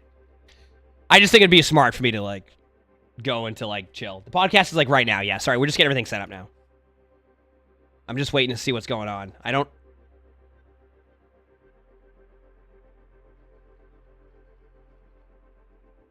So, like, nobody's joined the... Okay, there we go. All right, 1 second. Set up only like 2 minutes. No worries, take your time. Yeah, What's dude. up, Emongg? Hi, how's it going? Great, how about you? Great. Feeling great. Awesome. You're not feeling good, really? Oh, I'm in potato mode, dude. Still? Oh, yeah. Oh, man, that's no good. Today was the last 2 days have been the wake up in the middle of the night, and then the coffin and the... Oh, you're getting like actually sick. Yeah, a little bit under the weather. You know, we're vibing. All right. Let me turn on camera. What is this? I need to virtual camera. Give me 1 second to start that. No, oh, I know how this works. I need to go to this. Oh, come on. All right, 1 second. Yeah, you can always deactivate your camera like in OBS and then turn it on for Discord and then go full screen. That's what I do. So I deactivate it in. So you know you go to OBS and you go to your camera, your DSLR camera, and then you deactivate it. Okay. So you turns it off your stream and then you turn it on in Discord and then you just show your screen. So deactivate that. Okay, perfect. And then just make sure nothing's behind, like just in case when the call ends, like you don't leak anything. You know what are we gonna leak? That no one's online right now and you're grabbing water for your PC? Like I don't. Like. Is it grabbing water from my PC? That's what it seemed like you said. Okay, is this my camera now? Okay, there we go. There's my camera. Okay, and then what I need to do is I need to go full screen. How do I? Oh, I pop it out. I see. Yeah, pop out and then full screen. Oh, it's gonna be so professional. Holy crap! This is I'm looking like I'm awake right now too. And I'm awake. I'm just not awake. This is okay. And then you just go to reactant scene on this Flats. Yeah, and then I just go full screen, like I pop the call and then out, F11 full screen on it. Huh? And then F11. No, that doesn't work on this. How do I get rid of the bar? In the bottom right hand corner, there should be a little like crossroads. A crossroads? That goes to full screen. Oh, there we go. Perfect. Okay. And then I go to. Don't worry, chat. I got this. I go to react and 3. Why am I talking so slow? It's the con flu, man. It's the con flu. I'm feeling great. And then browser. And then I have to get rid of this. No, not that. This. There we go. Close enough. True professionals, yeah, truly. This is great. Truly, chat. These are the top of their line streamers right here. Yeah, I'm feeling great. This is what you aspire to be. Yep. Exactly. Peak performance. You're seeing behind the curtain. The wizard does not know how it operates. Ain't that the truth? This is like my first podcast of this, so I'm learning. Oh, it's your first podcast. Yeah, I'm so glad to finally have Emongg. We've been like trying for like months. It's probably getting close to a year at this point. On the podcast. It's funny actually. Yeah, I mean, it's always like it's always the day where I have to take a half day or something. Every time. You didn't. You said you're not feeling good. You didn't get the super COVID, did you? Not that I know of. I had. I did the test a couple days ago, twice, like the day before and then the day after, and it was fine. But obviously, I'll check one more time just in case. But I think it's more of like, I don't know. Yeah, I feel great. Honestly, I'm a little tired, but great. I'm glad to hear that. Yeah. Yeah, I'm glad, dude. I felt a little bit under the weather, but I think I've shaken it off. Like I felt a little bit like tired and throat scratchy, and I was like, uh-oh, super COVID. But I'm okay now, actually. Yeah. Probably because I literally ate the airborne tablets. Like, Yeah, that sounded great. I love. Did you tell that story? I told my chat that story. I don't think SVB knows it. No, I don't know the story. Tell me the it's a story. good one. So, do you know what airborne is? Like the vitamin C thing. It like jumpstarts your immune system. You know what I'm talking about? Maybe. I bought some of these in America. I don't know if this is the same idea. It's like the other brand of that. It's very similar. Right. That's what I drink so during. Yeah. I normally get the chewables, but I was Right. talking to Retro in a CVS while I was grabbing it, and I grabbed the tablets. And so when we left the CVS, I just popped one. And if you know, the tablets are the ones you put in the water to dissolve. And so I put it in my mouth, and it started dissolving in my mouth. And I was like, oh, that was weird, but I swallowed it. I ate that thing. And then the next morning, I went to take another one, and I was like, I'm going to take this one with a little water. So I put it in my mouth, crunched it in half, took some water, and it started to mix in my mouth. And like it's pressurized. So I started trying to swallow it as it was pressurizing, and I threw up. It was bad. It was not a good morning. Yeah, I was just waiting for him in the hotel lobby. Just comes down and tells me that. I'm like, oh, well, that's a treat. Yeah. Also, remember I said I was professional at this? I was in studio mode, and I didn't hit the button yet to go to the other side of it. So I was just sitting here in the menus. It was good. Nice. Chat was staring at Overwatch. Yeah, that was a story. I was just waiting. Yeah. That sounds hilarious. I'm sure you guys had loads of shenanigans, although you guys spend most of BlizzCon kind of working, essentially. Yeah. Yeah. We I don't know. We kind of sat. We sat in the lobby for 25 minutes one time. Yeah. I don't even think we made it 25 minutes. I think it was like 15. I went back down, and when I went, I'm tired. And I went back upstairs and went to bed at like 10:30. You went back down? Yeah, well, because I had to go bring the stuff. Retro had to bring me around for 45 minutes around the parking garage.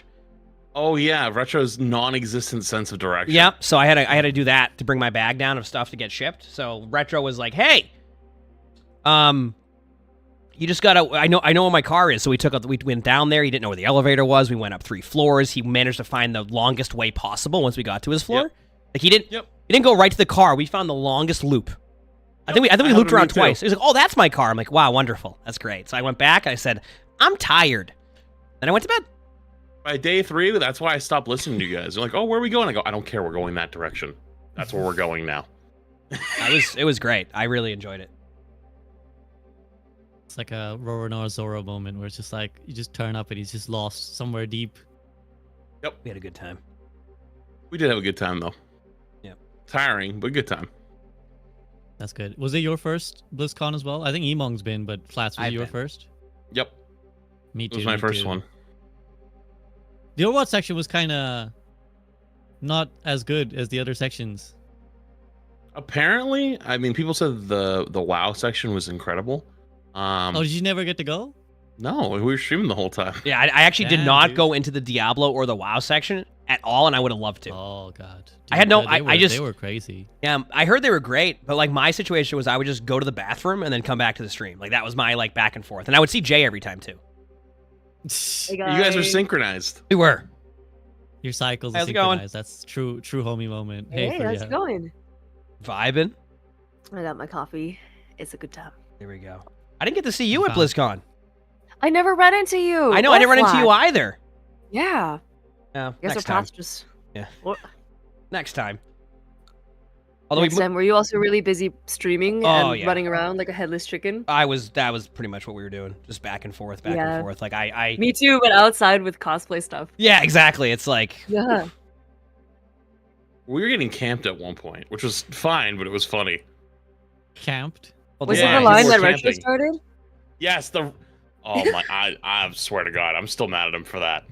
So, if you don't know the story, SVB, so Guru texted me and was like, "Hey, Eva wants to take a photo with you since she's never met you." And I was like, "I've never met Eva." I'm like, what? I was like, "Oh, I guess that's true."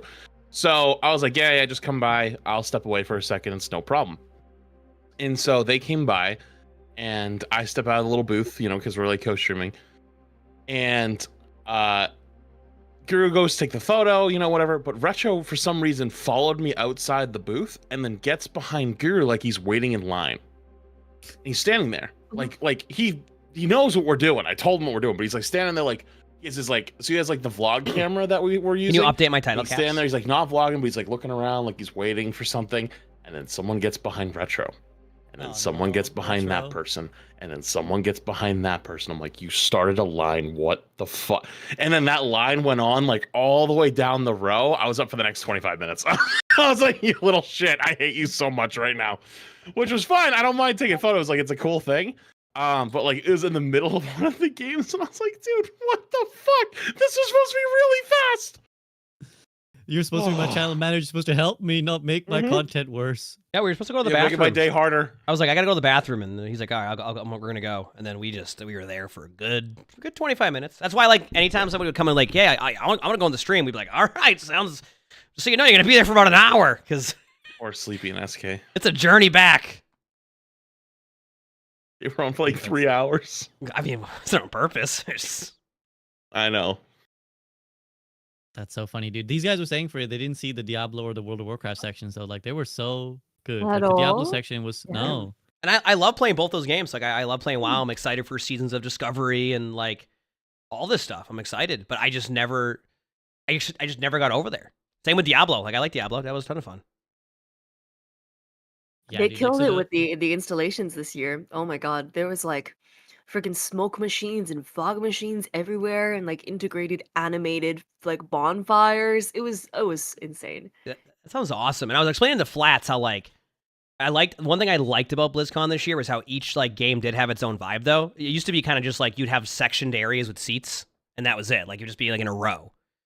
This time around it was it was like just seats. Like you'd have like a section with seats, a stage, a section with seats. This time around they kind of like separated everything into like their own like cool little area. Oh, Freya went black and white from when she teleported back to the 50s and then returned.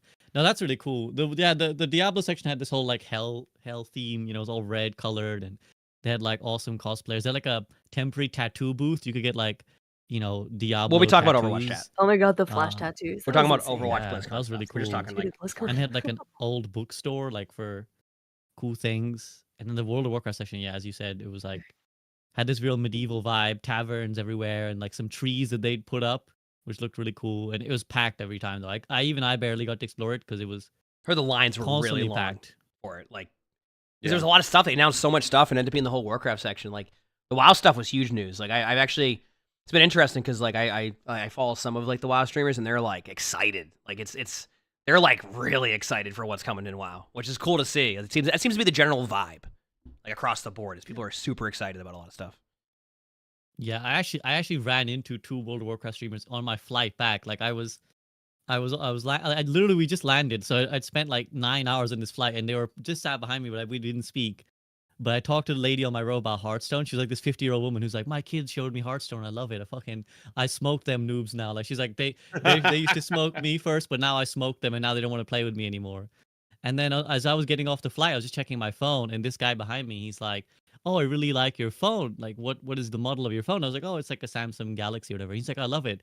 And I noticed he had a Warcraft pin on his bag, and I was like, oh, it's a really cool Warcraft pin. And he was like, yeah, I was just at BlizzCon. I was like, I was just at BlizzCon. And he's like, yeah, I stream World of like there were a couple, and they're like World of Warcraft creators. And yeah, it was like we just started talking, and they were like, yeah, we're really excited. Like the Shadowlands was really shit, but now this stuff really sounds good. And then they talked about Overwatch as well. They were like, yeah, I don't know, like it just becomes hard to follow Overwatch. Like I used to play Diva in Overwatch 1, but now like there's so many new heroes, and you guys went 5v5, so I can't be off tank anymore. I'm sure Emongg and Flats know too well about this problem, but they were like, yeah, I don't like solo tanking. I was an off tank player. So it's always fun seeing the perspective. I always talk about Flats and I, like, people are like, oh, we love your Ryan Zarya. I'm like, I mean, I've listened the last year and a half of Overwatch when we were playing. If you saw us play Ryan Zarya, we had to agree with the other team to even remotely get that going. We were playing We look for particular players that we knew that would agree. And they had to agree. We had people who would debate us. They'd be like, yeah, no, let's go Ryan Zarya. There'd be Orisa Sigma within half of a minute. So every time when they start getting rolled, they'd roll out on it, they'd start getting rolled, and then they go, sorry, we had to swap. But if we were losing, we never swapped. We always took the loss. Honor bound. Exactly. Yep. We need more honor bound in Overwatch. I feel like if you make an agreement with the enemy player and they they break that agreement, that should be reportable. I'm just saying. Could you imagine if Overwatch had like hero lock, so you just pick something and you have to stay with it? God. I'd like to see Oh. that world, honestly, just as an experiment. I think it'd Yeah, be interesting. that'd be interesting. It'd be fun to watch. I think I could see some comps happen because like then it's just you're almost like playing mystery heroes at that point because if like you just do not have the correct combo on a map, you're gonna be having a blast. A lot of players already play with hero lock though. I mean, some do. Some do. Self-imposed hero lock. Yeah, but you know, if that was actually a thing where like you couldn't even switch off, I mean, it'd be fun to see, but like I don't know. I don't know how that would go. By the way, welcome, Frito. Do you need a few more moments to set up? How you doing? We'll be Avatar Boy today. Oh, you're gonna be Avatar Boy. I would need to set up my cam. So no worries. Talking about BlizzCon, man. I loved it myself. I don't know if anyone's talked about the general tone and vibe of everything, kind of transitioning and ushering in the new era of Blizzard. Like that's kind of the opening speech that Mike Ybarra made, and I got the sense from all of the presentations that the way they were looking to deliver the information was like, we're gamers just like you. Whereas prior to this, and SVP hasn't been to BlizzCon before, but I'm curious what everyone else thinks. It was kind of like, yeah, we're Blizzard. We make the best games in the world. We're going to redefine the sequel and all these other, like the things that they were saying were like big and strong and powerful and like revolutionary. Whereas all of them across the board, to me, the ones that I saw, I didn't see so much for World of Warcraft. I heard good things, but it was more like, yeah, we're listening. We're going to make the game better. Like generally, like that was like the vibe of everything, and a little bit less of the kick out the jams, rock and roll, BlizzCon vibe. Although I'm not saying it wasn't a good time. It's just like, you know, Mike Ybarra comes out there and says, we made some mistakes, and here's Blizzard 2.0 or 3.0 or whatever we're working on now. We've got an aim point like down the line that we're trying to rebuild a reputation. So they weren't taking themselves too seriously, I guess. Whereas in years past, there was, you know, because if you think about it, BlizzCon is such a important thing in gaming, where conventions otherwise in gaming had always been for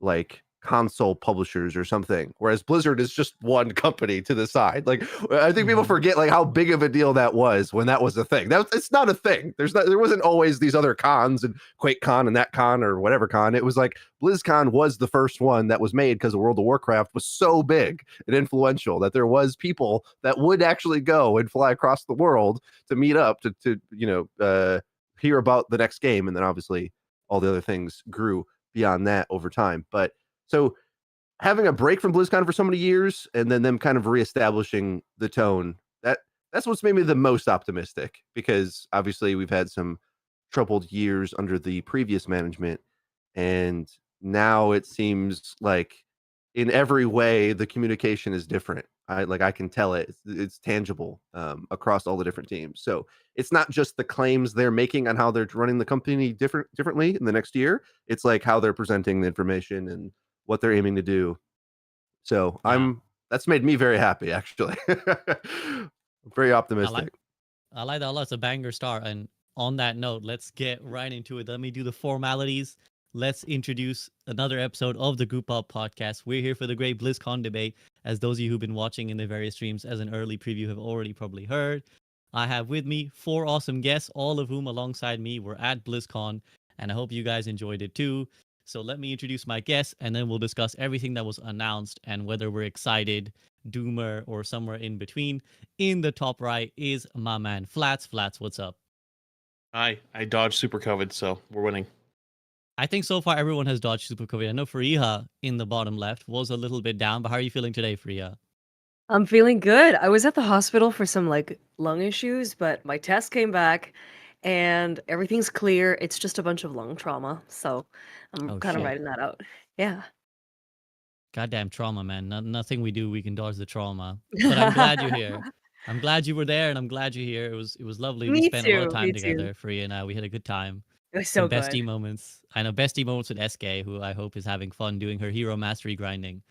In the bottom right is my man Frito. Avatar mode today. Frito, how you doing? Yes, happy, excited, optimistic. My favorite game, looking on the right direction nowadays. So I'm in a good mood.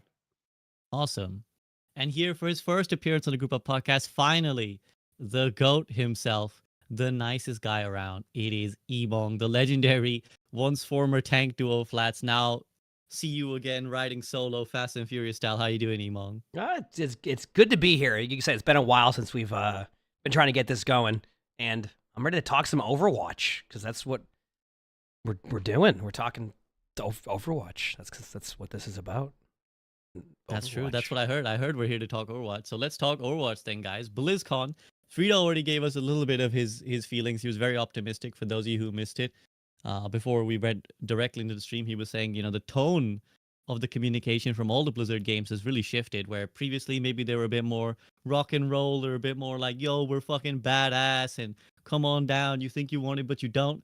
But this time they were a little bit more chill. They were a bit more, hey guys, we really appreciate your feedback. Really appreciate the love you've given us, and we're listening to you guys, and we love you. So I'm going to go to Emongg first as his first appearance on the podcast. Emongg, what was let's just get opening thoughts from everyone. Like, what was your overall impressions for BlizzCon as a whole, and also particularly for what was talked about with Overwatch? I enjoyed BlizzCon. I mean, obviously, like, my experience might be a little bit different because I spent 95% of it streaming in like a booth, which was really cool. Like, it was very, very fun. It's my first event in like 4+ years, which it's really crazy to think about that because that was like the last time we've even had a BlizzCon, and the vibe then, as we've talked about, is a little bit different.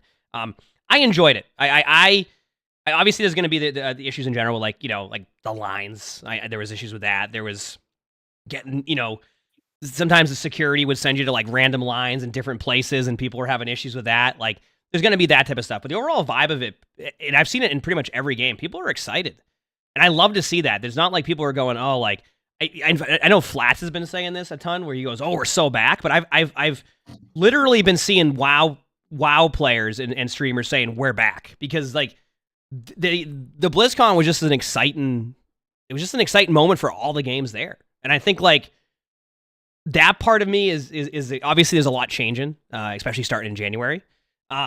So for the company, it was really cool to see them like have an awesome BlizzCon that people could really enjoy. And I talked about it before, like the last BlizzCon when I went to it, it was very much, you had seats all in like a row. Like it was just like all in one area. And then you had the sections for the game, but they're kind of like all over the place. This one was cool because every single section had its own vibe. You walked into the Overwatch section, and I didn't even get to check out the WoW. Apparently the WoW and Diablo ones were amazing. Apparently they were top tier, right? But every single area had its own vibe, which was really cool. But I had a great time. And then the stuff they announced for Overwatch, I mean, we talk about feedback. It's really, I love their presentation of how they like presented stuff, especially after two. They're like, yeah, so we're not doing this anymore. Just put a giant X on the screen. Like, this ranked, you like this ranked? There's an X right there. Like, I love that they went back there, looked at like a lot of the feedback of ranked, which we can all agree, ranked at the start of Overwatch 2 was not in a good spot. Right, and a lot of people who played Overwatch 2, that's what they wanted. They go in, they play the new style, right? You're gonna have your talks about balance, but to have ranked is one of those core things that you need, right? People are gonna play quick play and enjoy it, but then you also have the other half that's gonna play ranked. And the rank system was just not like I don't know if I'm describing it correctly, but the feedback loop wasn't really that good for ranked. You just played ranked, and SK had a great video. She did a great video on it. Where like, you got to like 6 losses and you didn't even have those wins yet. You just know you're just resetting to try to get back to that again. You don't know why you're going 5-2 and not ranking up. You don't know why you're going 5-0 and ranking down. So you have all these issues with ranked. When you look at the screen, you're kind of like, yay, I'm 4-1 now. I just got to go win one more game, which sometimes in rank can be a journey in itself, right? So I love that they looked at that and said, you know what? We're not doing this anymore. This is just not good. And we all know Gavin by now. I guarantee you for the last 6 months when we're sitting here complaining about ranked on stream, Gavin's going, no, we're fixing it, but he can't say anything because they have to prepare it for BlizzCon to be able to get this ready. So I love they announced that. I love that they showcase more stuff because a lot of the time, and Frida was talking about this at BlizzCon, they've always kind of just like showed you like 1 or 2 things. This time around, they showed us 3 new heroes. WoW showed 3 new expansions and what they have planned for Classic with Season of Discovery and Cataclysm. Diablo, I'm going to be honest, they showed the expansion, right? So it went from them not showing anything, talking about anything, to them showing like a bunch of stuff for the next year. And I love that because that's the stuff that people need to see rather than like, guess what? Mauga's coming out next month enjoy. And when we post a blog post in February, you're going to be excited for our next thing. And I like that they let off with that. That's why I think the vibe is a lot different. Obviously, I'm going to be generally optimistic about it. I mean, I stream Overwatch, so there's a bit of bias there. But I really do like the direction that I'm seeing. And in the words of Flats, we're so back. We're so back. We're so back. No, there's so many good points. What have I done? I know. What have you done, Flats? I mean, that. Be prepared, dude, because that screenshot is gonna float around for a while. I'm sure BP's got it saved with like 10 different. Good, and I'll do it again. I'll go both ways. Cloud. I have no fear. I've done it a bajillion times. I did it at the start of Overwatch too. I'll do it again. It doesn't scare me. Good. So there's a lot we'll touch on in full detail. The rank mode. Or the rank changes. Mauga. The 2 new heroes that were shown. Clash. But again, Flats, you tell me. Are we so back? What were your general overall impressions of BlizzCon as a whole? Well, it was my first BlizzCon ever, right? So I had to get like little gauges of like being over like, is this normal? Well, you know, like is this kind of like how it's supposed to be? But I would say that the biggest takeaway for me personally was mostly that it was kind of like a culmination of the last 8 months of bullshit being like, yep, you guys are right. Okay, we're fixing it. We're doing these things. We're trying to fix these things over here. Whether it was ranked, whether it was matchmaking, whether it was like the idea of adding a new ranked. Remember at the beginning of Overwatch 2, everyone was like, yeah, there's some crazy rank inflation. And of course, you have those people that have come back and are like, well, you're just shitting on someone's accomplishment. No, that's not what they're trying to do. I promise you. And this is not from an ego standpoint.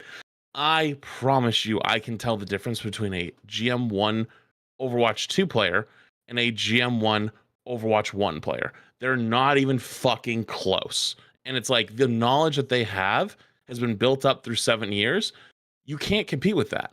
And like there are really good mechanically skilled players that like may have gotten into GM that were like new to the game or, you know, maybe played very long ago and then came back.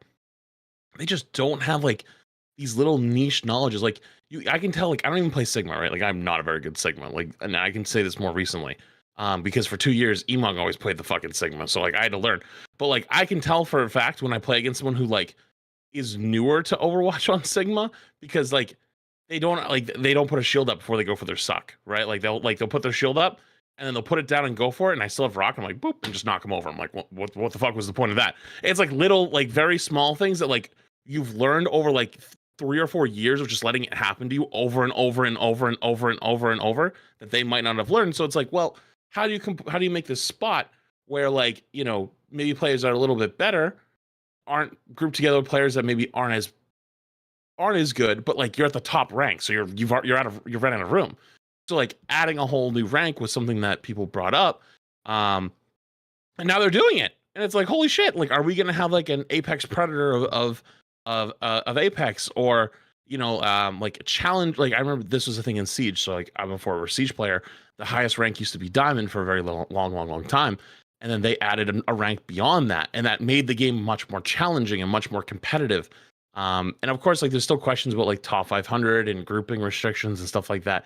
But like even the grouping restrictions, like, you know, they might not be in the new, what was it, ultimate rank or whatever. It might not be in there because they said, you know, like we're removing most grouping restrictions. But if it's GM all the way through bronze, like that opens up the game to most players again, because like nothing sucked more than you just couldn't play with your friends, right? Like how ass is it that you can't play with your friends in a video game, like, and especially a game that is touted as a team-based competitive shooter.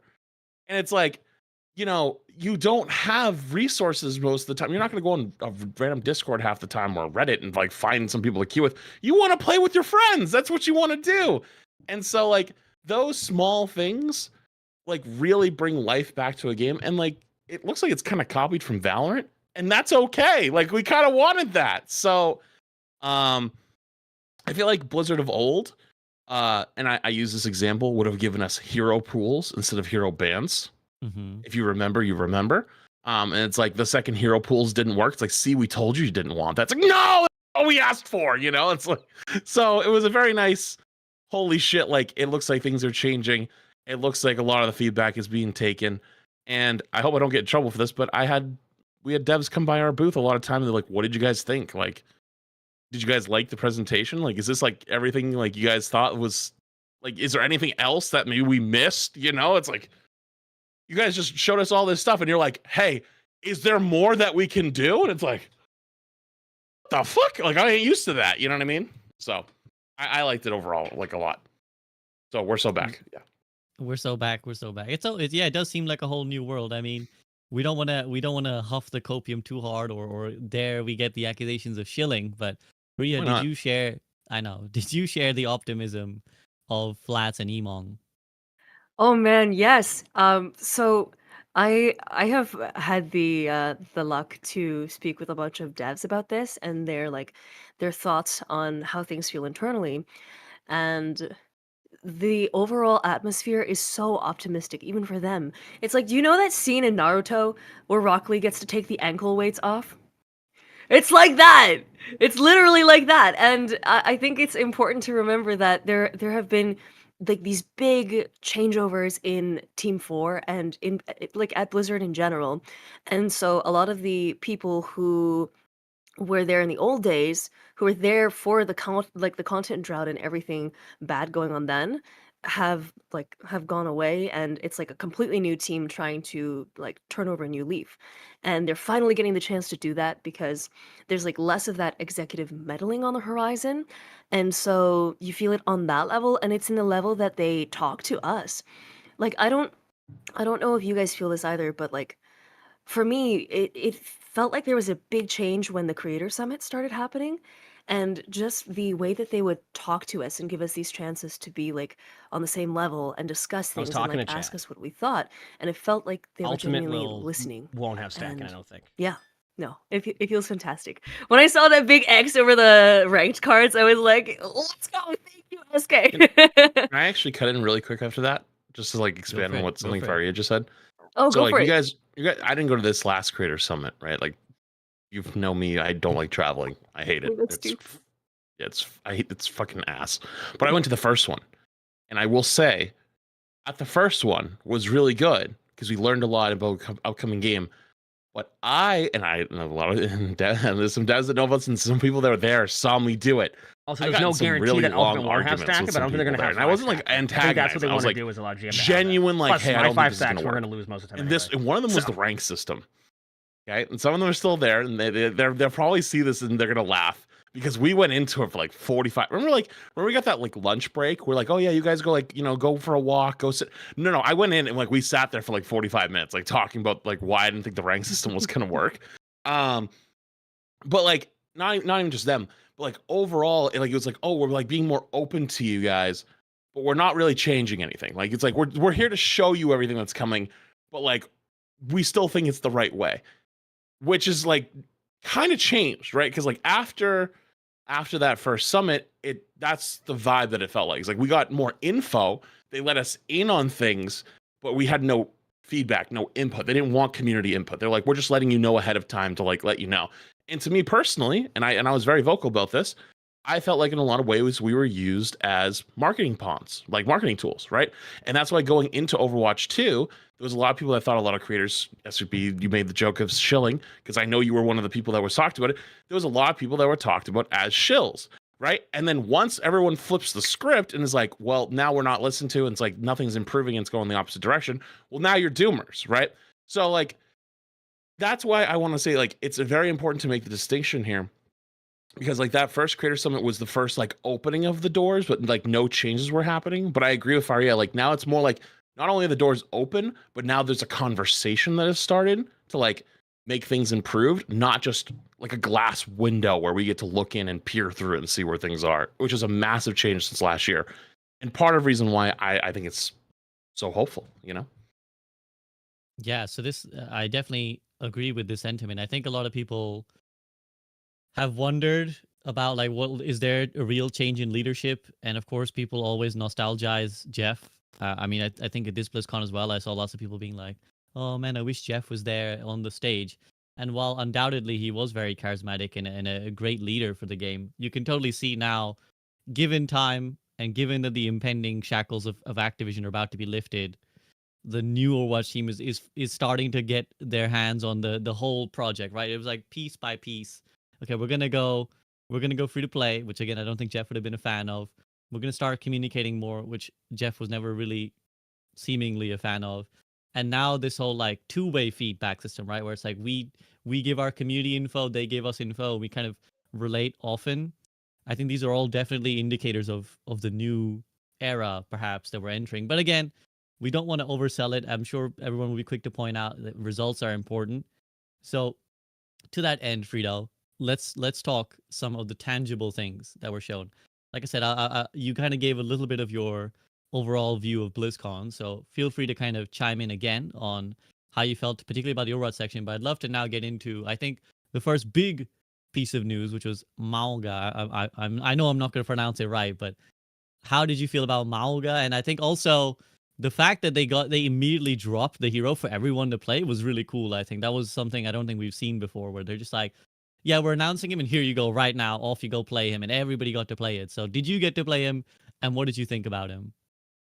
Yeah, I played him a lot, actually. Also, chat, sorry if I can't respond to all this stuff because it's the podcast. So here's another aspect that I think is going to be perhaps not noticed for what it really is, but in that transition from the Jeff era, but also, let's say, the Activision era, it's hard to really know what the difference is in terms of these decisions. But I know for a fact that the Bobby Kotick era was to hold and withhold certain information in order to make its maximal impact later on, just in case that there was some reason to raise the stock price at a key moment. It's like, that's the way he played the game, right? So at the same time, like, I feel bad about it. Let me just take a step back, because I don't think we've mentioned the whole like Witch is dead issue here with Bobby stepping down.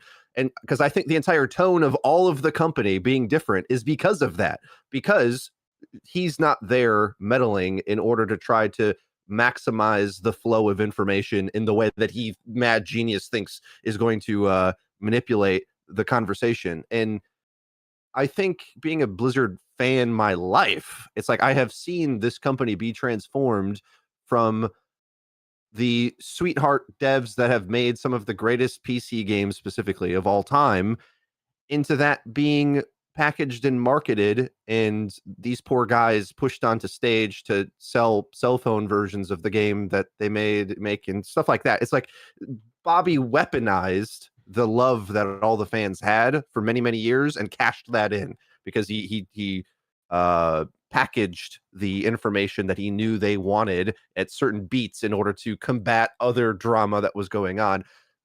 You can't do that now, because now they just told you the next year of stuff coming. Okay, like rather than worry about the exact moment it's going to come out, they're like, well, here's what we're thinking, we might change it. This is so the whole scope of all of the games feel like that. Now, to Overwatch, they would want to be more precious about when certain things come out, and now that because they're losing their momentum to some degree for the next season, which has the hero, and maybe like trialing a hero is like kind of a risky thing, because they would prefer to put it behind a paywall and say, like, which it is still, but like, just buy the thing, right? Here he's out, he's awesome, buy it, impulse purchase, right? Whereas now you could try him. Like imagine if you tried him and you thought he wasn't fun. Well, then maybe you're not going to buy him in the next season. Like, if they mess that up, right? There's a lot of risk there that they don't have to do, but they went ahead and are changing that. Like, it's a big evidence that things are changing, that they did something generous, right? Somewhat seemingly generous. It's, not ultimately not giving the hero for free or anything, but it's different from the very withholding nature of like clouded and mystery era. Like, we're finally seeing some transparency with like knowing. We've never knew multiple heroes in advance. That's never happened. And Mauga himself, so releasing like that, I think it was really, really cool. And I think he's just like a fun Overwatch character. And as I start to add these up, I feel they've done a great job with the mechanics of all the new characters, actually. And a lot of the issues that you might criticize, I kind of see as strengths. It's like, I actually like solo tanking in Overwatch 2, whole nother debate. But the play styles that different characters have are somewhat homogenous, but also not. It's like you could make some arguments that I'm just going to call him Mauga. I'm not going to attempt Mauga, I think is how you're supposed to say it, but Mangwa you or could, something like that. Yeah. you know, we're going to be like, well, he's kind of like Roadhog, and maybe he's kind of like Junker Queen, and he's kind of like this, and he's kind of like that, but like his moves are different. It's like this is the real version of a like playstyle overlap, but new abilities. It's like, yes, he kind of does similar things to other heroes, but he does them in such a unique, cool way. We're getting the like MOBA development that some of us thought was going to be a good thing, and I still think it is a good thing, because there's no way that Mauga like breaks the game other than his stats being broken. He's just a fun guy. He does fun things as a tank, and we could say it's like too easily countered or not going to be top tier viable, but like that doesn't matter to me. I just want the kit to feel good to play, because when you look at the previous game, it's like they killed it with the original cast of heroes, but there was a lot of hero releases that were just like kind of questionable. And the reason why I think they were is because, and Aaron said this in an interview recently, they're finally owning the fact that this is a hardcore PvP game. Whereas in Overwatch 1, they were trying to like, well, what if you don't want to have skill to outplay dive? What if you just didn't?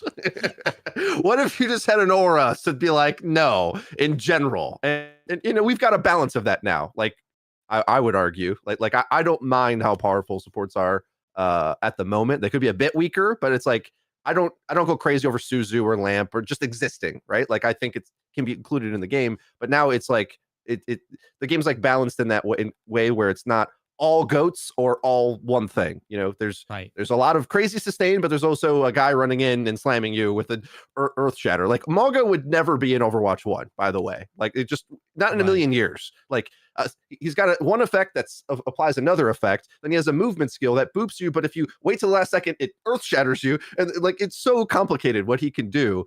It fits Overwatch 2, and so it sort of feels like the culmination point to me of the game fully realizing itself. It's like, this is what the game is. We're not clouded in mystery with the expectations of an extra game on top of it. It's like we're leaning into what this game is. All right, I went kind of wide on there, but that's all I got like on that for now. That's a lot of good thoughts. I saw Emongg's eyes kind of twitch and light up at various points about whether solo tanking was preferred, and he was like, you know, when I heard supports are fine, Emong's eyes were like, the trauma that he's experienced. But Emongg, did you get to play Mauga, and do you kind of agree with Frito's sentiment that he's kind of very much an Overwatch 2 tank, you know, like a lot more complex and something that wouldn't maybe have existed in Overwatch 1? Yeah, and just to start, I don't mind solo tanking at all. Let's just go to that one. The support the support discussion is a whole different discussion in a different podcast that we've had with that one. I'm more along the line of that it's just going to constantly it's going to kind of shift around a lot, because support was weak at the beginning of Overwatch and the tank was strong. It's just going to keep flipping. But Mauga, definitely. I mean, look at Junker Queen. Like, I think Junker Queen gets that same sentiment. You wouldn't really have had Junker Queen played too much. I mean, you could have argued like Junker Queen, Zarya comps and stuff, but I think that all the new heroes they've released are fun. The question is whether they're fun to play against, what they have. Obviously, like, I kind of like their new style of the balance of it, where it's like safe side of strong. I don't think Mauga's at that point right now. I think like it's before safe side of strong. So I think you'll probably actually see a buff. And I think one of the interesting parts about them doing that early release is this is like one of the first times they're ever going to have that type of data in comparison to like, you have a few people play test it. You have your play test. You have some other people try them out. You know, maybe record a couple, videos, and They don't use experimental anymore these days. I know, and I think it's just because they just don't really have a way to find experimental. They're just constantly just like going through with different events, different things. And that's why they got rid of it. I think like they just didn't have any way to do it. It's moving too fast now, I think. Yeah, they just couldn't keep up with it. Yep, exactly. I did like it though. That was always fun, and I think that all the new heroes are fun to play, which is exactly what they're aiming for. From a balance point of view, you can never balance a game like Overwatch. Like you'll never be able to fully balance a game like Overwatch, like ever, because it's just impossible to do that, because when you add a new hero and you constantly have to change numbers around, plus people just want to see new stuff, right? Like you could play the same meta for 3 months and people will tell you how much they hate that meta, and then you'll go to the new meta, they'll love it, they'll want the previous meta, then they'll want a new meta. Like it's that's going to happen in these games. You can't balance games like this, and as you add more heroes, if they had original hero pool, it's a little bit different. But yeah, I agree. I think they really are. their heroes are very much in a spot right now where they're very much designed for 5v5. But they said that from the get-go. Junker Queen. They mentioned very specifically, I think Junker Queen was the first hero they ever designed for 5v5. And now all the heroes you're seeing now are in that same boat. So they take that into consideration when they're making these heroes. And yeah, I mean, I think Mauga's going to be, I think we're going to see a very different Mauga in December. And I think that will be on the safe side of strong. I don't think we're going to be on Lifeweaver style stuff here. I think we're going to be seeing a very somewhat strong hero. I agree. I think I was going to riff off something that you mentioned because it's given me a thought that I want to bring up, although we're going to go back to discussing Mauga in general. But I think this hero release really gave us a little bit of a window into how fluid the process is of how they actually make and release stuff, because they mentioned that Mauga was supposed to have been released when Sigma was released, right? They said that like we actually swapped around the hero releases, and I think Ramatra was then also swapped around. I think maybe they then wanted Mauga instead of Ramatra, but then they dropped Ramatra anyways. Then the Ramatra is supposed to have been sooner. And so you see this picture of like how they have to make decisions on the fly, right? It's not maybe necessarily the cold, calculated vision that we think it is. It's like a lot of improvising, a lot of adapting. And you can imagine that when there might be a villainous figure above you who's then doubly meddling in that release schedule to force you to fork into different directions even more, you can see how that might become difficult. And you can see how that affects the wider plan as well. Because, you know, with Ramatra, I really got the sense that the PvE missions were all kind of focused around him, right? There was like a lot of Ramatra in the missions, but he's already out. Whereas you can imagine that had he released at the time of the PvE missions, it might have created a better moment of like cohesion in the vision of what they're trying to present. So it's interesting that, you know, we have finally now come to the space of Mauga. So I'm going to take it to Fariha. Fariha, did you enjoy the Mauga man? And what do you think he's going to kind of add to the game? All right. So before we get to Mauga, what Frida was saying earlier about executive meddling and the actions of forcing, just a lot of veiled silence and a lot of like gay kept releases and all that kind of stuff. I think that it handled everything to do with players in a very contemptuous way. Like it seemed like they were almost like fuck you players, fuck you fans, with the way that they withheld things. And it was also present in the way that they would treat their developers as well. In like, I don't know how well known this is, but they would basically have Team 4 developers work on a project and then make them completely scrap it. And then that cycle would go on and on and on. And this is for PvE stuff. This is for stuff outside of that as well. And it's just like there was so much work. Like this happens in so many creative industries. People don't know about this, but like entire movies get made, like hundreds of millions of like budget. What am I saying? Yeah, movies with say like 200 million budgets out there, they would just get scrapped completely for tax reasons. And it's like, shit, that sucks so bad. So to have that out of the way must be massive. But to bring that back to Mauga, I think that even in the way that he was released, it kind of speaks this generosity and kind of including the player back into the formula. And like, hey, you know what? The reason that we make these games is so that people can have fun and people can enjoy and like see themselves reflected in characters and just like have a grand old time with their friends. And the fact that they were just like, hey, like off the rip, you can play Mauga.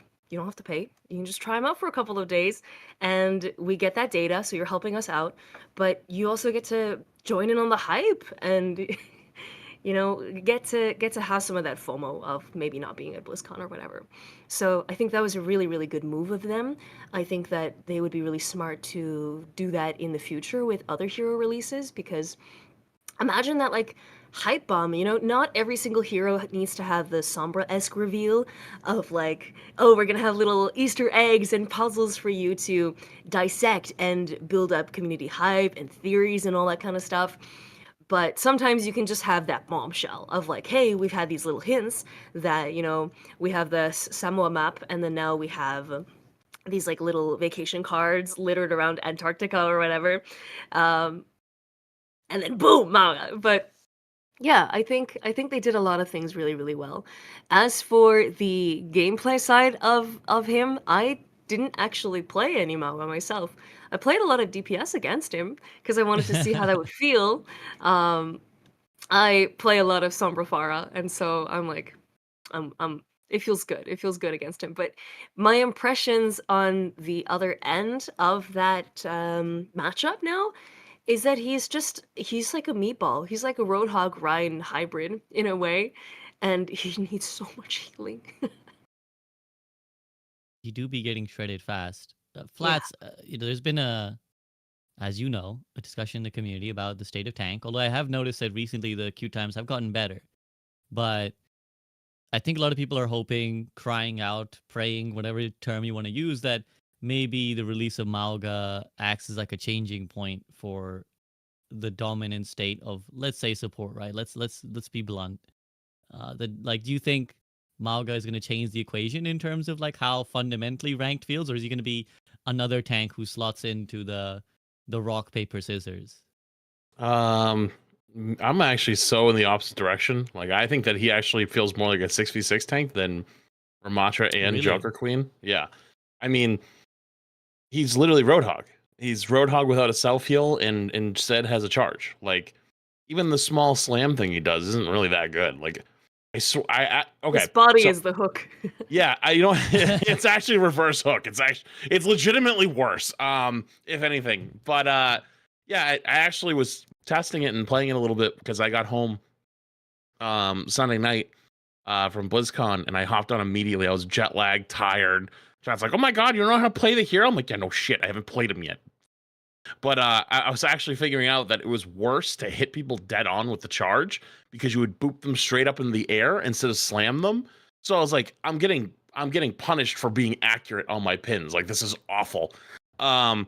So like, he's just gonna be kind of like another Roadhog, and the problem with Roadhog is he's kind of just like either gonna be dominant or gonna be kind of shit, you know, in a lot of ways. I mean, obviously with the rework coming, like, well, we don't know about that, but I'm saying like current Roadhog, you're gonna get discorded, you're gonna get slept, you're gonna get anti on cooldown, you're gonna need a carry if they have that, and they're gonna be having their Suzu saved for you. But if there's other things that they need to be using Suzu on, you're probably hampering your team from those things, whether it's BAP, lamp, whatever.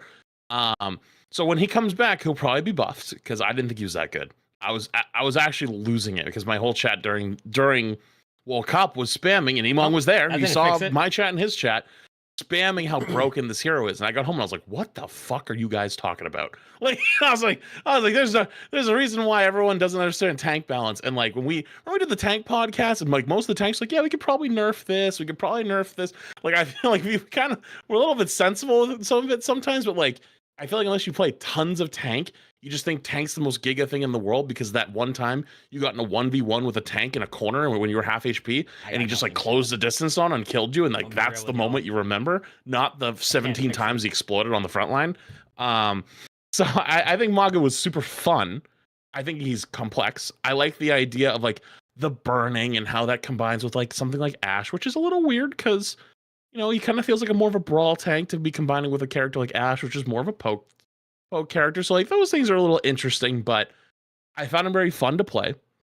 I thought he was very much like a 6v6 tank though. But if you think he's gonna like shake up the game, the only way I think that happens is if his stats are like really heavily padded. Especially in the especially like what other things are available. Like if I bumped into like a team that was like, "Nah, we're not playing Mauga, we're playing Zarya." Like I think my first game on, they played like Zarya, Ana, and I just was perma dead, like just instantly dead. And I was like, "Well, I can't burn anything. I can't proc my heal, whatever it might be." His ult is phenomenal though. That is probably one of the best / most fun ultimates they've ever added for any hero to the game.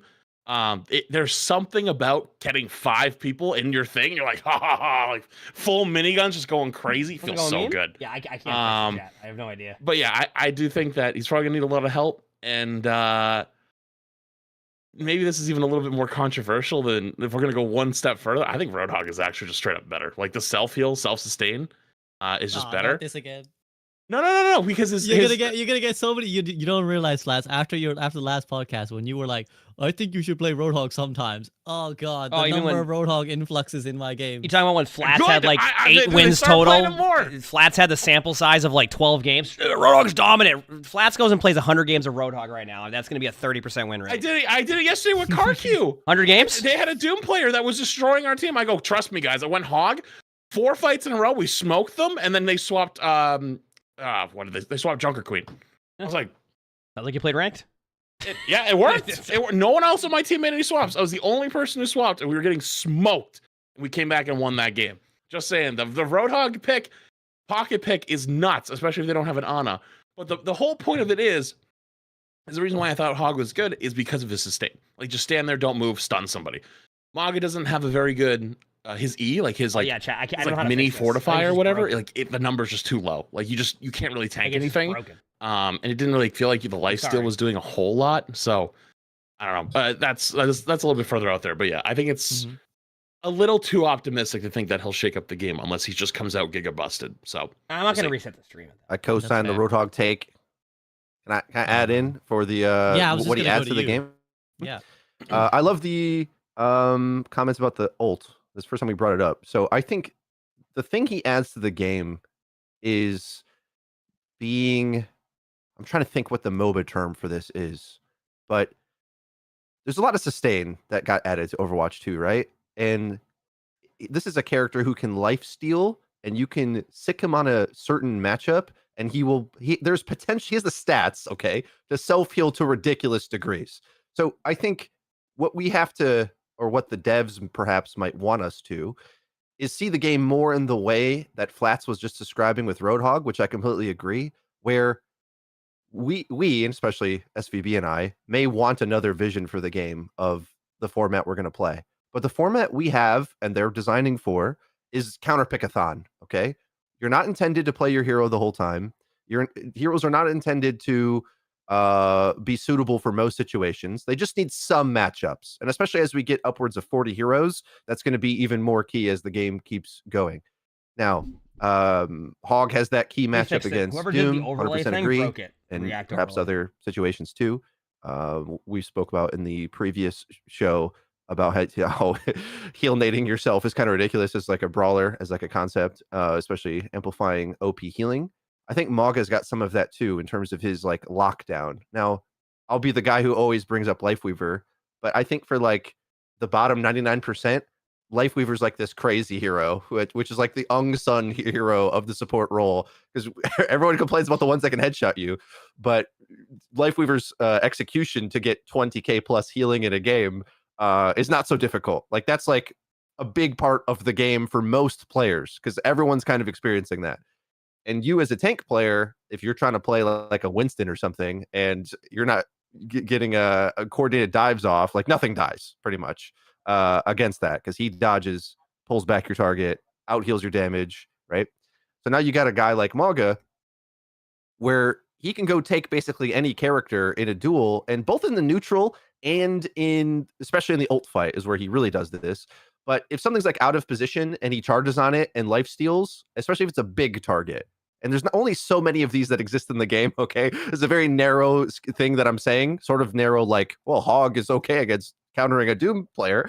Mauga can like jump in on a Bastion, theoretically, okay, and out heal the damage, which was not something we've seen before. Like normally you would have to have your defensive cooldowns to deny the damage, but he can out heal it. And, you know, I made a video that I put a lot of work into.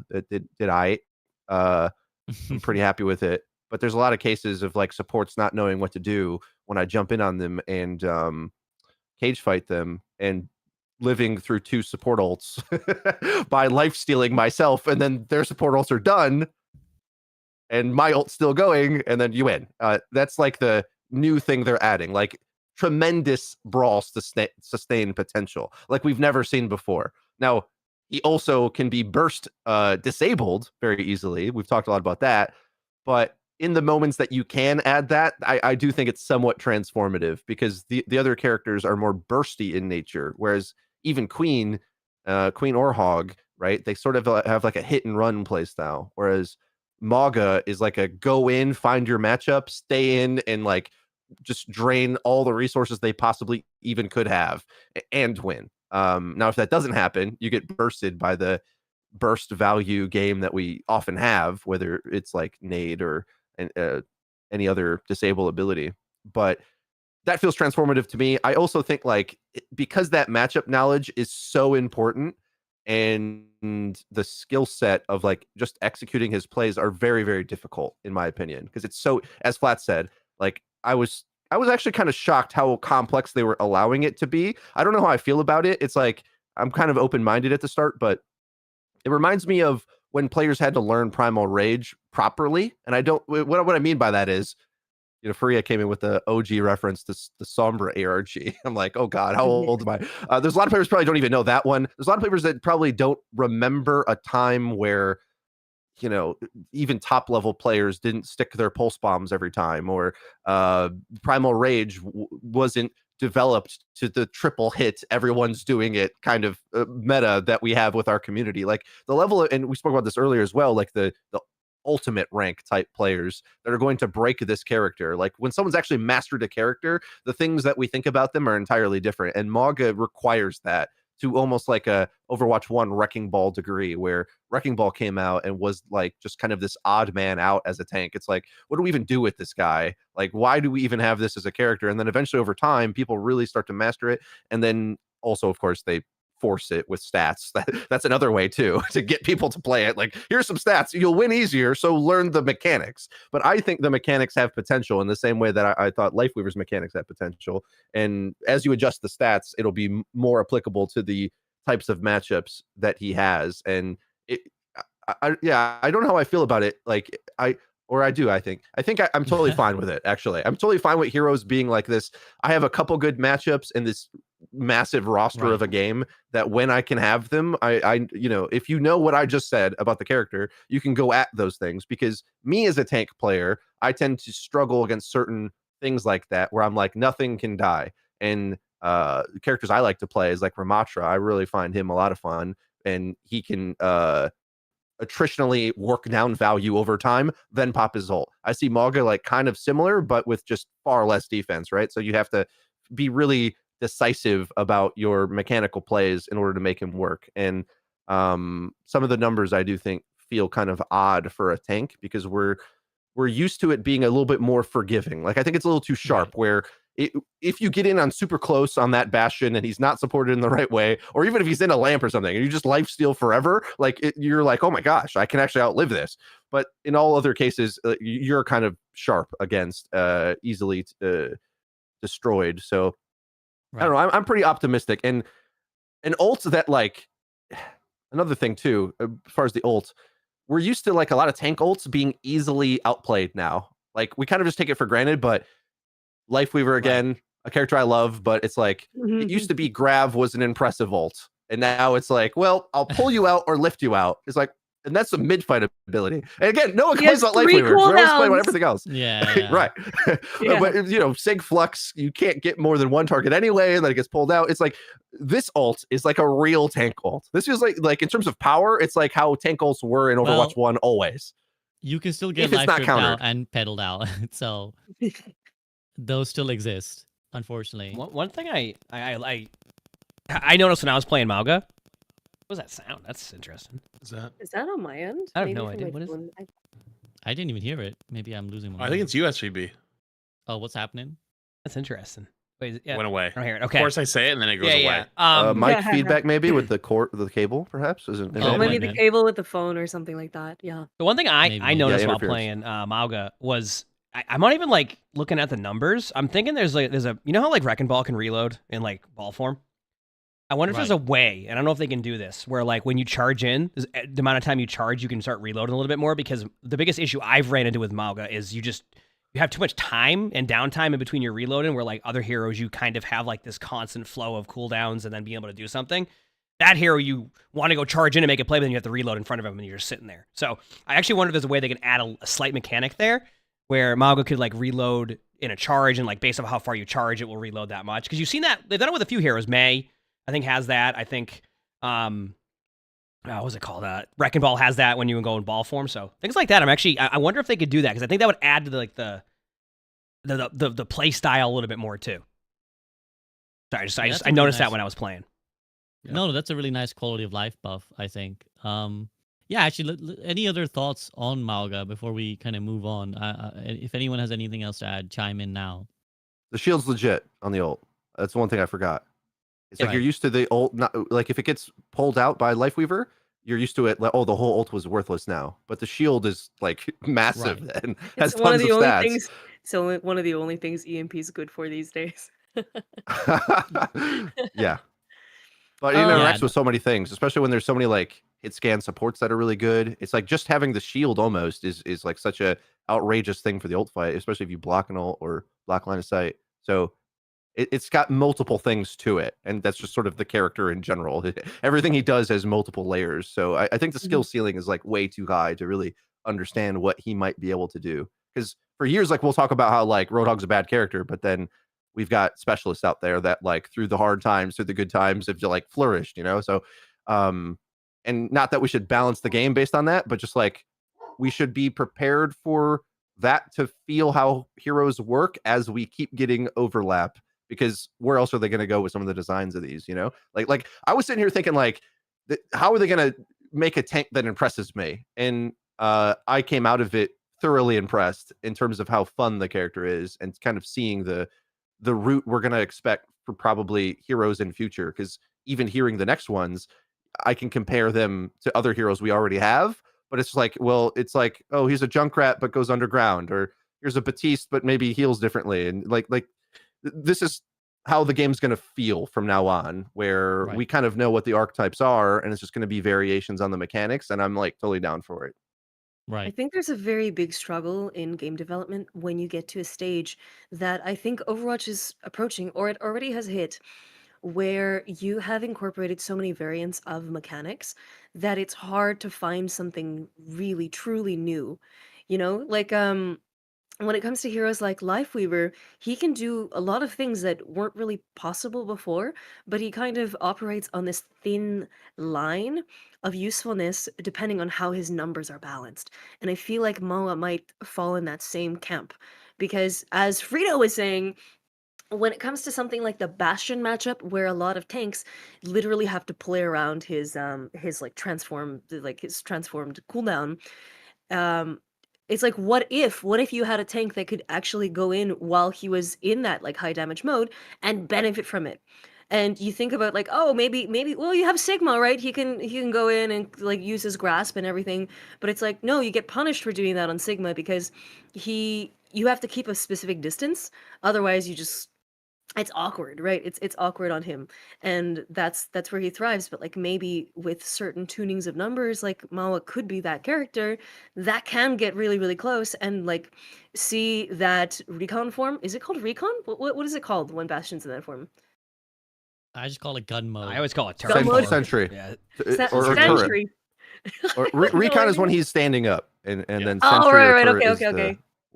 wheels. Yeah, so when he's in turret mode, and actually see that as an opportunity to engage or something like that. But it's little things like that, because when we talk about hero design and like new things they can introduce, it's like, what can they add? Like, oh, we have so many flying characters. What if we have one that bores underground? Or like, what if we can have characters that, turn into cloud or just dust and seep through walls or something like that?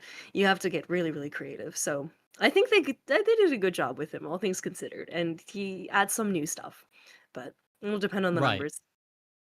No, and I think it's a great point. I think also because there is that fine line between adding stuff that's new, but then adding a mechanic that breaks the game, right? It's like exactly the Suzu for. Go ahead. You go ahead. There's like so many things for you to consider, like the game, like interacting with, because when you add a new ability, you have to think about, oh, how does this play with damage boost? How does this play with Zarya bubbles? Like, what is the breakpoint of this in regards to, like, say you give somebody, there's a new gun in the game, right? It's like, oh, what are the breakpoints of this?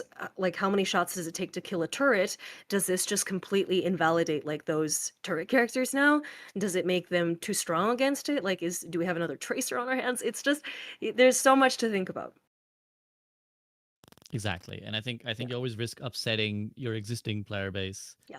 If you add things that kind of shift the game away from perhaps the things that they initially came to love about the game.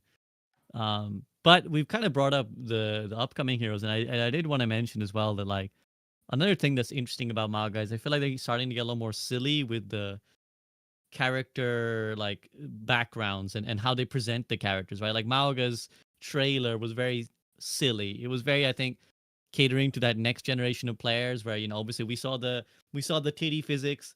We saw him being very like bombastic and just very out there. And I think that's very smart. And I think it's really fun. It allows the developers to kind of let loose a little bit rather than be very formal and really serious about like what kind of heroes they design. They're just being a little bit goofy, a little bit silly with it. And I'm sure, I mean, I can't speak for Zoomers, but I'm sure that's like something more Zoomers would enjoy. And it's something feels a bit more like League of Legends, a bit more mainstream.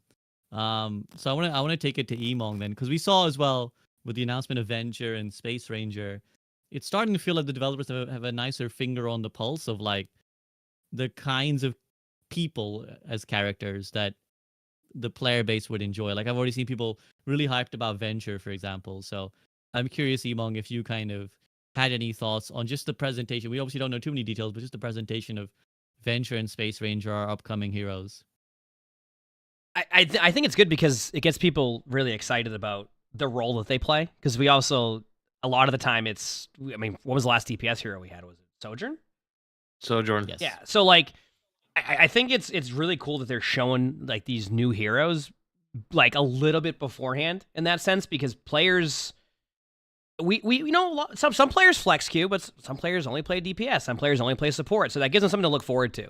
So I like that they did that. It's something that we kind of, I think that they're going to start doing that more and more in the future, and I think that seems to be a Blizzard thing in general. I talked about it with like, wow, showing off 3 new expansions. They've never done that. It's always one expansion, they hide it, and so I'm excited about like just seeing new heroes, and we actually technically got a teaser for the tank. I'm sure we can go around all 500 maps right now and look through every single corner and probably find like what is that, like a turtle or something? Like somewhere on some map we'll find like a hint, because we found out that some of these heroes actually had hints previously. I forget which hero it was, had the hint from like 2018 on like the Petra map. I don't know which hero it was, but a lot of these heroes are now starting, you can probably go find them on maps, so it's really cool to see them putting in those actually, completely off topic now. How cool would it be? And I don't people are gonna be like, "Whoa, don't give them this idea." But how cool would it be if you could actually have like those really cool, like, it can only be client side too, so you don't confuse people. You have like your own portrait you can put there, kind of like the goofy ones they've been putting for the new heroes. Oh yeah. I feel like it'd be fun to have that option. Like you could go and put that really fun like hero portrait in there rather than the hero portrait you have. I think that'd be something that would be really cool in Overwatch. Because I see those ones, though, like the funny ones they put in for like Venture or for Space Ranger or the other tank hero that you can see there, obviously, but you have no idea. It looks like a turtle or like Bowser or something. So I think I think people are gonna get this reference. But like, there's this game called Slay the Spire, and as you finish it, you unlock beta art, and it's just like the worst art ever. I mean this affectionately, but like it's just memes and puns on whatever the card name is, and it's like we have that with Overwatch. Like we know that it's there. It exists, yeah. And it would be fun to have that in the game. But granted, that's obviously something completely different. But I think that'd just be really cool to have. But yeah, I mean, I'm excited that they showed some of the new heroes. Obviously, you didn't really get to see too much of Space Ranger, but I think like showing off Venture's skills and like what they can do, etc. I think is like that's a step in the right direction for everything they're doing. I've talked about it before. Like they'll wait till last second sometimes, and I love that about BlizzCon. And now that like if you play DPS, you know that in April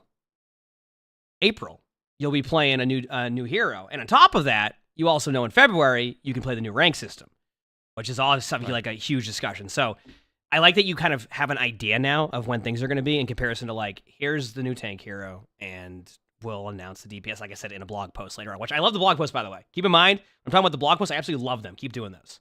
But I like that they're doing that more and more now. Right. It's like it gives people the expectations of what's to come, so they're not overly hyped or overly disappointed by things that aren't, when they don't match that expectation. Imagine DPS player, you don't have to. Go ahead. Well, I'm saying, imagine if you play DPS and you still are like, when's the next DPS hero? Like, if they just went and announced Mauga and like, Yeah, you might get a hint from like, listen, we know Jared will probably hint at like it's DPS, but like that's not going to get to everybody, right? Like that's the thing. Sometimes like when they tweet something, that's not going to get to every single person. Nor is the blog post. So when they do things at BlizzCon, they announce like, hey, we have a DPS, a support, and a tank next year. Every role knows they have something now. And we haven't even seen the gameplay of the support that much, and we haven't seen anything on the tank, but we know those exist now. As a tank player, I was excited for December. Since like whenever the last tank was, because I knew that we're getting a tank in December, right? So same with support players. Like, remember when they released Overwatch 2, people were like, it was like 4 support heroes. What's going on here? And they're like, no, we're releasing a bunch. Like, oh, okay, cool. Sounds good. Sounds great. Like, I like that they're doing that now, and it's a step in the right direction. I love that roadmap type they're doing. It's even more of an advanced roadmap than we had at the beginning of Overwatch 2. Anyway, that's my discussion about that's that. a very good point. And because that roadmap was more general, right? It's like, we're going to release a hero like once every 2 seasons, right? So it's like, that is fine, but having that clear pathway is I think helpful for the players to really know what to expect. But also I think another good point this raises is that what I really liked for Overwatch at BlizzCon is that it allowed the wider gaming world to see what Overwatch has been doing and will be doing. Because I think that a lot of Overwatch's problems is not necessarily that the game is significantly worse than, say, a Valorant or an Apex to grind and play. It's that the reputation has taken so many hits over the years that a lot of people who I think otherwise might enjoy the game don't even want to give it a shot, or have perhaps already mentally like they're like, I'm not gonna play Overwatch. Like, I'm done with that game. So like, people are not necessarily engaging with it fairly. And I think what this BlizzCon might have given them is a chance to be like, oh, they did a One Punch Man collaboration. They did a K-pop thing. That's cool. I like K-pop. Oh, they're releasing this Mauga guy. Like, I like the look of him. Oh, an adventure, space race. So they get to see a lot of what's coming for people who ordinarily might not tune in.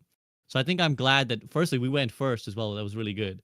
So I think it's really nice for Overwatch that the wider, at least the Blizzard community, and I'm sure other people who are just vaguely interested in Blizzard would have seen that and gotten in touch with the plans that Overwatch has. And I'm hopeful that a lot of people saw that as something they at least want to try again. Now, Flats, let's go to you again about Venture and Space Ranger. Any thoughts on the heroes and maybe just any feelings you have, either their aesthetic or perhaps how they'll fit into the game? I don't have a ton of them. I kind of want to build off of what you just said a little bit, because I kind of agree with you on the whole, is it worse or is it better? Valorant, Apex, etc. Because I'm with you on that. I think that the new heroes are obviously stuff that gets people's attention. It's like, oh, that looks cool, or that looks good. But like, man, this is gonna maybe sound bad, but like, I feel like we've been fighting with each other for like 5 years. Like other games, like, yeah, like they have like, they have their problems with like game balance or development or more content. Like, I've been starting to see the Valorant streamers like, oh my god, our game's dying, we don't have enough content. Oh, shut the fuck up over there, dude. Like, shut up. But like, we've been fighting for a long time. Like our esport, like Overwatch League, which now got sent off to the farm, notoriously for a long time, like, didn't want to work with creators. There was just such a big gap between like casual players, competitive players, streamer, like, what I mean? Like, we've all been kind of like in our own little worlds for a long time. And one of my biggest hopes going into Overwatch 2 is to like start to close those.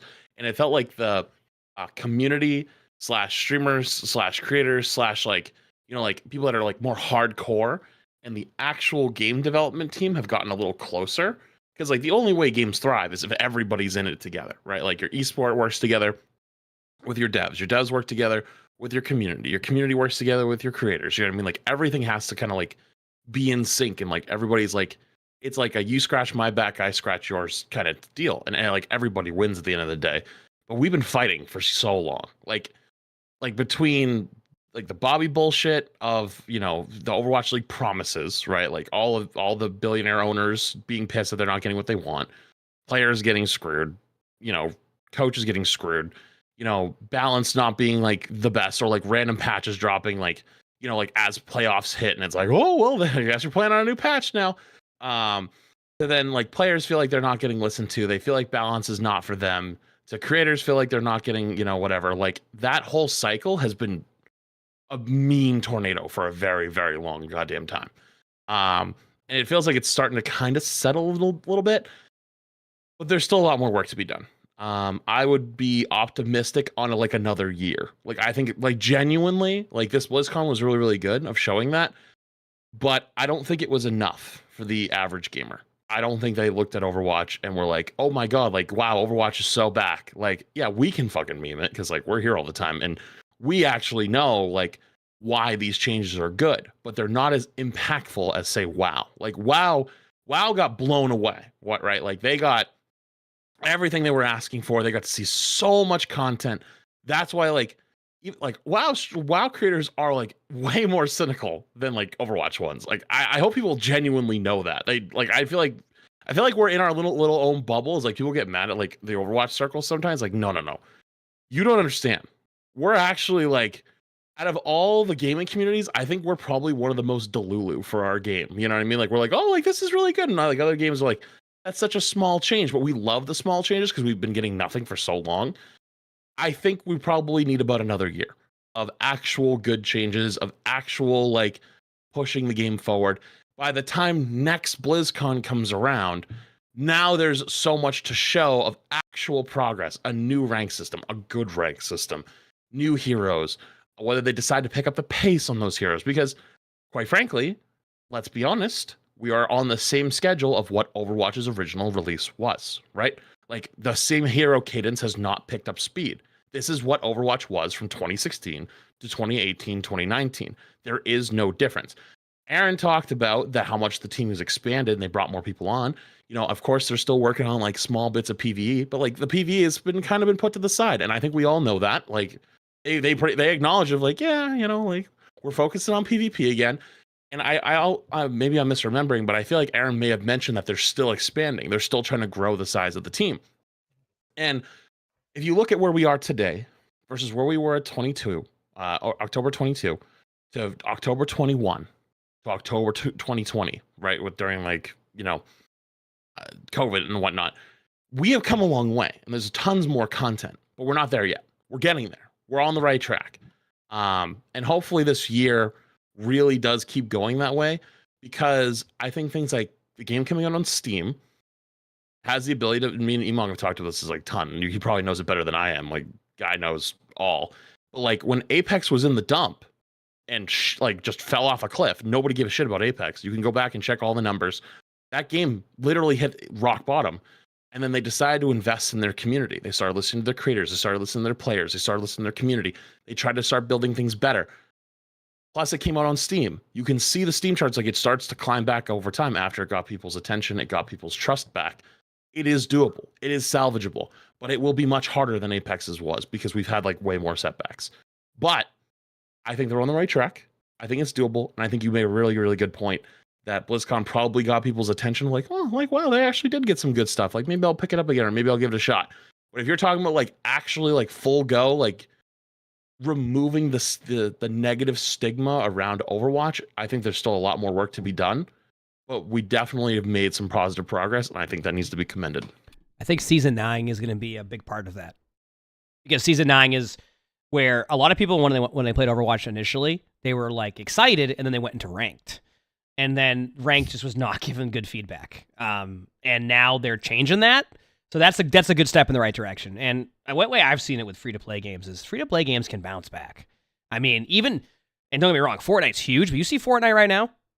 Fortnite is killing it right now with everything, because, you know, they just, sometimes you have a year or two of these games where like it doesn't go as well, but like with these free-to-play games, people are constantly trying to go and like play something else and try something. So I think Season 9 is super important. Don't get me wrong, Season 8 is super important, because obviously it's new tank, all that. I'm going to be taking it done. If there's drops, we'll be streaming.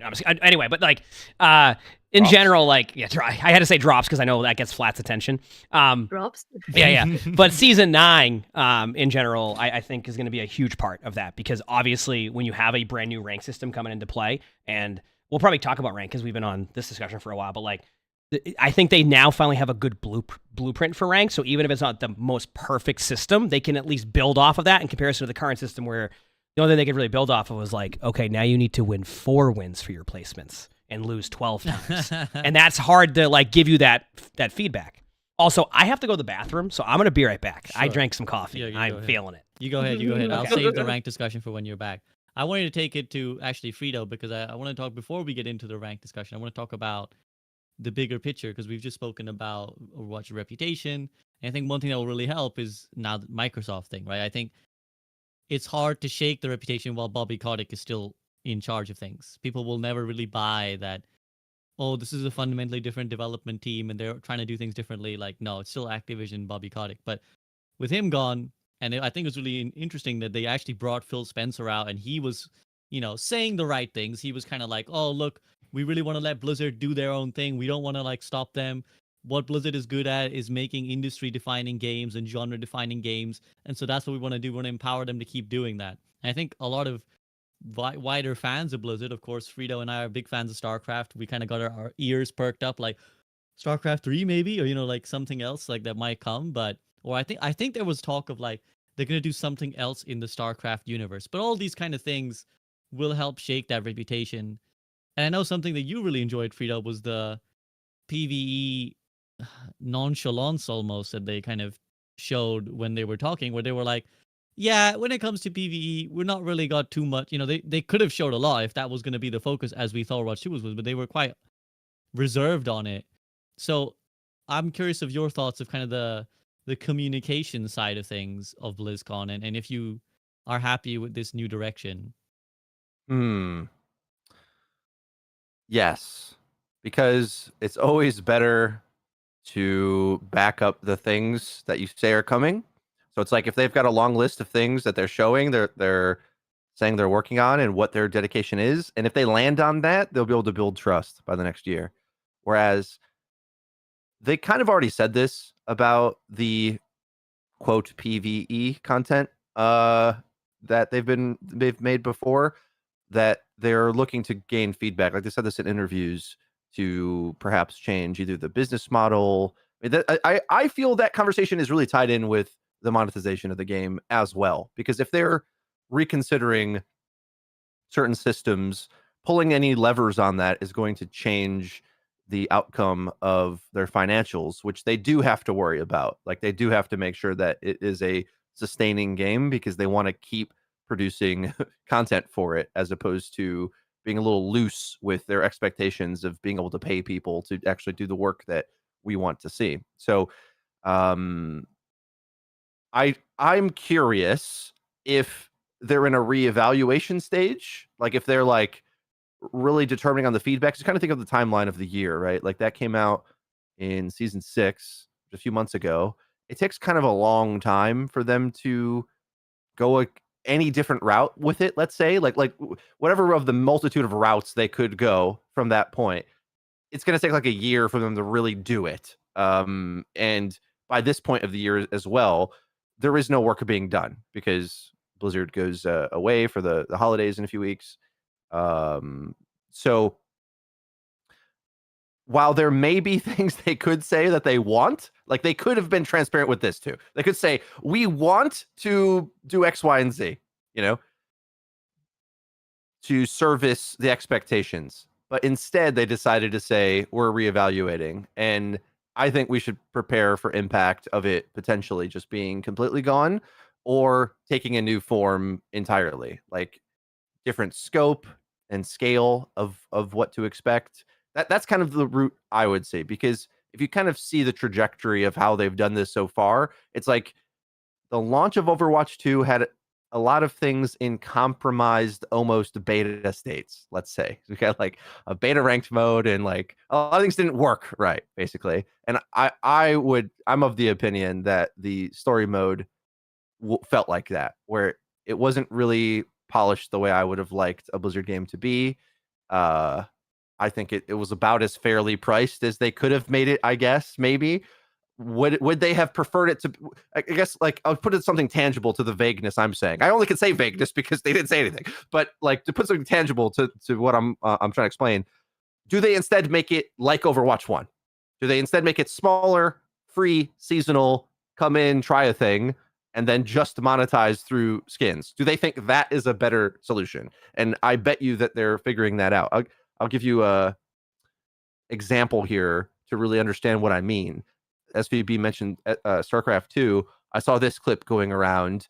A dev on StarCraft 2 was mentioning that a WoW skin, I think it's the first like pink mount, let's say, earned more money than the entirety of Wings of Liberty. Okay, so one mount. To put that in perspective, okay? And I Overwatch, I don't know if we've got the exact numbers of the difference between, like, WoW is a different kind of community because you already pay into it and you probably play it even more. But that's like what we're dealing with in reality. So it's almost awkward to put a price tag on something that isn't like a super huge full game, in my opinion. Like, I think it feels weird because players are like expecting some amount of value and time and investment into that thing if it has any price tag, or it can be a goofy cosmetic that's overpriced. Like, those are the options that we've been conditioned to accept somewhat. And not that we all accept it, but the general gaming public has accepted that. So under that paradigm of what because like if the story mode was free, would it have a different reception? I don't know. Like, and would that have been smarter for them to do in the end? So I don't know. I never needed PvE necessarily. I was hyped for it to exist if they were going to do it justice. I love Diablo. And I know Blizzard does these things well, but this is a new Blizzard. So I'm kind of thankful just overall. It's like we've got our new devs, new Blizzard, new direction. Overwatch 2 is a PvP game. Don't promise and underdeliver. I think that's like was the exact right play.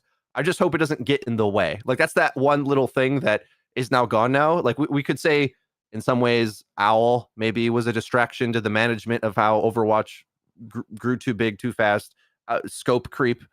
The PvE as well was another like pipe dream of a thing. So we had like multiple competing pipe dreams for this simple PvP game that like could have like thrived in this one zone. They went off and did these other things with a lot of their attention, and now all that's reeling back. So it's lurking in the corner to potentially be a problem. I feel if like I don't want to. What I'm trying to say is I don't want to find out in a year. It's like, yeah, well, we had to delay the ranked overhaul because we decided to make another story. But I don't think that's going to happen. But I don't want that to happen. We've been burned before in this kind of way where, and I'm all smiles today, but let's not forget that in the transition period from Overwatch 1 to 2, they were incredibly disingenuous. Like, basically deliberately so, to vaguely not mention the PvE downscale to the degree that it was, and kind of coyly be like, yeah, it's coming, guys. Yeah, buy the watch play tag. We're on the right track. Who? He's gone. The person who did all of these things, we know, like, devs have spoken out, like former devs have spoken out about it. Like, we all know who the boogeyman in the closet is, and the boogeyman got taken out to the trash. So it's like, I think it's okay to be optimistic. But you're right. You should be cautiously optimistic, of course. But the reason why I'm a little bit more like, I'll give you the benefit of the doubt is because, like, we know who. Like, it's an open secret, right? And that guy's gone. So it should be fine, right? Right? Right. And I think actually to finish this point, to bring up the mount making more money than the entire first release of StarCraft 2, I actually think the K-pop collaboration is a much better way of for everything for Overwatch, like storytelling as well. I actually think that like I was more interested. Yeah, and I'm curious if to Freya and Class's thoughts as well. But like I feel like the storytelling was more effective having it in a K-pop video of like relatability rather than trying to tell this grand overarching story of like the Overwatch heroes fighting through this mission there and the town is being destroyed.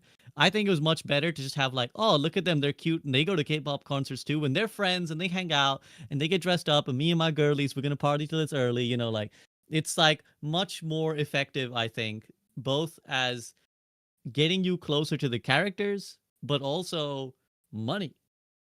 To channel my Mr. Krabs, right? Like, I think it's just like I don't know the numbers, but I imagine the K-pop skins have probably sold more than the expansion.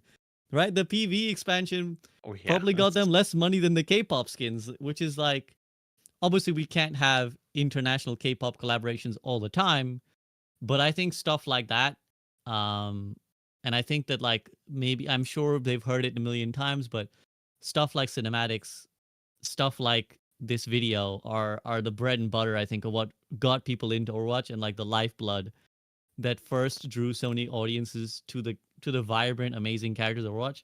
So I actually think if I was to ask my wish list, I would say PvE missions, whatever, more stuff like this, please. More collabs, more, and they have said they're going to do some, which I'm excited about. More storytelling via snapshots rather than necessarily trying to progress this overall picture of what's happening in the world of Overwatch, because I don't know if that's as effective as this is. Faria, you go ahead and give me your thoughts as well. Oh my gosh. Okay. So Emongg mentioned Fortnite, and that kind of lit a light bulb in my brain because Emongg was saying how Fortnite has gone through phases. You know, it's fallen out of public consciousness, but overall it's still very, very strong in its cultural impact.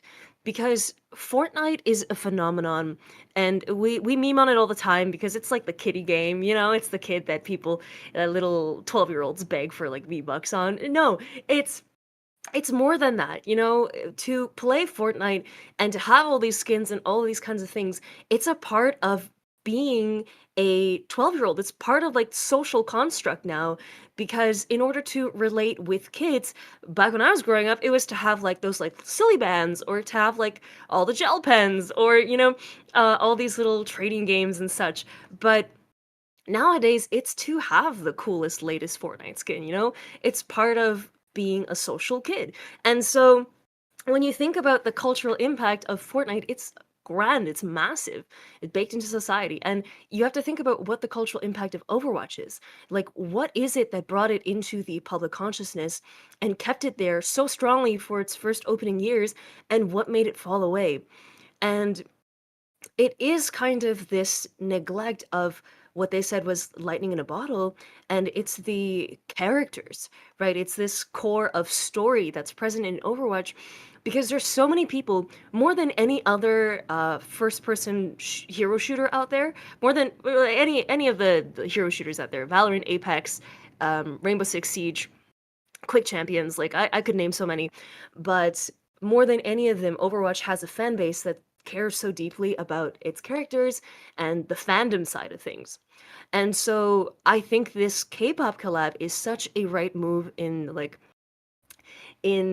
getting some of that back, you know? And you can see it on social media, like the love for this game and that side of the fan base is coming back. And that is so exciting because this is a part of the player base that has surely felt neglected over these past couple of years, right? And you look at the Overwatch Declassified that just came out. It's basically like a big lore book that got no advertising, unfortunately. But people are so excited about that, and people are so excited about this K-pop collab. It's just like, we want more of this. And as the others were saying, the fact that this is getting more investment now instead of competing with PvE, because I don't want to sound like a doomer. I think that, you know, people felt rightfully burned when all of that was scrapped because expectations were set and then they were hit with a wrecking ball, you know? So people can be upset about that, but I think that, man, the PvE missions, you would have played them once and then you would have never touched them again. That's kind of what it comes down to, for me at least. And I'm like, I feel like this stuff has much more of a lasting impact because I think it sticks with you more to have a character that you can reflect and like see yourself in, and you know, have these stories that really move you. You know, I still think about the Bastion cinematic, the Reinhardt cinematic to this day, and I don't remember what happened in some of like the Havana PvE mission. Like, that didn't really matter as much to me. So I don't know. I hope we get more of this stuff. I do want to say something about... You had one. Oh, go ahead. No, Emongg, you go One, ahead I want to point out my nephew did say his favorite Christmas present was the V-Bucks I got him for Fortnite. I want to point that out. Okay? That is a true story. No, that is a true story. I got him V-Bucks for Christmas one year, and he was excited, and he was actually telling his friends that he got all these cool Fortnite skins. One thing that I think we also see with like some of the skins too, and this is just a little bit of a side note. I think that now that they've kind of like loosened up on what they want to put out for skins, like they're kind of past the, well, we don't want to make it too like memey. Like, we're past that now. They're memeing really hard. Like, and for example, I don't play a lot of Mercy, right? but I'm also a huge zombie fan. So when you bring in, sorry, I know I'm bringing up Zombie Mercy a little bit too early because it's not out yet. It's not out yet, but I get excited about that because I love zombies. Like it's one of my favorite genres. Like I've grown up watching zombie stuff. But my point is that you can have a Zombie Mercy skin, and that's cool to me. And I don't even play Mercy that much, but I love the idea of a Zombie Mercy skin. So it's cool that they're bringing all these different variations of things into the game when before they were kind of like they didn't want to do that as much because they wanted to have it be more serious. Now it's a lot more of a it's become a lot more meme heavy, which is I think good in this for Overwatch, and that's what they're doing. It's just way more meme heavy. You know, that's kind of where we're at with it, and that's good. I like that. Meme heavy doesn't mean insignificant, right? Yeah. Because we think of like how significant SpongeBob is, for instance. SpongeBob I would love is that. The king of internet memes, but it's significant for so many of us still. Yeah. Exactly. It's Peter, great. you got something to add, and then I want to take it to Flats. Yeah, I would say I don't want it to feel too goofy, but I think it's all suited so far. It is stretching perhaps beyond what they would have done at launch. Whereas at launch I think they were, and I mean Overwatch 1 launch, boomer take, but much more like invested in they're more precious about it for sure, 100%. But none of it has stood out to me because like the TF2 community, for example, is kind of always remembers, not that I played this game, but I've heard them talk about it, like when the silly hats got like out of control and kind of didn't want that necessarily to change the vibe of the game. I don't think the skins have changed the vibe of the game necessarily, but also we already have a hero shooter with all the wacky abilities, and so whether, you know, Mercy's a zombie or a witch or whatever, it makes like no difference to me so far. But if there's a skin that's like obnoxiously over the top, then, you know, I don't prefer those, but they don't even necessarily stand out in the chaos of the game so far. Like I think one thing they did want for competitive integrity reasons anyway, for all PvP players, not just like, you know, the most try hard, but is just the discernibility of the characters. And that's something that like MOBA games struggle with if you're not like an expert on the 100 characters in MOBAs that have hundreds of skins each. Like it's really hard. For me so far, it's like it's still been fairly easy. There's a few hitboxes that are like too similar, where the character's starting to look kind of similar.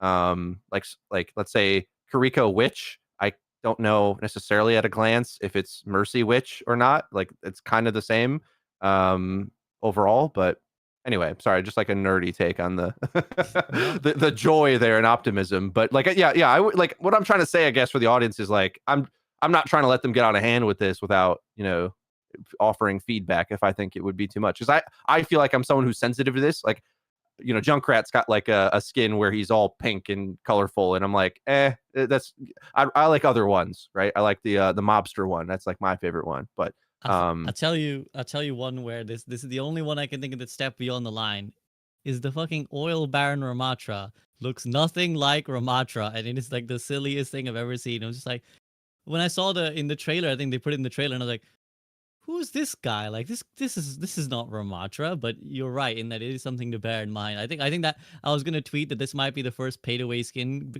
skin, because it'll take the enemy tank so long to realize who he's got to counter swap that it might lose a couple fights before he realizes this Ramatra. But in general, they have done a good job of keeping it in check, I think. And you're right that some MOBA games have they have some significantly transformational. Like there's like Pudge and Invoker in Dota who have like kid skins, so there's like their hitbox completely like shrinks down into a kid, and they're like they have completely different voice lines. So I don't think Overwatch will do that. Obviously, it's a hitbox shooter, so you're not going to want to do that. But yeah, Flats, you had something you wanted to add on this whole K-pop PV discussion. God, I'm trying to remember. So long ago. Oh, I remember. Yeah, this is a little small snippet, but I feel like it's important because no one's gonna really say anything. But like, remember earlier, Frida was talking about how like for the longest time everything was about bottom line. You know, I mean, obviously it's still a for-profit company, right? But like shock value, put everything in one set, right? But there's something very important I think that happened that not many people have talked about. When the K-pop collab went live, there was a deal in the shop where if you bought the $50 bundle or the $100 coin bundles, you got an extra percentage of coins. So you actually, the bundle was $68, I think. I see what you're doing there. You couldn't have made it 69. Okay. But they made it so that you got $70 worth of coins, which is enough to buy it, because they could have very easily either made you buy the $50 bundle and a $20 bundle of coins so you have enough, or make you buy the $100 bundle of coins so then you spend an extra $30. Because remember, coins are literally fake money. It's Blizzard money. It's not real. The only thing that matters is the fact that they took the money out of your account and they gave you fake money, right? Like, that is the conversion. As long as money is leaving your credit card or your debit card or whatever it is, that is how they made their money, right? Like, they don't care about giving the extra 3,000 coins. That doesn't matter to them. They already got their money. But the important thing is when you wanted to buy, if you had no coins and you wanted to just buy this set, you buy the $50 version and you got enough coins to buy the 68 coin bundle, right? So that way, instead of charging you potentially $70, you actually only got charged $50. And I think we all talked about beforehand many times, I thought this was going to be the first $100 bundle, for sure. Like, there was no doubt in my mind that this was going to be the first $100 bundle. They made it $68 / coins, 6,800 coins, which I thought was more than reasonable. And then they went the extra mile, and that if you didn't have the coins, you could buy the coins for $50 and get enough to buy the 6,800 coin bundle. So realistically, if you had nothing, it was $50, right? If you had coins already in, well, kind of tough shit, obviously, like at that point, right? But they could have very easily just not done that, because like, this is also something that's very different, because I can tell you for sure that they got paid a percentage plus probably a fee on top of that for, the collab. Like, let's say they got like $1 million or whatever it was, and then they get a percentage based on the revenue share of how much people bought the bundles. They could have went way higher. They could have just farmed. They didn't. And I think there's something to be said about that, because people were very, very, very critical, for example, about the Diablo bundle at the start of season 7. And they acknowledged that, and they're like, okay, we'll try to figure out a better way to do this in the future. And then you look at something like the K-pop club, it's like, this was like an opportunity. Like, this was genuinely like, if they were seething at like foaming at the mouth to farm you for cash, they could have done it and you would have still bought it, right? And they didn't take it. I think that's very interesting. Obviously, it was still an expensive bundle. I'm not saying it's not, but I think there needs to be a little bit of an acknowledgement of like, you look at something like Valorant, how much would that cost in Valorant? Think about that. Ask yourself that question. So, I think that obviously it could be a bit better, but maybe it's time we pump the brakes a little bit on the constant prices thing, because like, it's gotten better. I did a favor for some staff at Riot Games, and they gave me like $200 in Valorant currency. I was able to buy one knife. One knife. It was Sweet. gone. Oh man. It's so funny. Me with my one knife that I earned after Yeah. years of labor. Now, all I'm gonna add to that is that I'm gonna have to correct Flats when he says that Overwatch money is not real money. Try telling Emongg's nephew that the V-Bucks he got are not real money. He is fucking chuffed. Emongg is forever his favorite. Yeah, but uncle, Emongg's account still took the same hit. But have you seen his Fortnite skins? No, they're pretty I don't sweet. have I actually haven't seen them either, to be honest with you. But they're probably pretty sweet. Probably. They make good skins. Unfortunately, we can't, because like Fortnite's based off like a default character. You can't just like stick Goku in the game and just be him. Like, even if you did like cosplay, like there's gonna be differences. You know what I mean? You can't just have like the 2D a cartoony, drawn out version, because it won't make sense. So they're kind of set up for life over there with that. Right. Okay. Well, that's one all last I could monetization point. Yeah, go ahead. Before we go on, I'm curious. Just wanted to. I like putting these flagpoles on the ground because we do this show a lot. But like, I'm curious on this point how we'll feel, again in a year, because they'll be changing the battle pass a bit and monetization in general. We already have evidence of them changing prices on things. Like, I believe the Kariko Witch skin bundle was $40, and then the Diablo bundle, which had multiple skins in it, was it 28? I thought it was I thought it was like outrageously 40. Maybe I'm wrong on this point. I'd have to look it up, but I feel like they've adjusted the prices over time. But in any case, they are saying they're doing that. Let's just say, and the theme of the point is correct, even if the example isn't. As they do that, and as time passes, I'm curious on the reception of the community on this point. It's like, I think they had a much bigger complaint when the game content felt somewhat underwhelming. It's like, I really liked it at launch, but it wasn't like obviously Overwatch 2 at launch, right? Like, it was like we had to like debate it a little bit. Like, it wasn't like clear to everyone this is a full sequel, you know.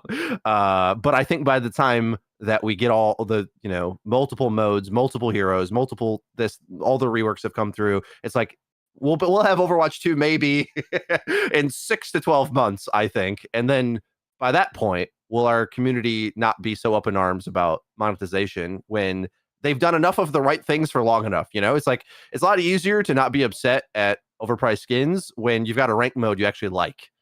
And that's, you know, I think Valorant has its issues, but people get addicted to that system. And, you know, we want to get addicted to this one too. We've been begging you to let us be addicted, and you tried to obfuscate the reward mechanism that we were addicted to. And so now, anyway, that's just like one example, but I think sentiment can change on this over time. And I think as we get like distance and a new community as well, it's like the baggage and expectations of Overwatch 1 and how they manage that. Like, I don't know. I'm starting to feel like and sense it in the community. I'm like curious if anyone has strong opinions about this, but like the percentage of old heads that like demand loot boxes just seems to be like diminishing day by day a bit. I think they're leaving. I think so too. Probably leaving, or they're just like kind of done. Or getting over it, right? Yes. Or Agreed. accepting the world for as it is, like accepting this new era, and they're like, "Fuck it, there's no use railing against it anymore." Because at the end of the day, it's like if I tell you Mauga is really fun, and like you wanted loot boxes, like, oh, I'm going, you know, the gamers do this, right? Like they have relationships with their games. Like, I'm breaking up with you, but it's like, oh, but that new character looking kind of fun. I don't know. He runs in and traps everybody. I was like, oh, like I want to be Mauga. It's like we'll eventually lure some of these people back. I feel with the content actually being good for long enough. That's kind of my thesis on that. Right. They break up, but then like, you know, 2 a.m. they see the risque selfie, and then they're like, shit, I gotta hit up the DMs again. Like, you're looking good in that selfie, and then they come back real discreet, like. So they just can't end it. They can't get that clean break. But I think it's a good point, and I think that it'll be interesting to see where we stand in a year, should the competitive changes especially make a tangible difference, which is what I want to get to now, because I know Emongg, I'm going to take it to you. You've been eager to kind of discuss this a lot. You've already kind of mentioned it a few times, but the competitive changes. So basically, anyone who missed it, no longer coming season 9 will we have the stupid 5 card. I mean, it was a good idea. I don't want to knock them. I shouldn't use terms of that. I don't want to knock them for trying it, because it was worth trying something different. They wanted to try and alleviate rank anxiety. I get it. I think it's a valid point to try and address, but unfortunately, it just didn't do what it needed to do for everyone else. So that's going to be gone. Instead, we're going to see this little bar.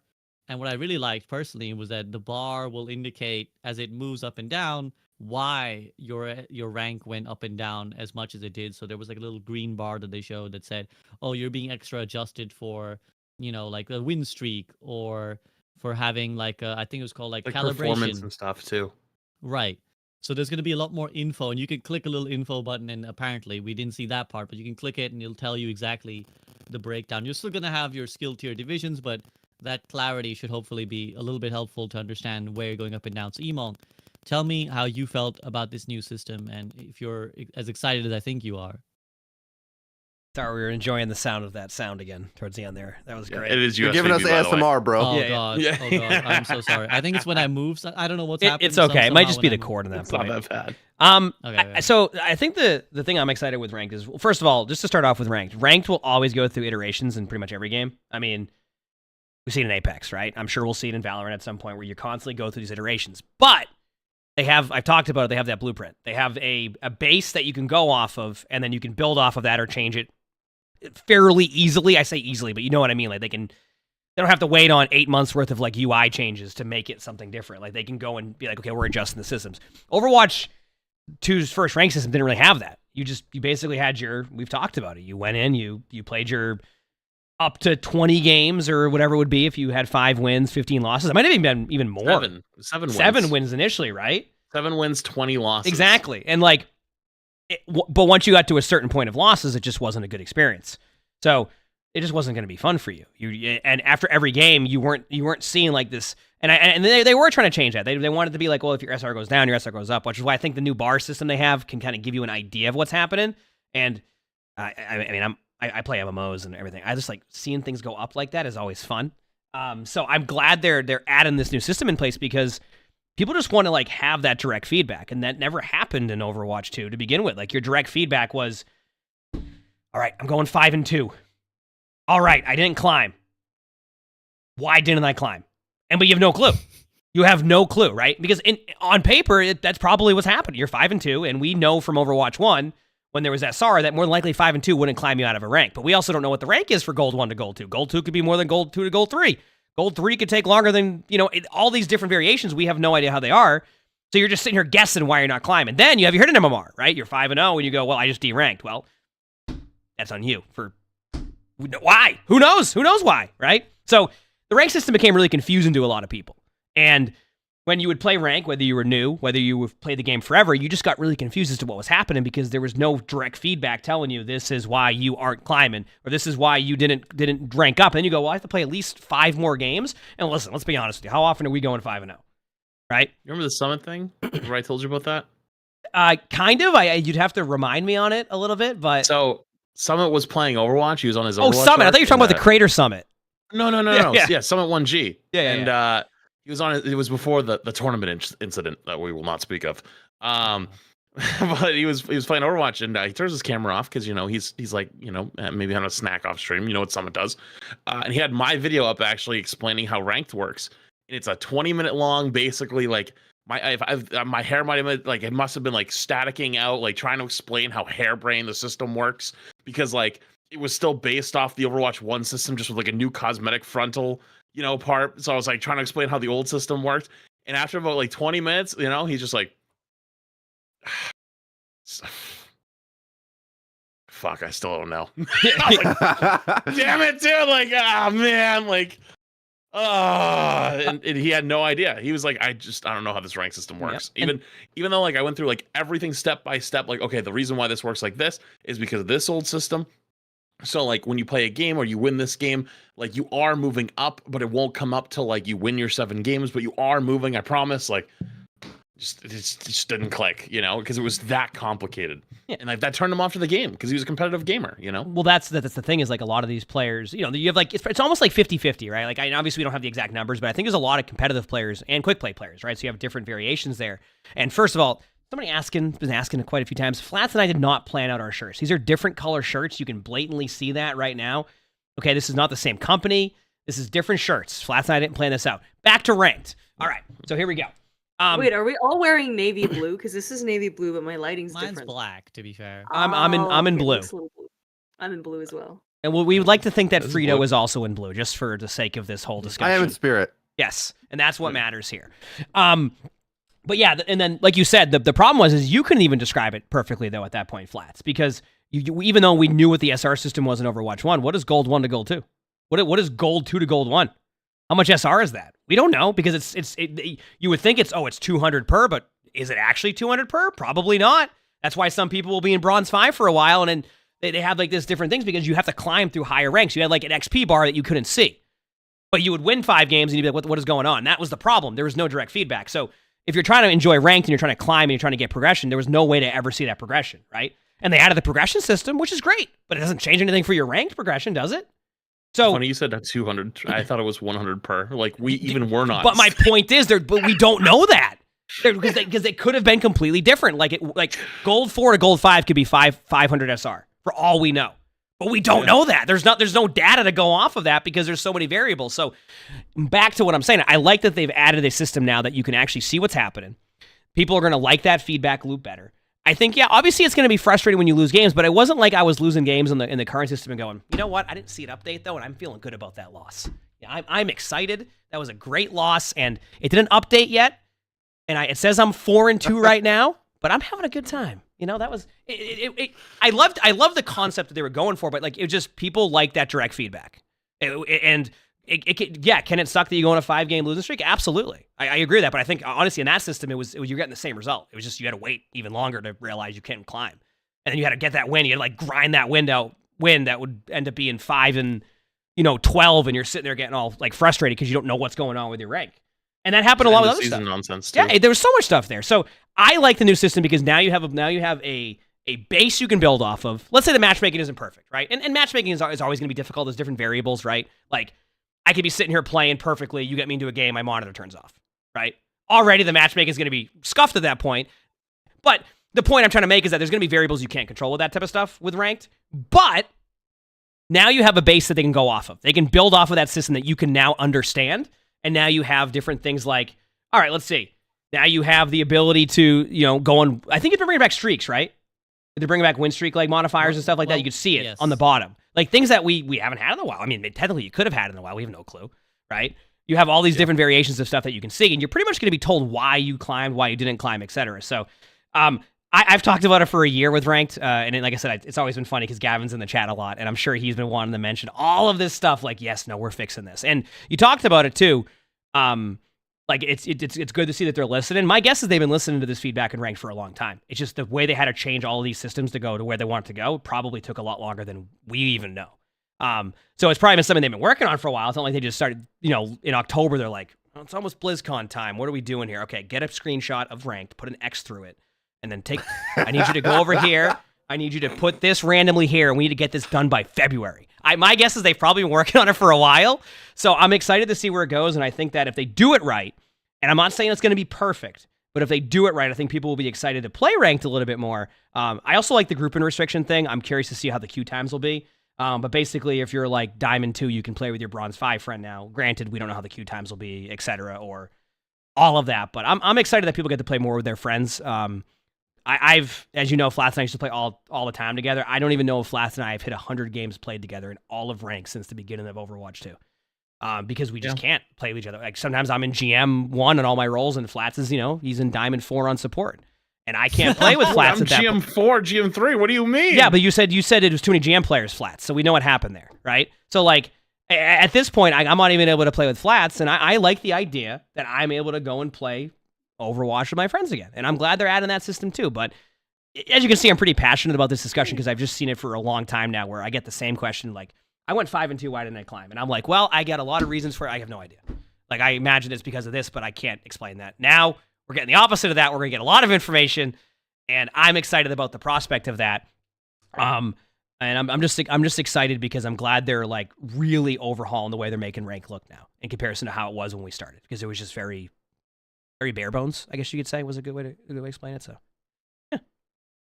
Ranked. Yeah, I think that's a really good. I can see your passion in it, which is great. Like, I'm so glad that they're taking these changes. By the way, Emongg, I don't think we're wearing the same shirt, but we've got the same headphones. So you're coordinating pretty well with. Yeah, you got with the members of the call. The DT. What do you got? Yeah, DT 990s or what were those? I mean, I think so. Close enough. Yeah, it's no big deal. We coordinate well. Don't you ever think that our glasses too? We got the glasses. Flats and I have the same glasses. Yeah, we may be having technical audio issues, but the drip is on point. Yeah. I will say, you kind of specifically named Gavin, and I'd like to go a step further and say that, like, I love Gavin Winter so much, dude. Like, I think awesome. He's one of the best development if I was to give an award, the best development performance I've seen in a long time, because he not only is directly active in the chats, but even when he was on stage, I think he was, like, the way he communicated. I think that's what players really look for from their game and their developers is, like, be really upfront with me, be really clear with me. I want to know that you're listening to what I'm listening to, and you're addressing those complaints back to me. I think that's, like, peak. And I think what we're seeing now is also Gavin's vision of the rank system, right? I don't think he necessarily got to inherit the system he wanted, but now he's getting his control to kind of put it his way. And you can really tell when a developer cares. I don't know how he has the passion for Overwatch. I don't know how a lot of these developers have the passion that they do have, because we're fucking cynical and jaded. Maybe bar Emongg, Freya. I know the three of these guys on my side, we'd be fucking burnt out. We'd be, like, yelling at people and shit. So we're a brick buff away. Don't worry. It's not even. But I will say one thing about that too. Gavin, what I love about Gavin, he's also a memer. Just to give everybody context on Gavin too, he's the one that's at skill issue on the stage. Like when they were talking about like being able to play with your friends. He goes, that sounds like a skill issue. When Aaron was complaining about Yeah, not being able yeah. to play with his kids anymore. He's like, yeah, it sounds like a skill issue. That's Gavin, right? So he's really good at a lot of that stuff, and I'm really happy to see that he's able to kind of have some of these things like start to be seen now, which is really cool. He also was a big part of the ping system. So if you love the ping system, right? And So remember what I was talking in the beginning? Go ahead, Flats. In the beta, like 45-minute conversation. Oh yeah. That was one of the people that came over and joined. Yep. He skipped the whole lunch break to talk to me about the upcoming rank system.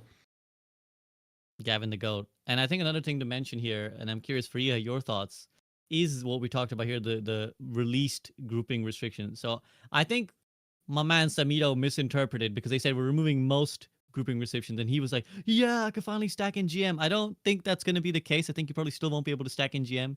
But as we understand it, at least what we know, you're going to be able to group with pretty much outside of GM. You're going to be able to group with anyone. And what it's going to create is narrow and wide matchmaking. So narrow matchmaking is when you're solo or when you're duo, and your duo is fairly close to you. You're going to get narrow matchmaking. Like the people in the game are not going to be from too far skill tier divisions. But if you have a diamond and a bronze, well, be prepared for a wide matchmaking. So obviously your guys' skill difference is large. So the lobby skill differences will be large. But I think people would be presumably welcome that if it means they get to play with their friends. So how did you receive the announcement for you, and do you think it's like a good step? I'm excited to see how it actually feels because we can talk about like the logistics of it on paper, but it's not going to be anything compared to what it's like in practice. I think on paper it sounds really, really good, especially for solo players, because this means that the range of like rank within a match is going to be much tighter. And hopefully that helps with quality of like walking that line of, hey, this game is challenging enough, but you don't feel like you have to literally sell part of your, like, you don't have to sell a kidney in order to win this game. You know, you don't have to drag 600 pounds to like the other side of the finish line in order to win a match. And that's a good thing. Back to what Emongg was saying about the ranked cards and all that kind of stuff. It's like, how do we make losing feel less awful? I think is one of the leading philosophies that led to the ranked cards even existing in the first place. But I think that I don't know if you brought this up in your arguments, that 45-minute conversation, Flats, but I feel that that's an inherently flawed place to start from. You know, you should be asking yourself, how do we make, not necessarily how do we get rid of ranked anxiety, but like how do we make the game fun even when you have losses, right? It's like how do we make the games where, you know, you do all you can, or you feel like you just don't play up to par, you know? There's so many situations to account for. You're playing your best game and you still lose, or like you're the reason you lost. How do we make all of those situations still interesting and engaging and not feel like a waste of time or on a slight to your ego or to, you know, your identity? Because I feel like when you're grinding ranked a ton, you inevitably get tied to that number, and there's nothing wrong with that, right? It shows that you care. It shows that you're grinding for something and you want to, you know, go past that finish line. You want to get that goal. But at the same time, it's like, how do you make that feel better? Even within the umbrella of a loss. And it's like, okay, do we do what Valorant has and just make it sound cool and awesome when you get kills of like the, you know, the pitch ups of like the sound stings, like da da da da da, like that. That's really, really cool. Would that help with Overwatch? Would it help to have I guess like superimposed goals? Like sometimes when I play, back when there was a content drown, back when I wasn't feeling so good about this game, it's like I had to find my own fun. So it's like I would form little rivalries against a person on the enemy team. Say like an Ana was causing me trouble, or like the enemy DPS, and I would get a little rivalry and do silly things to target them specifically, and it would result in wins sometimes. And it's like, could you have these little bounties or these little like extra rules or extra things to spice up a game and give a player external goals outside of simply winning and accruing more SR, rising in rank? And I feel like that's what the hero progression system kind of plays into a little bit, but where else can we see more of that implemented? And I think that would be a cool thing for them to explore. 100%. What they need is the reverse sound of that for Overwatch, where it's like, what the more of your teammates are, it's like wah wah wah wah wah wah wah. Like everyone's dead, team wipe. It's like, damn, fuck these guys. My team sucks. But like other games do have it. There's like the Dota, like they'll have like the rampage when like you're on like a kill streak. Like that kind of stuff feeds the gamer soul, I think. Frito, I'm curious if you kind of have been energized by these rank updates, or just everything that Faria and Emongg were talking about as well, with like trying to address loss aversion, I suppose, for lack of a better term, and the grouping restrictions as well, which I'm sure you might have some thoughts on. So much to say. My favorite voice line, one of them, I think, is "Wrecking Ball is dominating." So that's it's like a MOBA callback, I feel, or the arena shooters, in fact. And Wrecking Ball was king of the arena. One of my favorite characters, as you can tell. A long list of things I've begged for since 2016. So, gotta say, I'm happy. I mean, it took a regime change and the entire CEO to be stepping down, like lawsuit. There's so much we had to do in order to get from there to basically being laughed at to ask it to work like other games that I played. So I'm gonna try to talk about the grouping and the SR transparency thing in the same point, in that I played with a friend group in CSGO for, I don't know, thousands of hours of CSGO before being a content creator full time, and I loved that. That was like one of my favorite, most cherished gaming moments of my life. And I'll just make a few points about that. I think with the transparency of ranked, one thing that you can do is give almost no information. And if you know kind of how it works, then you can surmise it. But ultimately, the goal is just to say, keep playing. Now, nobody really wanted to play the CSGO ranked back in the day. But if you did, it was you didn't really know why you had anything. You just had to keep playing. And there was a system behind the scenes. And that's one way that rank systems worked in that era, let's say, because ranked games really aren't that old. Gaming is old. A lot of shooter things are old, but I think people forget that in the, let's say, CS 1.6 days, or even, so I play a lot of Quake 3 Arena, really dating myself, but there's no such thing as matchmaking. Matchmaking is a Call of Duty thing that's kind of new in the grand scheme of online gaming. So we could take it for granted of certain things about it.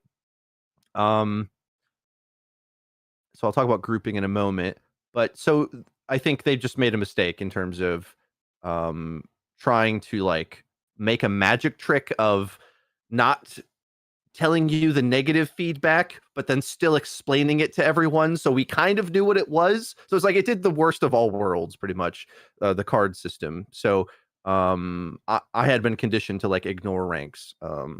So I mostly ignored that system.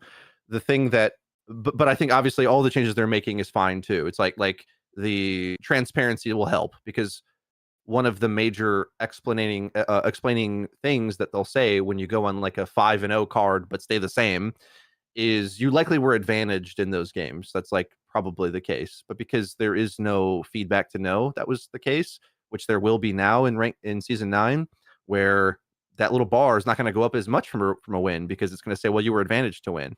And that might feel bad too. There's a lot of ways that this is going to feel bad, but I think this suits our new community, frankly, because a lot of those mentalities of caring about the immersion into the experience was Overwatch 1 devs. And I've spoken a lot over the years over the difference of that and what they were good at versus what they were weak at. What they were good at is making a magically inviting environment for the characters, for you to get into the role of them. But that's not really a competitive shooter game. It's almost like they made the competitive shooter game on accident, and they really wanted to make the next WoW. Okay, they outwardly said that. It's well, we stopped making Overwatch because we wanted to make WoW again. Actually, literally, I and the funny thing is, the reality of that being true, I could have never known when I called the game a Call of Duty for World of Warcraft players. That was an insult in my opinion, because I wanted it to be the hardcore shooter game it becomes now.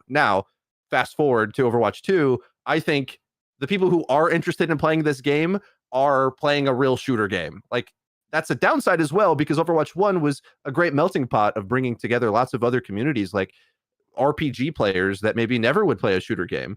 We've lost that. Let's just be honest. Like that, but also I don't know if that exists anymore. Like, it was cute for the launch of Overwatch 1, but they have already gone in that cycle. Right. Like, there was the big peak of like bringing everybody in. It was this phenomenon, first Blizzard game in 10 years, whatever. That's done now.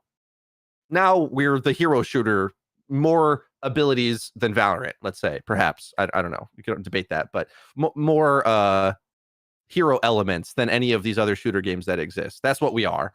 And that allows them the space to sort of allow it to be more hardcore. That's music to my ears, because that's what I had begged them to do for years. Like, Aaron said this in a recent interview, and you've said this before too, I think, but it's like, we're dedicating to it being, kind of a sweaty hardcore game. He said this in the IGN interview, in fact, where back then they wanted it to be inviting. And I had to level with them that, like, that was outside my powers. I think, like, I disagree with Jeff Kaplan for years on a lot of these things, but I had to grow to respect the man for, like, being right about the things he could do. Like, he did also bring together all of gaming in this one moment, but I also think that doesn't serve the competitive longevity of the game. And now we can just have like a real ranked mode for hardcore ranked players. Okay, so that's all of that.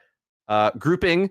At the same time, as much as I'm saying all this like competitive try hard stuff, I also have said that fair matchmaking is incredibly overrated, because the game is so counter pick and counter strat dependent anyway, even when, and they have stats to say this, like, they've said all of what I'm about to say, like, in between the lines, right? Like, they haven't said the conclusions that I'm saying, but if you're on the wrong comp, but all of your players in the lobby are the exact same SR, you're still going to lose. Like, what do you want? Like, the game is, we've got counter picks in this game, and you may not be at the same skill level of the required character. So I'm not going to say like everyone should learn to swap or whatever. Like, everyone's going to play the game the way they want to, but we're not going to expect the matchmaker to ever fix the feel of how Overwatch works, where, we went on a Mauga rant earlier about, well, here's this niche matchup, I think he wins, right? There's lots of those. And I think the community is really behind the actual depth of the game, in that we've got like a TikTok counter pick mentality of what the counters actually are. Whereas the entire complexity of the team comp you have is just so impactful of, well, this DPS has a Mercy on it, this one doesn't. Like, how do we all adjust to that? Or we have a Life Weaver, but we can't seem to clear the objective off. I wonder why. It's like he does something amazing over here, but he doesn't do this other thing. And no amount of SR being accurate in the lobby will change the experience of how Overwatch plays from a gameplay mechanic standpoint, which is counters are brutal, and counter stratting and counter tacticking. Is that a word? Am I trying to invent language here? Like, the tactics that you have of like, let's go play aggressive, or let's play defensive, or let's hide over here, or whatever. There's lots of things you can do in Overwatch that makes it a beautiful game to me. Now, that's why I think wide matchmaking is going to be just totally fine. Like, everyone's worried about a tank getting gapped by another tank that's like so many layers above, but or ranks above. But I've played enough unranked in my life to know how this works. It's like, I've had games unranked as Ana where my tank was 3 ranks below their tank, but Ana dominates that matchup. And you might say, well, that's because supports are overpowered. Yes, but they're the whole other strategy thing matters too. So it's like, there's other things you can do. Is like, do you want the tank or to be your best player, or are you on a Widow map? And maybe that matters. So there's going to be lots of problems that this creates, right? You're going to have the hit scan player who's way outmoded on the lobby, and then these plats who have walked in straight lines for their whole lives are now against a player who can hit a shot reliably, and they're going to be like, oh, that player's hacking, right? That's going to happen. But I think this is only a benefit to the community's perception of the game, because what ends up happening is that players get stuck in their ranked cul-de-sacs of the skill sets and play styles and mentalities that exist in their given rank, and they think like that's what the game is, and they don't really realize the mistakes they're making, right? Like and then they get this really jaded perspective of what can happen in the game, and then you get a support, for example, is a hot topic because it simultaneously is by experts, let's say, and I would consider all of us in this call experts at the game because we've played it so much, have so much experience, etc. We'll all agree support is easily the strongest role. But there's still so many players right now who think it's weak, right? Like are boundly determined to believe this to be true. And it's like the gap of knowledge between that is like, well, how do we solve that? There is no solving it basically, other than, maybe watch an awkward unranked to GM and just see like what's possible from that character. So, my team is holding me back. No, they're not. No, they're not. You could run down main and kill everything. Actually, you could just do that too, if you were good enough. But right, the wide matchmaking will create more games like that. And I think it's like it's not going to actually make a difference. Some games you get rolled, some games you don't. Like the score lines will be more ridiculous in wide matchmaking games, I think, because obviously some people are just out of their depth, but the result of the game of like how it plays from a flow, like, oh, we're getting spawn trapped, we can't get out. That happens with close matchmaking games. They've said this in blog posts, right? It's going to happen anyway. So I'm so like proud of them or happy, I guess, for them to gather that data. They gathered the data from the team queue. They're like, stomps are happening anyway. So it's like, might as well just at least play with your friends, because at least me personally, I think executing the strategy that you think is right for you and your friends for that given situation, we can debate what the right thing is, but what you want to do, that's where the game is fun, in my opinion. And the problem with solo queue matchmaking is like when everyone has that mentality, well, sometimes you just get the wrong mix of things. And if you want to have like I do, a strategy focused approach to the game, it's like I have so much more fun when I'm playing with friends and we at least can synergize the thing we can do. And I know what their weaknesses are. They know what mine is. And, the game's like so much more fun that way. So the more we develop any amount of that in our community, as opposed to the solo queue stuck in a metal rank my whole career and it's everyone else's fault but mine, like, get out of that. Like, how about you play someone 3 ranks above you in this new wide matchmaking and see how that goes for you? Because I guarantee you, like, step 1, if you're in metal ranks, your movement's bad. Like, not just bad, but like hilariously bad, where you're a free kill constantly. I mean, people will, I'm sure, undoubtedly complain no matter what. But I think the biggest boon, on top of everything you've listed, is just people should be able to play with their friends. Like, it's really that simple. I think, like, you have IRL friends. Sam complains about this all the time. It's like, you have IRL friends. Oh, we moved out of the range from each other. We can't keep playing. And honestly, that's like a loss for both parties, right? Like, because if your friend isn't online anymore, you're not going to want to play as much. So I think just whatever wild games it may result in, as long as with your buddy, it'll be fun. And I'm sure the ultimate duo here can attest to that. Flats and I have less than a 50% win rate. So I'm just gonna let Emongg go because I do. Oh no, I was just saying that Flats and I have less than 50% win rate when we stack. We don't win, but we have a good time. So. And everyone has a good time watching you. I mean, the number of people who, the first instinct of like when we announced 5v5 was like, what about the Emongg flat stack? Like it's about the fun and the entertainment. I think at the end of the day, that's what the game is for, more than necessarily the most balanced game or like in terms of the matchmaking. Because your content rank disparity, right? Like the challenges and stuff. Like half of Overwatch content is that. That's all I wanted to say is like that people love that. So it's like I think letting the game be more about that is like just like a win. Because think of the videos that are going to come out now of like, oh, I played in ranked versus a bronze. Like that's now in the game.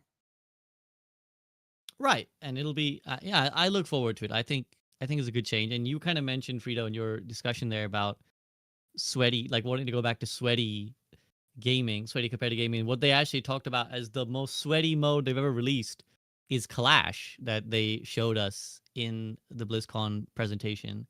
Essentially 5 CP. They couldn't make 2 CP work. We've got 5 now. Let's see if that makes it any better. People, any thoughts, like any burning thoughts on Clash? Obviously, we don't know too many details, but the developers themselves seem excited. This is like a very competitive mode. So I'm gonna go to Freya. Freya, did you have any gut instincts off of Clash? I played a lot of TF2 growing up, and so I saw this game mode, and I instantly thought of TF2's. I think it's called 5 CP in that game. It's called something else, but Yeah, no, it's a very sweaty game mode. I feel like they have made a very interesting change, only having, was it one capture point active at a time instead of two? Right. Because TF2 doesn't have that rule. TF2 kind of divides its capture points because those of you who don't know, it's usually a 12v12 game. And so it's a lot more chaotic. There's a lot more moving pieces, and so it can work to kind of divide a team that way. But yeah, no, I think it'll be interesting. I want to play it. I want to see what it feels like. Flats, how about you? First thing I thought of was like Battlefield, kinda. I feel like those like old Battlefield game modes that were like similar in some ways. Not entirely 1-to-1. Apparently, I never played TF2, but apparently TF2 was a much closer comparison. But my only thing I'm gonna say is, first off, I like the idea of adding new game modes. It keeps the game fresh and it keeps it fun. And I think they learned their lesson from Push. Because I still believe this, that the reason why people hate Push so much is because they jammed it down our throats for like the whole beta period, both beta periods, and then at the beginning of Overwatch, like they wanted data, so they're like, every other game you're gonna play Push, and then just like, you know, it was only 2 maps at the time, and so everyone hated it. And then Esperanza came out, I was like, oh, this is actually not that bad. And I was like, well, they didn't force it every game, that's why you don't think it's that bad. Plus, it's a decent map, but at the same time, like, I think they learned their lesson a little bit, because I don't feel disdain towards Flashpoint, you know, but like I did not like Push as much as, I don't think anybody really liked Push that much, even though like it was an okay game mode. It was better than 2CP, hot take maybe. But like as long as it's not jammed down our throats, I think that's fine. My only concern, just come back around, is I hope that because of their development cycle, you're only getting 3 heroes a year. That means you're also going to get about 3 maps a year.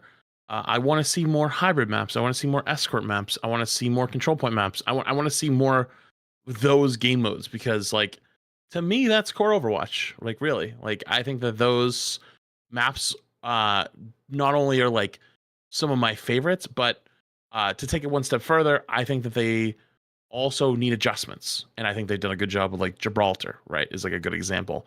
And they should keep implementing on that, because I still hate Dorado. Dorado sucks. I think it's one of like the worst maps in the game. And I think it's been Emong's idea for forever to like add like a ramp or something to second point for attackers to be able to fight for high ground, because it's fucking ass to go all the way to Narnia around the side and go up the stairs and come all the way around. And that's in ranked. And it's like, you ever try to try to herd 5 ranked players together? It's like herding cats. You know what I mean? Like, good luck, dude. You always get that one guy. No, I'm just gonna off angle. Goes off the side, gets one clipped, and it's like someone gets one shot, and then you have I'm to just like, wait all right, and- dude, this is awful. And then you finally get up there, and they all back away, and there's a Widow in the corner. There are both their supports are on the other side. Their tank actually left, and now you're just like, well, now we own high ground. Well, what's our comp? Oh, we're running like Sombra Cass. Oh, we have no range. Okay, well, I guess we'll just fucking stand here then. You know, so it's always been a terrible time. So I think it's fine to add new game modes. I think it's good. But I also, maybe I'm a little bit greedy in wanting the fact that I want more of the core game mode maps. Plus, I want to see more updates to old maps to make them more fun, more playable.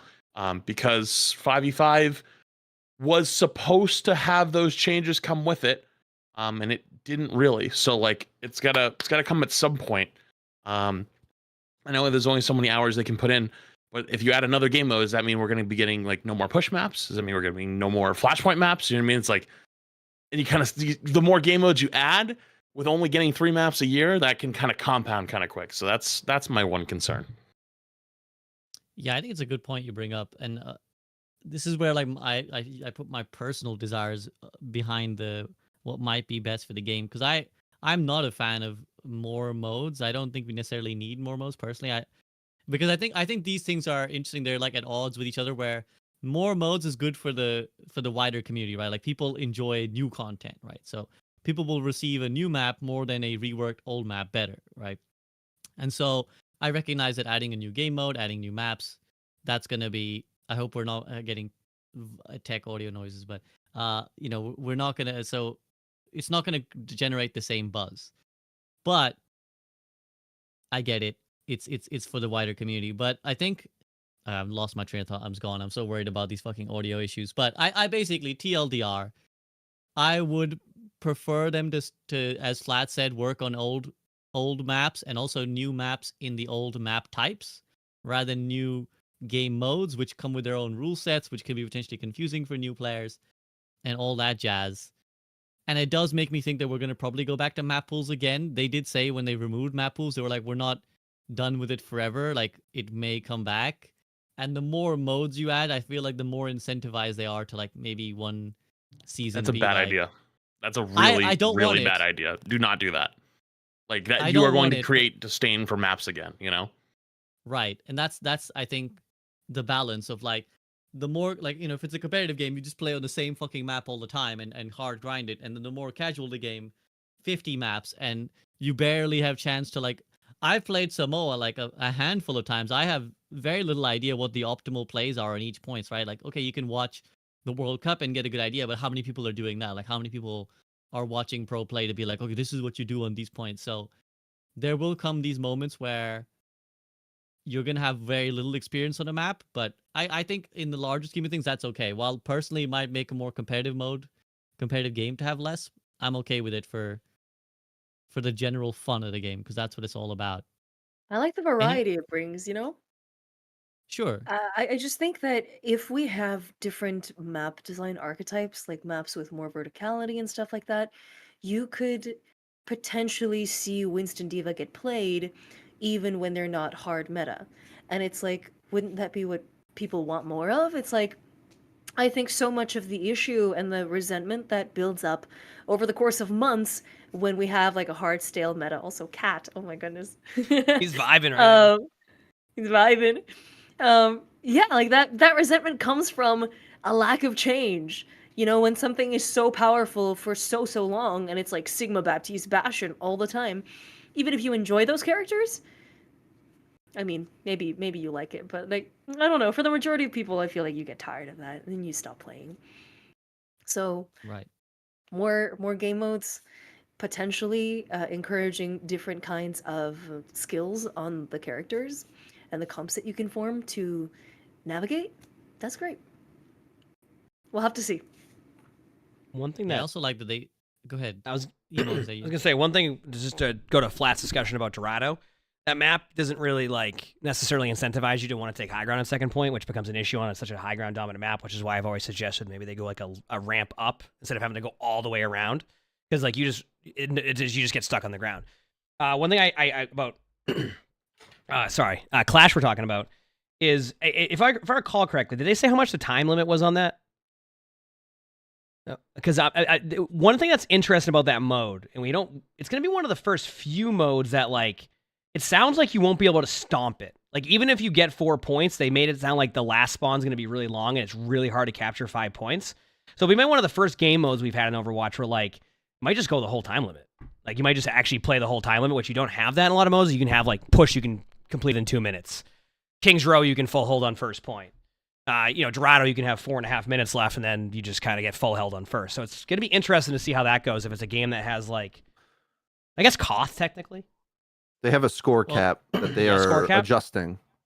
Okay. I have a lot to say on this, but you can keep going. Yeah. I was just curious. If you want to get, like, the rules out to that'll be good to know. Maybe. Because it sounds like it could be one of those game modes that has that. But, I like new stuff. I've been saying, Flats brought it up earlier. We didn't have anything for years. We get excited over, like, they'll tell us they're adding the weapon charm tomorrow, and Flats is gonna have a 10-minute react video up on it. Like we're pumped for anything new. You know what I mean? Like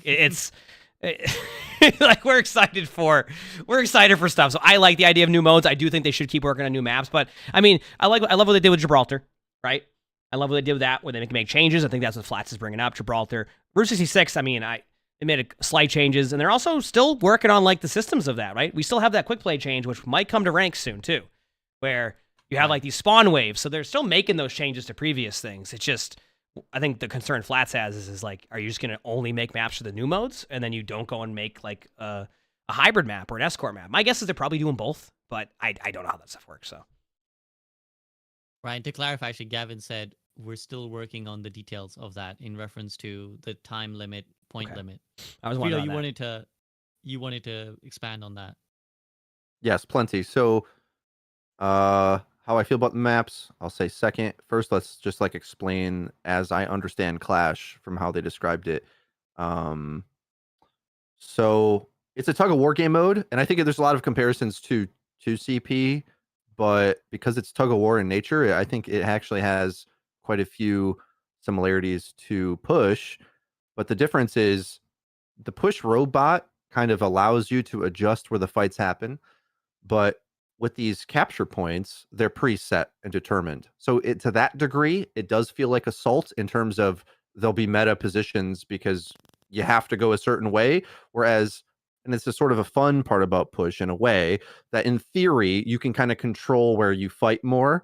So fights can happen in strange places. The actual meta is just avoiding those actually and like camping the lead.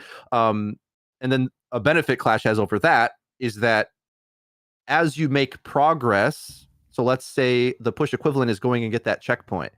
We know, like in theory, that's going to add up over time, but it doesn't matter till the end. Like they could still counterpick you, ults go badly for you, and then they snowball you all the way back. And then you getting any progress earlier in the game may not have mattered. Now, maybe it mattered too much at certain versions, so really tryhard comp people might be cringing at me kind of saying that that's a downside, but the benefit of Clash now is that you just literally get a score for capping 1 point or however many. And so there's a score that ticks up over time. So you don't necessarily have to complete the map, just like you don't in Push. But like, let's say getting the first checkpoint multiple times, but you struggled to like close out the game more or less. They can't make a big comeback.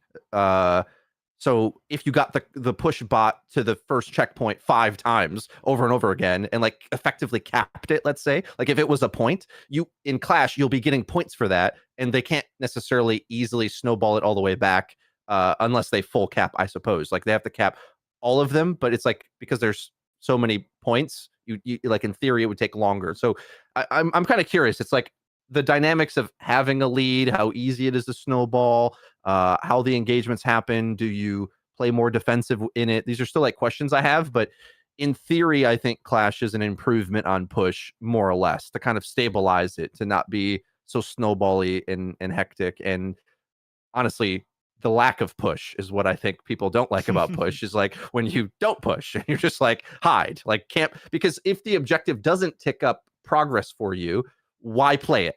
Then play the ult economy game because ults are so powerful, right? Whereas I think Overwatch is more fun when you have to make those split-second decisions of like, are we going to retake? Do we have a chance? Like those big play opportunities of rushing onto the objective and making something happen. So my imagination is Clash has that. And I think just as well the art of like Hanamura again in Honoka. It does hit different, you know. It's like Hanamura is like a beautiful map that we all hate, like playing. I think some to some degree. Like I'm so glad that we don't have to play Assault anymore, despite mourning some of the tactical depth that was lost. And I think this might be a happy middle point to the discussion of like modes in general. I'm like super happy actually about all the modes, and I actually hope they don't ever add map pools in this game. Because again, played other hardcore games like in CS:GO, you'll get a map rotation, and it's a super sweaty idea of like, here's the preset positions that you'll have to learn how to play, and you know how many thousands of hours I've put into Inferno Banana, you know, like just mastering those angles. But Overwatch is like a different game. It's like we've got all these different heroes, like allowing the diversity, and since we get random maps, random teammates, random everything, like just having more of that. I have not gotten sick of a map since we've added Flashpoint, because the number, now I will kind of maybe side with Flats a little bit, where like some of my favorite maps maybe I don't see as much, but I've never gotten sick of any map or mode so far, because it's been diverse enough. And then I also will echo Freya's point where that helps the meta as well, like the meta staleness. For whatever you don't like, there's like enough variety of things you could express yourself on. And this is really the only end game for this game, in my opinion. Is like everyone's got different opinions on how they want to play the game and different skill sets they want expressed. Just having more of everything is kind of the best thing I think they could do. Because otherwise, the more limited it gets, the more punishing it feels to do that. Where if you put map restrictions in or like thin it out. Right. So overall, like yeah, the staleness. I didn't expect to feel this way. It's kind of what I guess I'm surprised. It's like I sort of felt like who cares? Like maps are irrelevant. Just collide together in a team comp battle. But they have mattered quite a lot because the things that are good on an old school control point, which is like kind of choke heavy. Those are like the only maps really have that are Overwatch 1 in nature, where there's still some brutal ring outs and chokes versus the wide open, absolutely wide open map of Surfasa. It's just like flank city everywhere, and push is somewhere in between as well, where there's like set fights, but lots of flanks too. I don't know. I like moving in my maps personally. Like I don't ever want to be stuck at a choke with my team ever again. I like flanking. And that's the one thing I would bring up for Clash is the only, like, I'm also with all you guys. I think I'm excited to see it. I think it should be fun. The only one thing I would flag up is that you might play that one center point a lot. Like if the game is theoretically close and, let's say you start in the middle, one team gets the middle point and then they push there, then that team comes back, they win that point back. You're going to be fighting for that center point a lot. So I do wonder if there's going to be like a bit of staleness on the player side where they're like, oh my god, for the 40th time now we're going to fight over this 1 point. You're like, that 1 point will have to be very well designed so that people don't get bored. Or they change momentum. There's a momentum mechanic in these sometimes where you cap faster if like you gain an advantage. They didn't mention this at all, but I'm just saying like that's one way you could solve it. It's like if you've capped it before, the next time you cap it is faster, let's say. But that also could lead to other problems. I'm just saying like there's alterations on this that we've seen in lots of different games. Sure. Awesome. Does anyone else have any thoughts on the Clash mode or just this kind of discussion on maps and modes before we move on to talking about the World Cup? No? Okay, well, I've got the two premier World Cup co-streamers right here alongside me, so it's great to bring it up now. I mean, I think it was an incredibly exciting World Cup. I feel like everyone said that it was some of the best esports they'd seen. Like that last day was like the best day of esports they'd ever seen. Of course, we had some controversy with like the Canada match, for example, and stuff like that. But overall, how did you guys, as the co-streamers of the World Cup, particularly Flats and Emongg, how did you guys rate the World Cup and what do you see as its future going forward? So I'll go to Emongg first. I thought it was great that it went to a bunch of map 5s. I think it's very rare you see that in a lot of tournaments where it just keeps going to like the last map and you have like these really like epic matches. I do think I think Flats and I probably have a similar mindset in this one. I was confused when they said they were like they're gonna watch it off stream. I figured they would just pause it, do the thing, and then come back to the match. I feel like that would have been just. I was surprised by that. I thought they were gonna pause it and then just go back to the match if they're going to do that, if it was running over schedule, like, rather than just be like, no, we're going to play it off stream and just, we're going to randomly show it in between like a break sometime. I was a bit surprised by that. Do you want to quickly just explain for anyone who doesn't know the context, what this is referring to? So Canada was playing their match, and this was against Korea at the time? South Korea? I can't remember what team they were. Yeah, I think it was. And basically what happened is that the opening ceremony was going to start.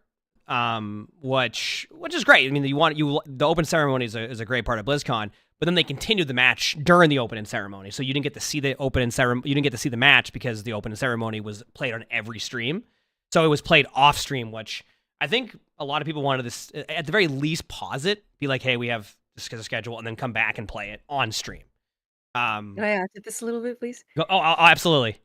So Canada's match was at 10, and they weren't letting people in at that time. So the team basically worked hard all year long. This doesn't seem to be very widely known, but Overwatch World Cup stuff started way earlier this year. Like we had things as early as like April and May, I'm pretty sure, was when the preliminary like matches started happening, and like you had to finalize a roster, everything.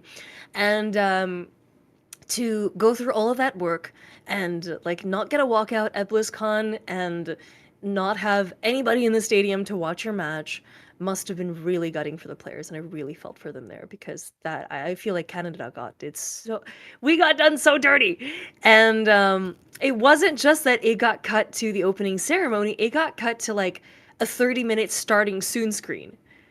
So like we could have just finished watching the match. Like it could have just been a lower third on the stream, or like been a little panel that comes on the side. But no, it was really gutting, and they put up a really good fight too. But yeah.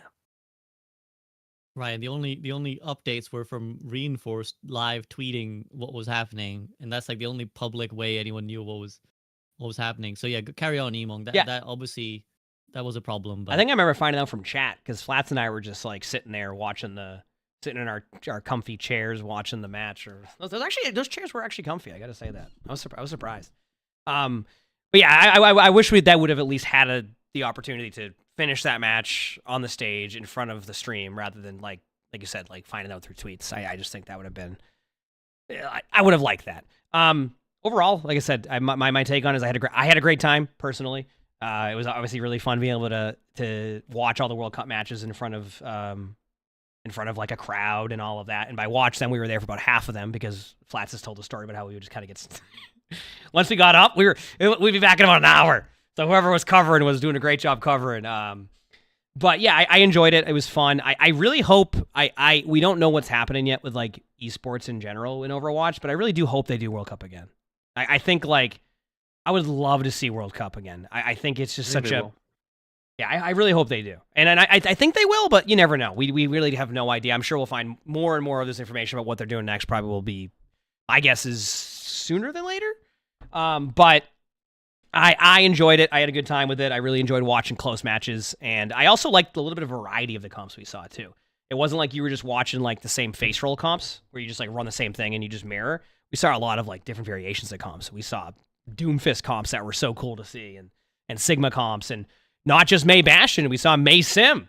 We saw some Bastion Sim. Like we saw these comps that were just super fun to watch, and I enjoyed it. It was really cool to see a very competitive tournament, and I think that's always great. Flats? Yeah, I think you nailed most of it. It was insane. The Canada thing was very fucked up.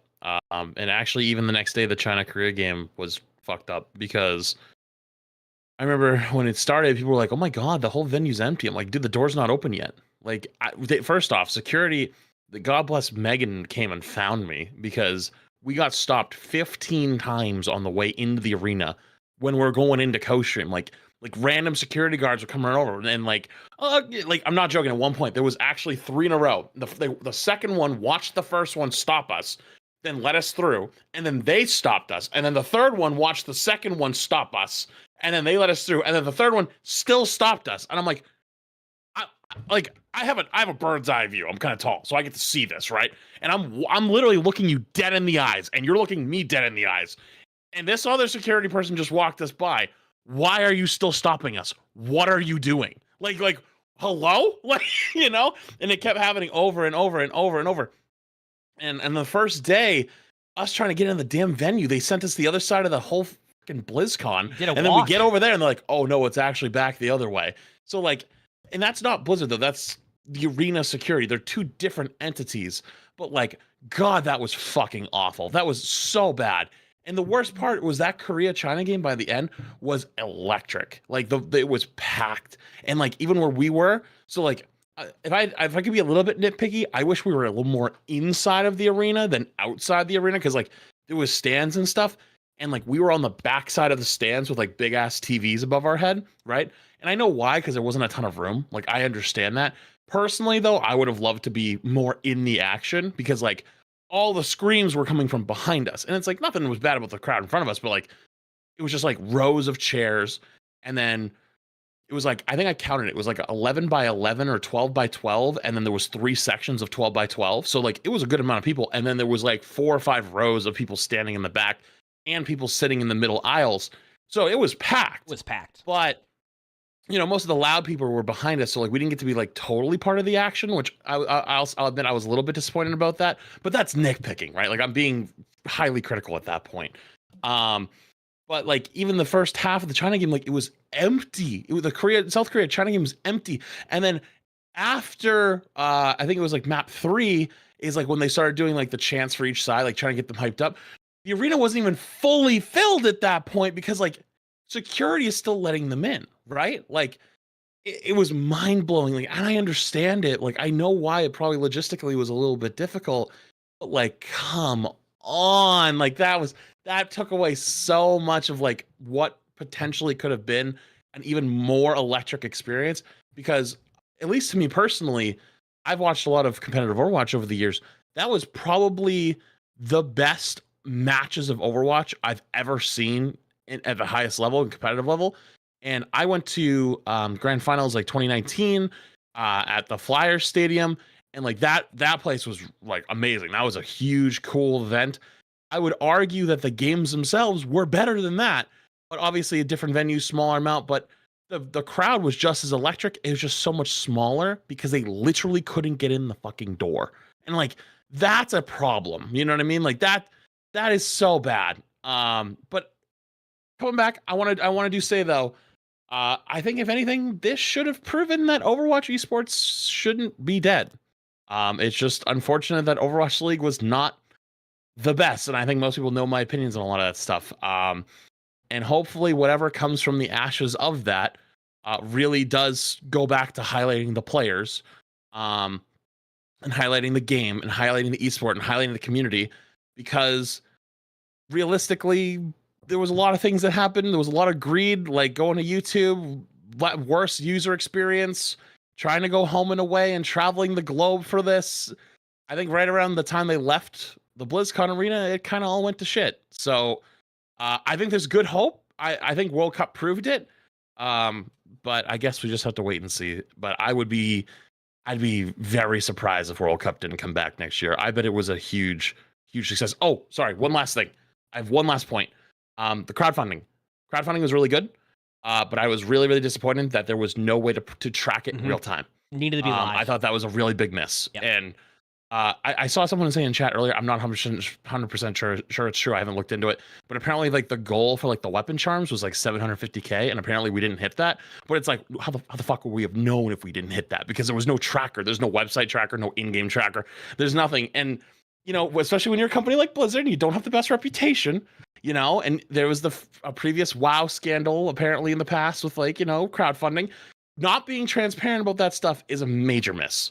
And I think could have even been better if there was a public tracker somewhere.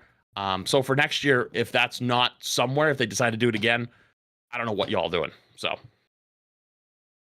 Yeah, and hopefully they can be a stepping stone. It's nice that they added that, and hopefully in the future they can refine it, because again, we know in other games it works so well. Dota's TI, you know, $1 billion, you know, money that they rake in and give out to the players is really amazing. Faria, you know, you are the team, or you were the Team Canada social lead, so you kind of were very directly involved as well in the World Cup. So you've already mentioned the sort of the problems that Team Canada faced, but as a viewer, as someone there, like, what were your thoughts on the World Cup? And as these guys have mentioned, like, you kind of presumably want the World Cup to return, and how do you view the life of Overwatch esports as well? I think the World Cup was super hype. It's always been one of the best events because of how strong the stories are. You know, like there is an element of rooting for teams that you don't really get as much with the Overwatch League, because that kind of loyalty and that kind of following a team, it doesn't really exist when you have all these, like, you have like the Seoul Dynasty, but the players aren't from Seoul, you know, like you have you have like I don't know, the Florida Mayhem, and it doesn't make sense to have all these city names and then not have any tie to the actual city itself. But you have that with the World Cup, you know, you have that kind of loyalty, like right off the rip. It's like, okay, I'm rooting for you. Or like you have underdogs of underrepresented nations and regions that aren't as supported in esports, right? Like we know that SA doesn't get a lot of help. They, like, their servers got shut down. You also see China isn't really supported at all with Blizzard games in general. So it's like you have all these stories that get spun, and that's so interesting. What Flats was saying about the crowdfunding, oh my gosh, I'm sorry. Oh, my lungs. There, I will just say that I wish there was more transparency. That is all I'll say, because I think Blizzard really dropped the ball on a lot of things in regards to the finances of this entire event. And I wish there was more transparency because that would be so much better for everybody involved. And yeah, I think everybody who was involved did a really, really great job. There was a lot of heart in this event, and you could feel it.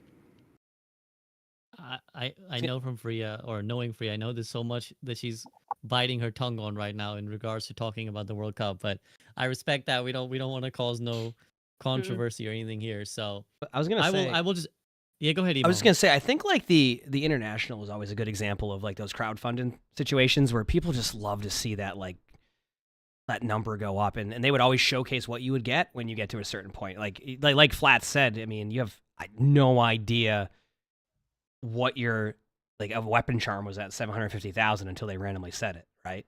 Like, and people don't know any of that stuff because you can't even get to those goals. Like, it's just I was very surprised they didn't do a live tracker. Hopefully they do that next year, and obviously with other stuff too, which Freya isn't going into full detail with that stuff, but I get it too. Like, hopefully they Isn't I heard from somebody that the final prize pool is like $500,000. I don't even know if that's true. Like, I didn't even see that for myself. I think that number was the last I heard. They said it was Yeah. at 500K, but maybe. Yeah, this does deflect poorly on that element. I mean, for all, we are full of praise. I do want to reinforce that. I agree. think all of I us agree. were just like, it was an amazing event, and I'm so glad they Wonderful, did yeah. it. But It's unreal. it is worth pointing these things out. And actually, you So- mentioned the TI. Oh, sorry, Flats, you wanted to say? Just I have the numbers. So apparently the icons nice. were 500k goal, and the weapon charms was 750k. We got the icons, but we did not get the weapon charms, so it's somewhere between 500k and 750k. That's all we know.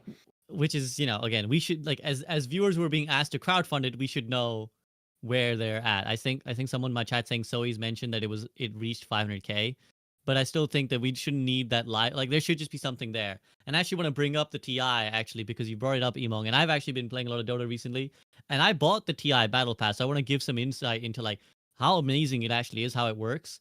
So basically, it's called the Compendium, and you buy it, and it unlocks the Compendium Battle Pass track, right? And with it comes like so many awesome features. So for this sounds like I'm selling for Dota, but I promise I'm sadly not on Dota Dota salesman, we're ready. Sadly. So like you get basically you get the rewards track. So first you get a bunch of quests. So it'll be like play 2 heroes that were played by this team. So for example, if you've got a team that you like, it'll say play these 2 heroes and win with them. So it might be like play Sigma and win, and play BAP and win one time. So you get that as one reward track. Then you get a Fantasy World Cup. So you get, or Fantasy TI. So you basically get to select a team of players that like they're like your fantasy. If you've ever played like fantasy football, it's the same idea where let's say you select one player from Team USA, one player from Team Netherlands, and one player from Team China, and then their real-time performance wins your digital version points that add to the compendium. So you keep leveling up the compendium by doing these quests, by getting your player fancy. There's also like a bingo card. So like every time a player you own does something, it like hits one of the lines of the bingo card, I which like to also hear gets you bingo. points. Exactly. And then once you complete levels, you get more and more cosmetics. So there's like loads of in-game cosmetics that you unlock based off of like how far your compendium goes. So it's like really engaging, I think. As someone who barely has watched it, I'm still like, oh, I kind of want to check in and see the guys I bought for my team. Like, how are they doing? Like, do I need to swap them out? All these factors that I think are really, really cool. So I think that, like, obviously, again, I think this was a great first step. Would love to see them develop it more and really refine these situations. So you feel that connection. Because I think I echo Faria's statements 100% that as someone who has lost a lot of interest in Overwatch esports over the years, like I was really hyped about Season 1 Overwatch League, and over the years that interest has dwindled. I found myself really enjoying the World Cup as well because of the stories, because of like how connected it felt to the players, to the national teams. You're just automatically like, if your nation or a nation you like is in the World Cup, you're automatically like, I have a team to root for, right? I'm not, hugely following the Team UK, but when they're playing, I'm like, well, I hope they win because I'm from the UK, so I want them to win, right? So it's like a very, very simple relationship that it forms. That I agree, the Soulless Corpa 20 Overwatch League teams all based in the same place, with the same players that they keep trading between back and forth each other. Like, you lose track of who's in what. Like, it becomes very hard to feel the same passion, I think, for an average viewer than the World Cup brought. So that's my thoughts. Frida, I'm curious if you had any thoughts about the World Cup. Yeah, I think it's the future for sure. I mean, I'll echo and maybe not repeat all the complaints and areas for improvement, but I guess I'll focus on the transition from OWL now and how obvious the mistakes of OWL were, in my opinion, where they modeled it based off of American sports leagues, which are very successful here. And even some of them are successful internationally. Like the NBA does really well, for example, globally. That's probably something a lot of people don't know. Like the NFL is just here for, and we got Emongg who does an NFL show. And I know Flats is a football fan. I'm as well. So like in some ways, the Overwatch League made sense for us, but then anyone from a global point of view is like scratching their heads, and then anyone from an esports point of view is even scratching their heads more, because this whole concept of having regional ties to esports teams always existed in every esport ever. Because first of all, we're playing online video games, so it's like you could, there's no borders to begin with. We're on the internet. So that's step one. So it's like the whole like needing to go somewhere already was broken by that. But a lot of regional teams existed because of just the like the camaraderie, speaking the same language, etc. And so without having strict regional requirements, they existed in esports anyway, especially with these team-based games. CSGO is a great one for this. Like had a classic Polish team for a very long time, a great Brazilian team for a very long time. Once in a while, an NA team will come out, and that is so much easier to track as opposed to a forced new brand you have to accept. Whereas we know the brand of a country because it's existed for a long time, right? We can understand their story without needing an explanation of like, all right, the Florida Mayhem, this last season of Overwatch League, I was a huge fan of watching because like at the start of the league, they won the first like preseason tournament, and a lot of the analysts were like, oh, these guys aren't that good. The other teams are going to surpass them. And over here, like, no, someone's the guy. I'm like, someone is the guy. He's the Overwatch 2 tank player that you want on your team because he doesn't have to be swapped out and plays all these tanks and to an elite degree. Anyway, they go on to win the league. So it's like that team for me resonated a lot because I could put a personality to that story. But then there's a lot of other ones that are just kind of like hard to track, essentially. Like they're hard to follow. I sometimes forget who's on what team or who's from what region, and you know, as they get traded around as you do in a league. So anyway, I say all that to make a final point, and this has kind of been rumored, I suppose, by a lot of insiders, but I actually suspect that they kind of like build out the Overwatch League to be, the Overwatch World Cup to be bigger. They're going to build out the Overwatch World Cup to be bigger, and then that's like the final frontier of the competitive game. That's what I think, or at the very least, different regional things, because that's what's like easy to do and has already been done in esports. Like there might be more tournaments on top of that, but like the Blizzard sanctioned thing, I think, is they'll just lean into the World Cup because it's worked on multiple levels, and you know, for all the reasons I suppose everyone has said. So I look forward to that. I think that's good because I liked esports before they tried to make these, you know, what should be a nation league into a global league. It's like, if it's going to be global anyway, then just let it be the World Cup, right? Like what like tangible difference other than maybe like you can get a certain amount of foreigners to your team, but that also sometimes breaks the immersion. So I'm a little curious how that pans out. It's like, you know, if we have hundreds of elite tier Koreans and then only dozens in another country, like that is concerning. It's like, it's easy to look at this now, and Korea taking, I believe, what was it, 4th or 3rd, or what did they get in the end? Anyone remember? 4th. They placed 4th. 4th. I mean, that's like, Finland won. You know, there's maybe reasons why you could say that, like that team wasn't equipped to handle the meta or whatever, and there's so many different teams they could put up. But you know, there was an era where no team was touching that region, and now, like the Chinese region, for example, upgraded from the Shanghai Dragons to now being like they had a lot of playoff caliber players, but then as far as the Overwatch World Cup is concerned, they're like a top team as well, and then they lost. So we're like spoiled for the diversity now. So it's like that's one limitation though that like could be worrying, is if our talent pool is too regionalized, but we have what we have. I don't know. Like going back to like Apex and having them have their own competitive scene, I think is fine for the game.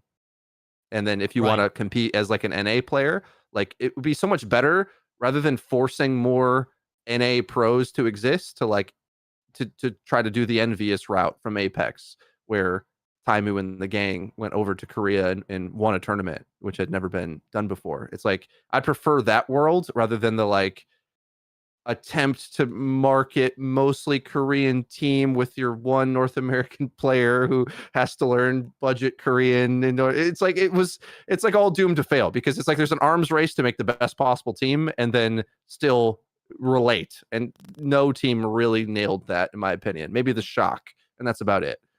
Right. Yeah, and I think this brings up a good area, which we can kind of, this will be the last thing, and then we'll head to concluding thoughts after this. But I'm just curious if like what vision you guys want. Emongg, you were one of those people competing in early pro Overwatch. What is your vision for like, if you could now, like I think everyone's thinking about this now, what they want Overwatch esports to look like? What would it look like for you? I think my guess is they're probably going to go very similar to what you're seeing in CS and like Valorant and like Apex. I think that's the cool part. What they've done a good job with now in those games specifically is you're starting to see a lot more of the co-streaming too, which obviously when we talk about streaming and co-streaming, I'm going to be biased, right? But I really like what they've kind of done with that, where like you're bringing like all those communities together into one to like enjoy those esports events. So like whenever you see like an ALGS, like you can go to like Apex and you can turn on Nicewig's stream and you're going to watch some great Apex, right? And there's going to be people coming on there, or you can go to another Apex streamer and watch really cool Apex stuff. So I think hopefully what happens is it ends up being kind of this league that you see in those other games. And Valorant does it too. Like Tarek does it all the time, right? With like the huge like co-streams and a lot of the other Valorant streamers. So I really would love to see that, because bye. I would really love to see the yeah, just a quick note that Frito had to leave, so that's okay. I just saw it. Budget, but yes, squares went into like a smaller.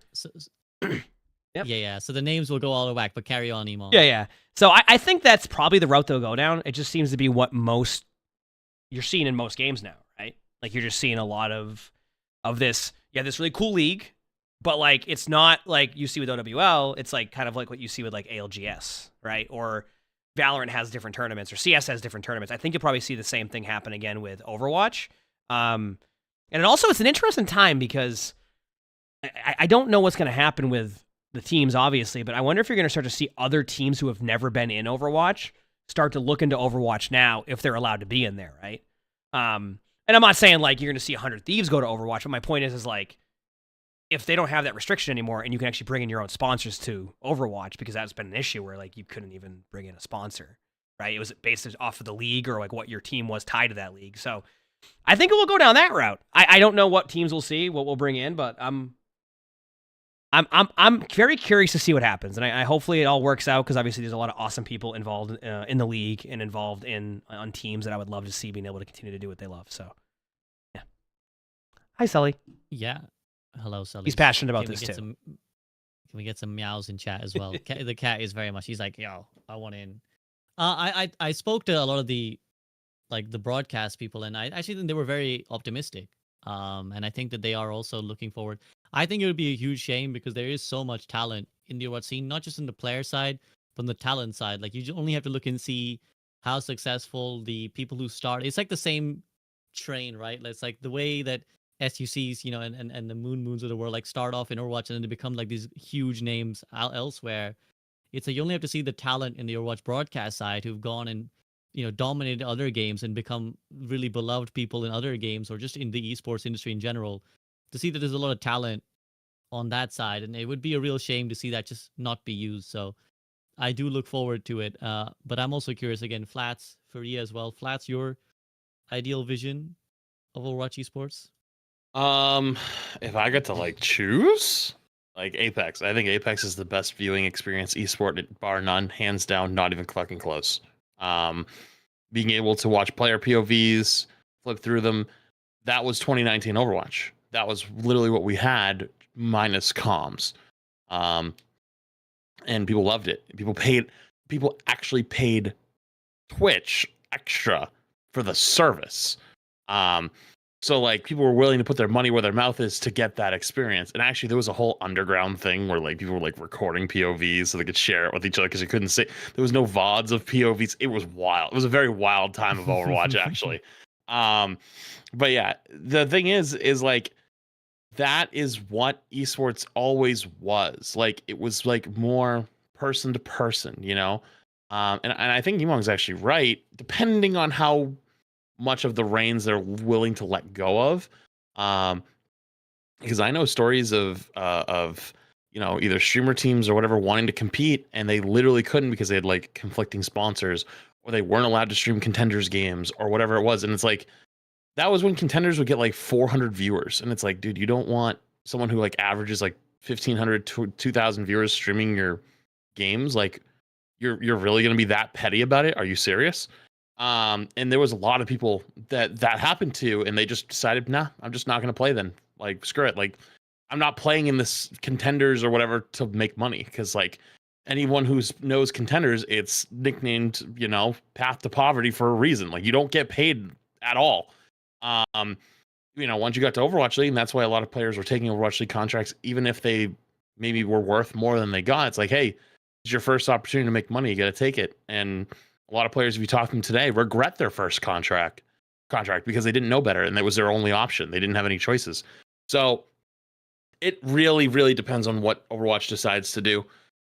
Because in the past, Overwatch forced out a lot of those old tournament organizers, you know, the Alienware, you know, the monthly Maywitlays, stuff like that.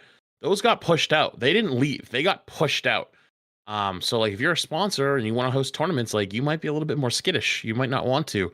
And the same thing as like anyone was saying is about teams coming in, like they need their sponsors to make money. Like if they can't make any money, like why are they going to be pouring money into your game? Like it has to be mutually beneficial in some way, shape, or form. Or otherwise, it doesn't make any sense for them. Like they're not going to just lose, you know, hundreds of thousands, millions of dollars just so you could get some, you know, some metrics out of it. It doesn't make any sense to them.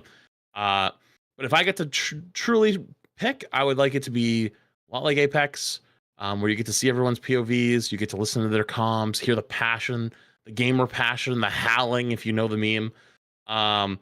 Because that's where the juice is like when everyone's screaming it's last circle, last fight, and everyone's going fucking bananas trying to like hard calm, and then they win and they go win and they just hear like everybody erupt in like holy shit we fucking won, or like you can like and I'm not saying like, you know, it's the best thing, but there is, you know, there is emotion tied to watching the team that lost, and you just see like them like immediately everyone's heads just hit the desk, and it's like, yeah, you don't want to see them sad, but like that's how much it means to them, and that adds something to the game, you know. And Overwatch didn't feel that way. It felt very corpa. It felt very like, oh well, we lost, GG, you know, in a lot of ways towards the end. And a lot of that juice is not really there. So hopeful, but you know, this is probably one areas I'm not that optimistic at. Because it depends on who runs it, I guess. And if it's, you know, a spun off of Overwatch League, who's to say it's not going to make the same mistakes? Well, one thing I'll mention before I head over to Faria is that Overwatch League was Bobby Kotick's like pet love child, right? Like it was his like ego trip. So the one optimistic potential is that, well, that guy is gone. So I would also imagine that, you know, business is being petty. They're not going to want to revive his poster child and give him any sort of chance of stealing credit of like, oh, I was the one who started Watch League, right? So I would imagine they're probably going to try and deviate away from everything Bobby Kotick did. They're going to be like, no, fuck that guy. And esports has definitely been, I think, in a lot of teething pains at the moment. Like it's still a relatively fresh thing, and you've seen like other esports fail. Like League of Legends having a lot of problems in like trying to make teams profitable, and you know, like Valorant teams as well. Like a lot of the times they're not the Navi. One universal theme is what you're talking about, is that the community has to be engaged, because there's no point manufacturing esports, watch esports if it doesn't actually engage people who play the game, who will then want to spend money on the esports. So to that end, Freya, what is your kind of experiences kind of showing you about what you want to see moving forwards for Watch Esports, if at all anything? How spicy should I get? Oh man. It's up to Okay. you. I loved watching Apex. Do you guys remember Apex? Not Apex Legends, but Apex as in like Lunatic High, like OG Right. Overwatch tournaments. 100%. That shit was amazing. And you kind of felt a little bit of that at the inception of the Overwatch League when we did have that replay viewer, when we could go in with those FOVs, watch Fleta just like crushing it on the far on the Widow. Insane. And I really feel like money and whatever like executive meddling really fucked it up, because the fact that, you know, Twitch was the significantly better platform for fans, for the drops, for the replay viewer, for basically like the culture of getting to, you know, just go into a chat and spam Zoe with the heart in the middle. Like that was peak Overwatch League culture for me, and that was lost because they took this deal with YouTube of like $10 million a year or however much it was to have that platform exclusivity, to be like, you can only co-stream us if you are a approved partnered co-streamer on YouTube. And it's like, well, Came later too. that came later, huh? Man, it feels like money ruins so much of it. And there's also that other prong that pressures the industry a lot, because you need to acquire sponsors. But then it's like, how will these sponsors agree to these things when there's like all of these allegations coming out about the players and about shady dealings that are going on and about people getting canceled for like sometimes very, very concerning things. And it's like, okay, there's that other side of esports where it's like, this is a very new industry with very young people at the core of it. And it's all of these people who are very passionate, amazing players of the game, but they're like socially, I don't want to say underdeveloped, but that's kind of what it is sometimes. You know, like they're less socialized and they're less experienced in life because they've dedicated so much of their time and their lives so far grinding this game and being like the best at it. And so you have this kind of balance of moderation and this balance of like supporting these young people in their personal growth and in terms of like their maturity and all that isn't present. And you see it somewhat in the teams, but it's like, it's not where it needs to be, not by a long shot. You actually make a really good point there. And you know what? Screw it. I'll say it. Like, I remember I'm friends with like Seagull and Shade, and you know they tell stories of the old days of Overwatch, and the amount of stories I've heard of like, because like it was like Dallas, Shock, Outlaws, and a few others all lived in the same apartment building, and there was a while where like Seagull's wife Shade, nobody like, it wasn't really like public at that, you know, that time, but she would literally make dinner for like all the players on like Dallas, Shock, Outlaws, like, and then there's one other team that was also in there because it was a bunch of 18-year-old kids thrown into an apartment building, like, have fun, guys. Like, you know, like, you know, if you remember being 18, like, you go out on your own, like, you don't know shit. Like, you really don't know shit, you know? And I don't think they really had the structure there for a lot of them. They were kind of just like thrown out there into the wild and like,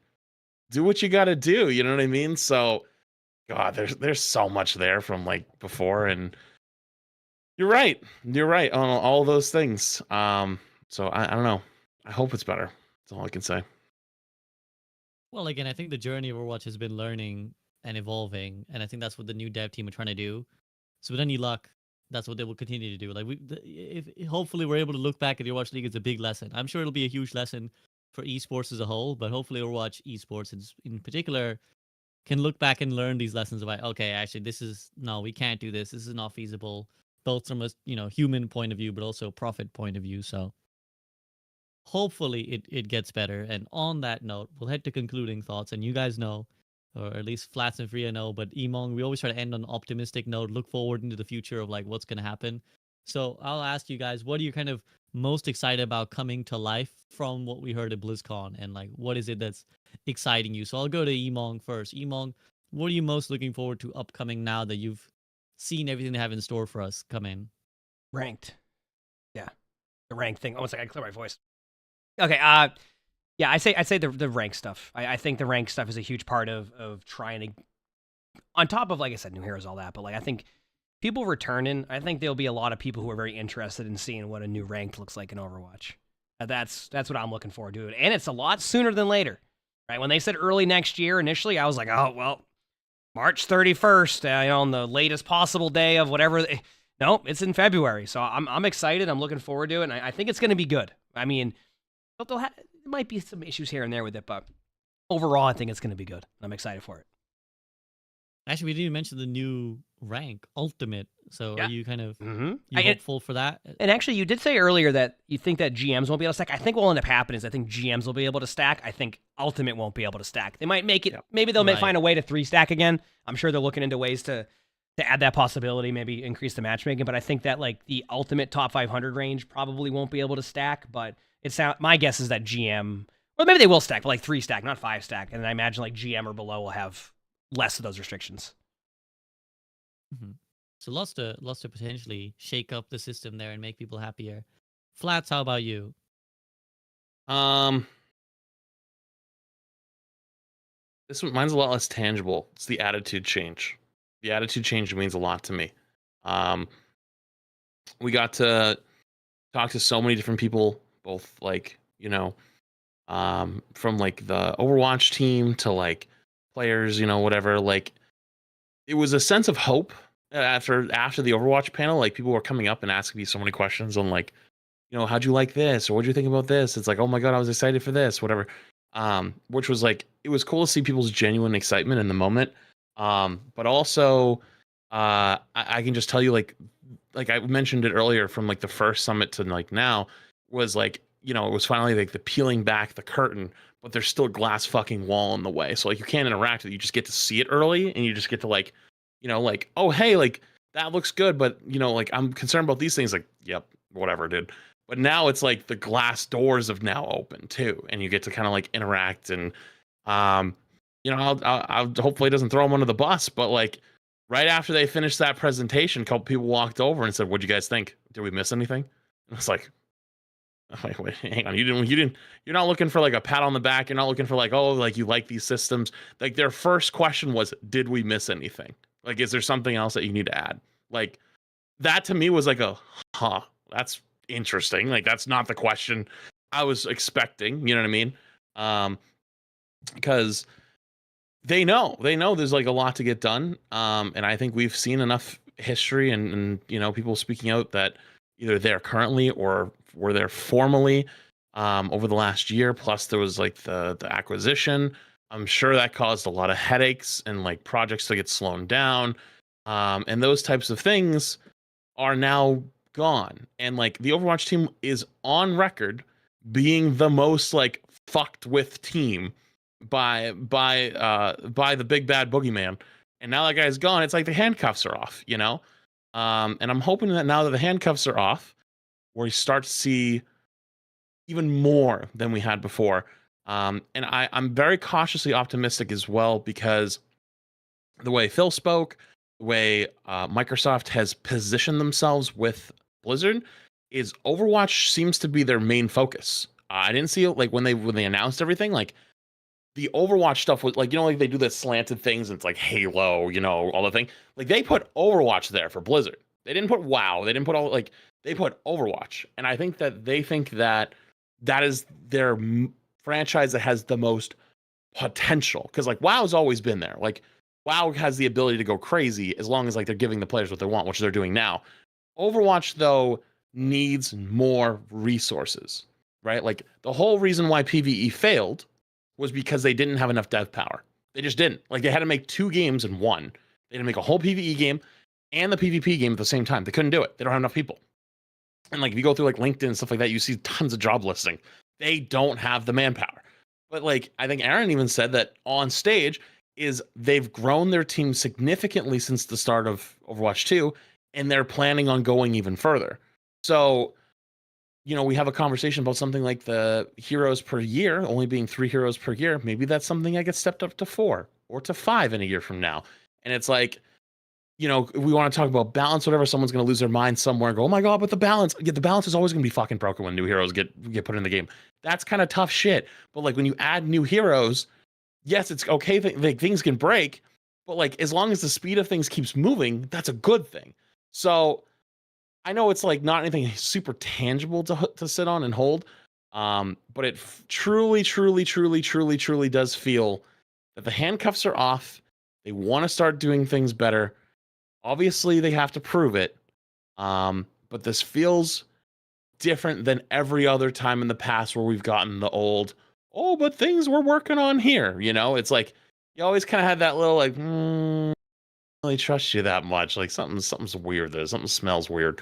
This is the first time I don't have that giant red flag at the moment. So obviously I got to deliver. We'll wait and see.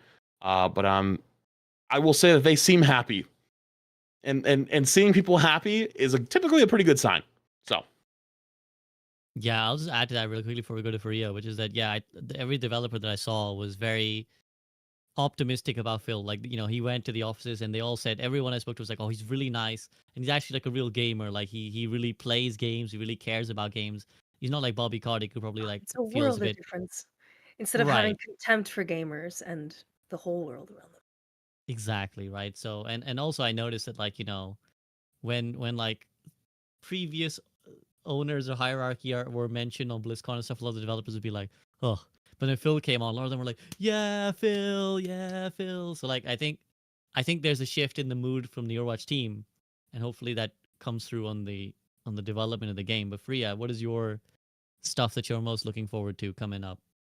It is very subtle, but like Flats just said, the fact that Overwatch was chosen as like the highlight game from Microsoft is very reassuring because they can see, and it's proof that they can see, that Overwatch is kind of like a PC with like a 4090 Ti with goddamn 128 gigabytes of RAM, just fucking decked out, the highest end CPU you could muster, and it has like a 200-watt power supply. And it's not enough, and they can see that.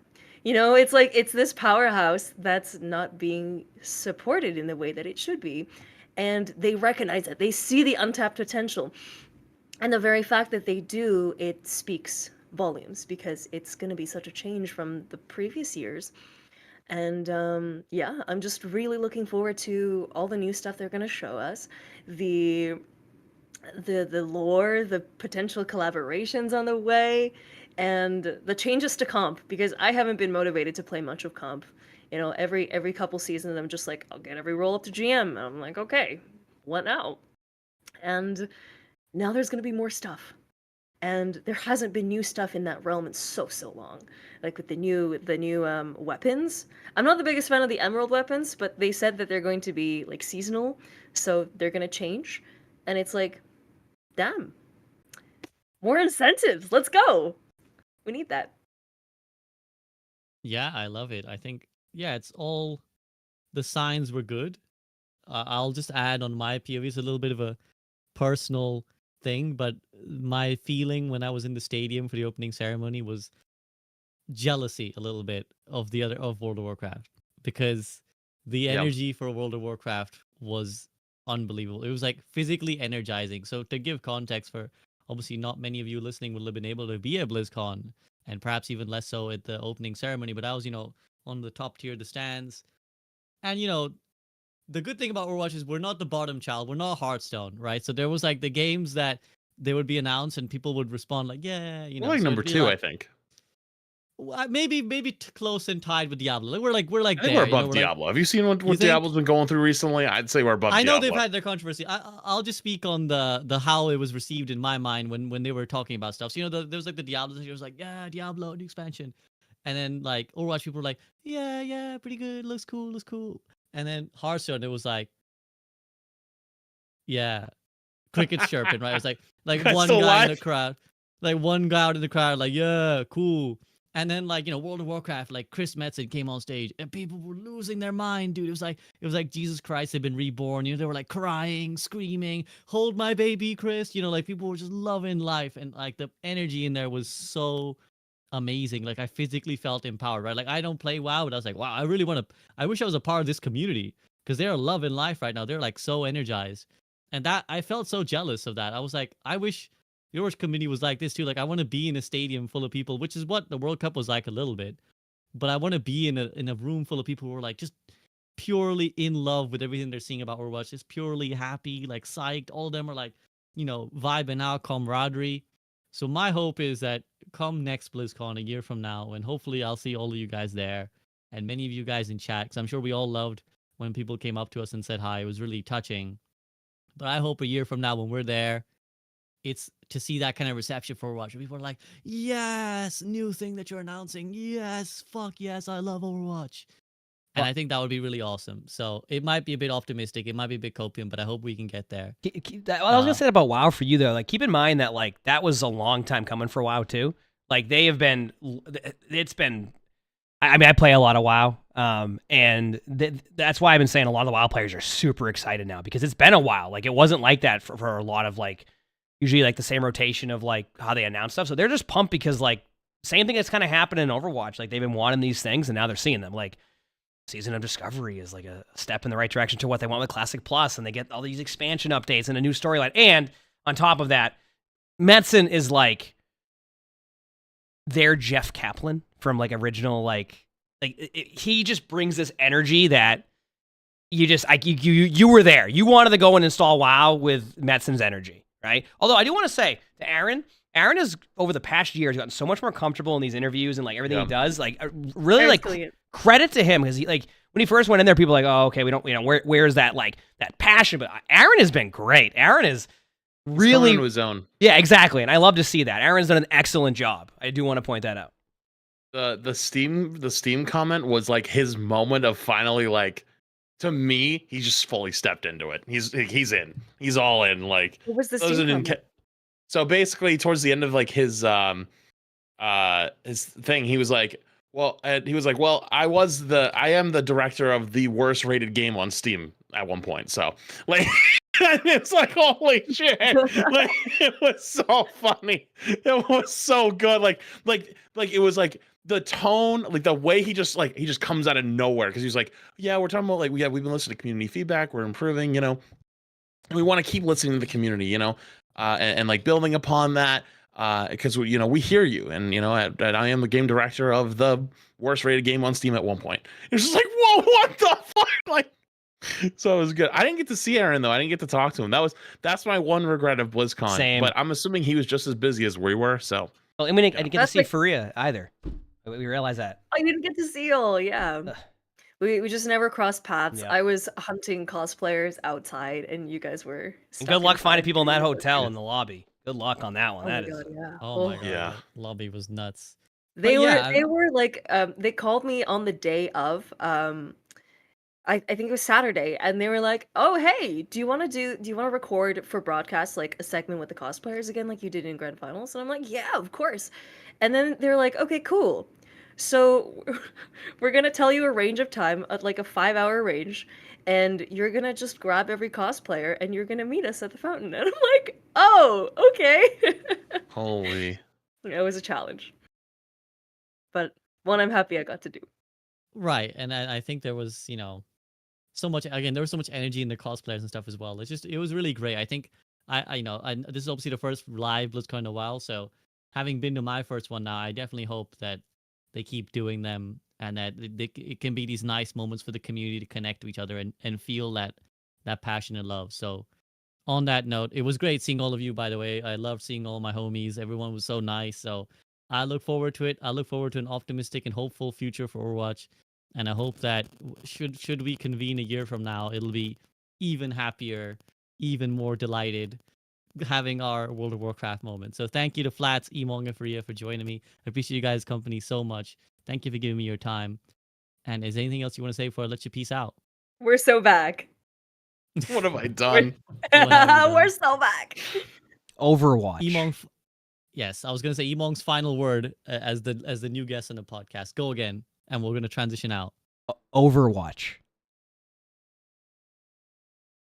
Peace. All right. I'm off the air now. Yeah, see, I do that with I end of my football show. I always also say football, so I just kept it consistent. So I like Fair it. enough. All right. I like it. Well, Right, it was nice talking. guys. Yeah, All absolutely. right, Thank you see for you having later. me. You guys let me know. See you guys let me know if guys. you have any Bye. anything. Peace out.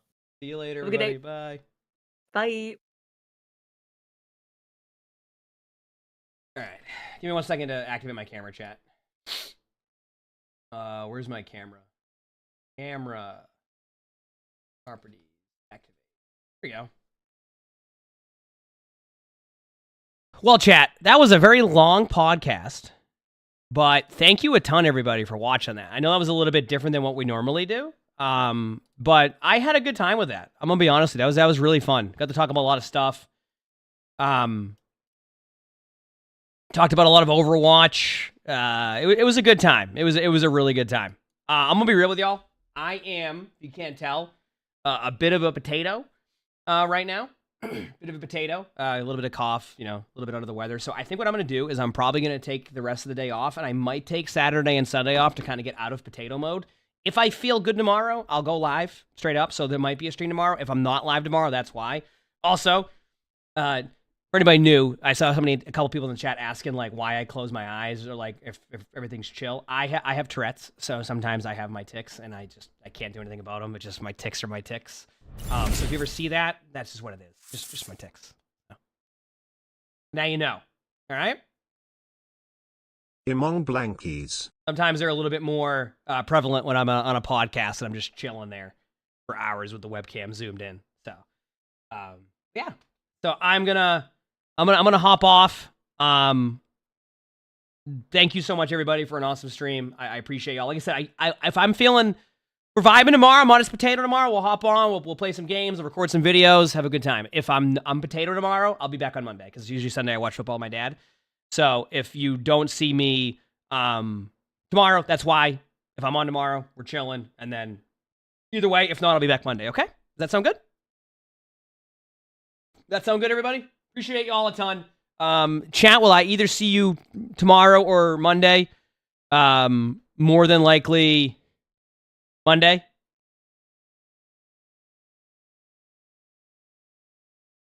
And thank you for all the subs, all the bits. If I missed your sub during that, I'm sorry. I just didn't have alerts on. So when I get back, either on Monday or tomorrow, let me know, and I'll make sure to thank you for all that too. Thank you so much. I appreciate y'all. Appreciate y'all a ton. Hope you all, thank you all for the love, all the subs, all the bits. I hope you all have an amazing day or night, wherever you're from. And I will see you either tomorrow or Monday. See you later. Peace.